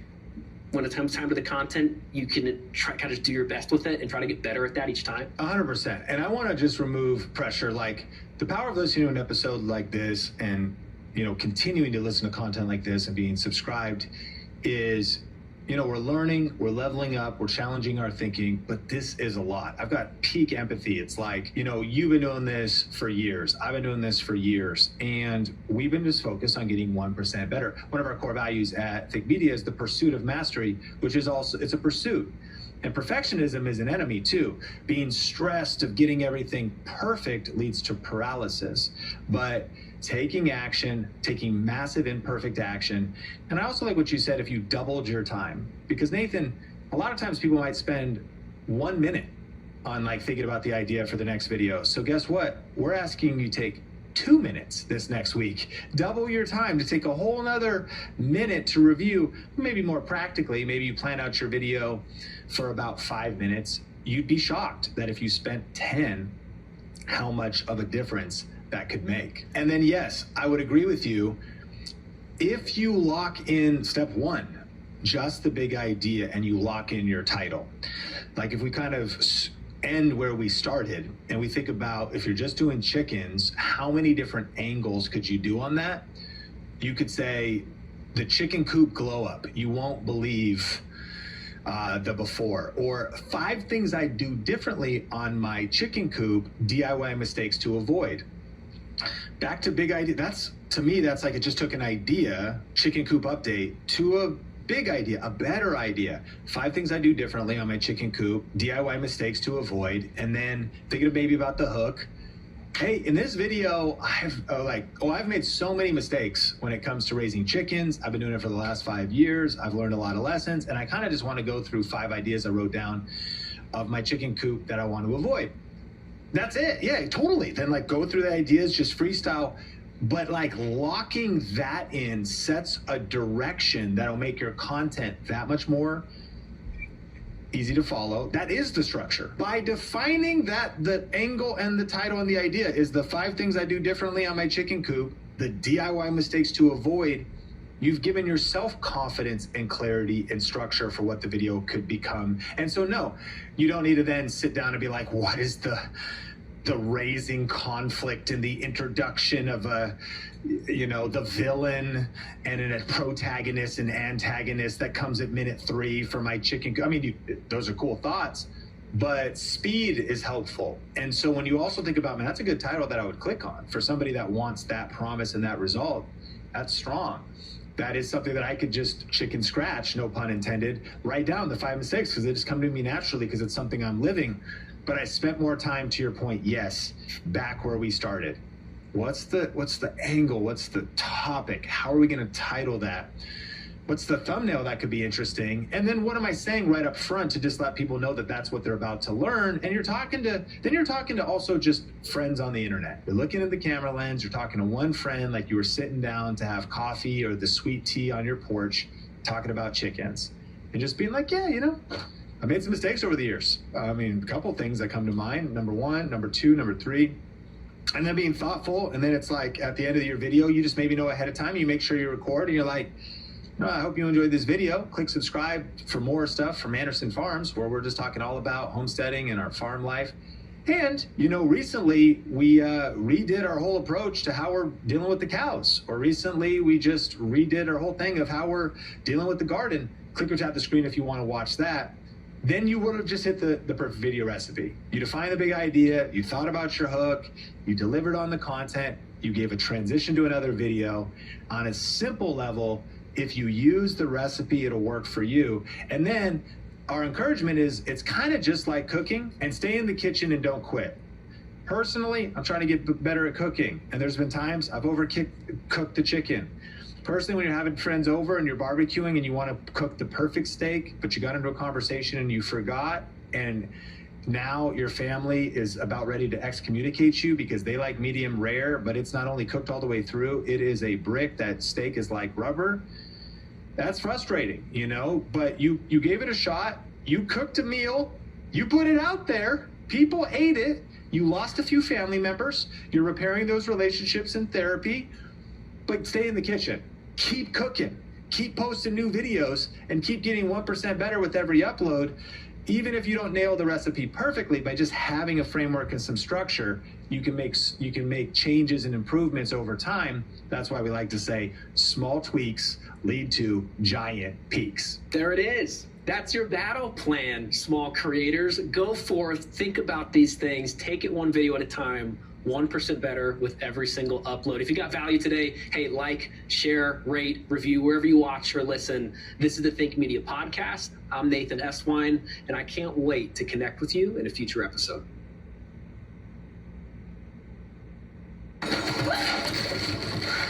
Looking from a window above, it's like a story of love. Can you hear me? All I needed was the love you gave. We're challenging the standard of what comes standard with the next generation GMC Terrain Elevation. Get this low mileage lease on this all-wheel drive Terrain Elevation for around $349 per month.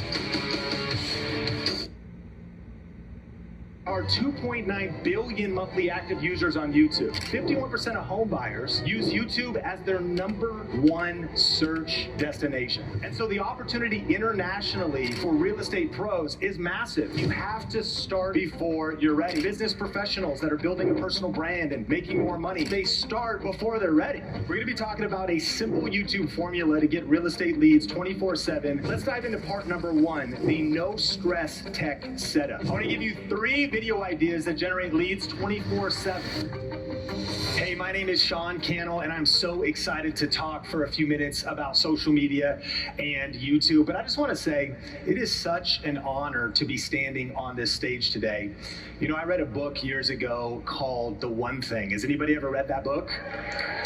Yes, Gary Keller's book, The One Thing, actually really transformed my life. I'm a small town kid, college dropout, and as kind of a burgeoning entrepreneur, experiencing mostly failures, I was seeking direction. And so to actually kind of be full circle, to be at not just a Keller Williams event, but to be at the CEO Summit, man, you're sitting next to somebody really remarkable. Do you realize that? For real, like, do you even know the person next to you? Have you met them yet? Hey, just look at the person next to you and say, you look better than I remember. Just tell them that.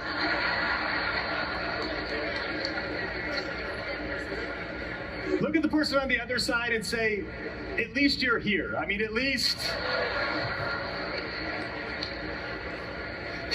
you made it. Well, hey, I'm excited because, we're going to be talking about YouTube, social media, video, and I really believe there's an opportunity to not just make greater income in your businesses, but a greater impact on the other side of what we're going to learn today. We're going to be talking about a simple YouTube formula to get real estate leads 24/7. And I want to take you back, though, to a quick story of my friend Anton Stettner in August of 2022. Yeah, a lot of you might know him, or a few. He's based in Marysville, Washington. That's an hour north of Seattle, Washington. Come on. His Keller Williams office is there, runs a team, and he actually would love to have been here, but he's across town at his kids' soccer tournament, which is the absolute right place to be right now for him. But anyways, in 2022, he made the courageous move to start creating videos. And we see him right here, actually, in his vehicle. He just started pressing record. And like most of us, if we've ever filmed before, it's awkward. You're just getting started. You're just kind of getting uncomfortable. But he committed to filming one vertical video every single day, and he did it for 6 months. Yeah, and so it was a whole journey for him. But fast forward now to today, he is actually getting 250,000 views every single month across platforms. Well, here's the thing. The real impact goes beyond views, because if you look at the results that has brought in, he said that when investors reach out about multi-million-dollar deals, they say, "I watched all your videos." And actually, a townhome project he was doing, somebody that had watched his videos put in $300,000. He got a listing, and that's a $1.8 million listing. That'll be a $50,000 commission. And they said, "Man, you really know what you're talking about," because they had watched his videos first. And actually, someone on his team, her name is Ashton Fay, she, just because of the culture he's building for his team to be doing content social media, she did 30 transactions last year, and 10 of those could be tracked to video and social media. And so the numbers don't lie. And when we look at not just the numbers on YouTube, but even YouTube for real estate agents, it's pretty telling.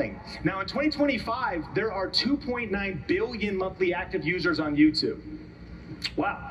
And that's around the world. I know we have people flying in all over the world to be here this week. And so the opportunity internationally for real estate pros is massive. Just in the US, 239 million people every single month are watching YouTube content. So there's a massive audience there to reach, but let's zone in on some of the real estate stats. 51% of home buyers use YouTube as their #1 search destination. 1 out of 2 are going to YouTube first. Let me ask you a question, and full participation. Who here actually has a YouTube channel related to your real estate business? Raise your hand high. Let me see that. Yikes, so like maybe 10%? Who here has actually, you're doing some video and other platforms, just not YouTube? Raise your hand and wave at me.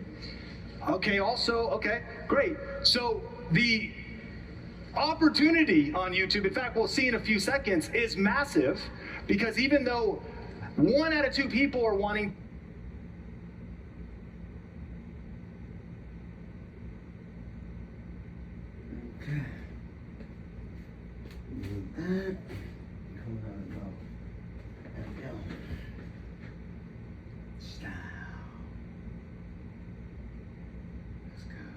to get content related to real estate, there's not a lot of people there still. Let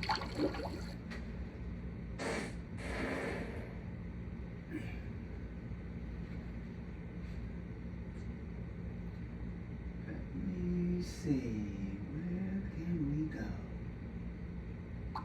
Where can we go?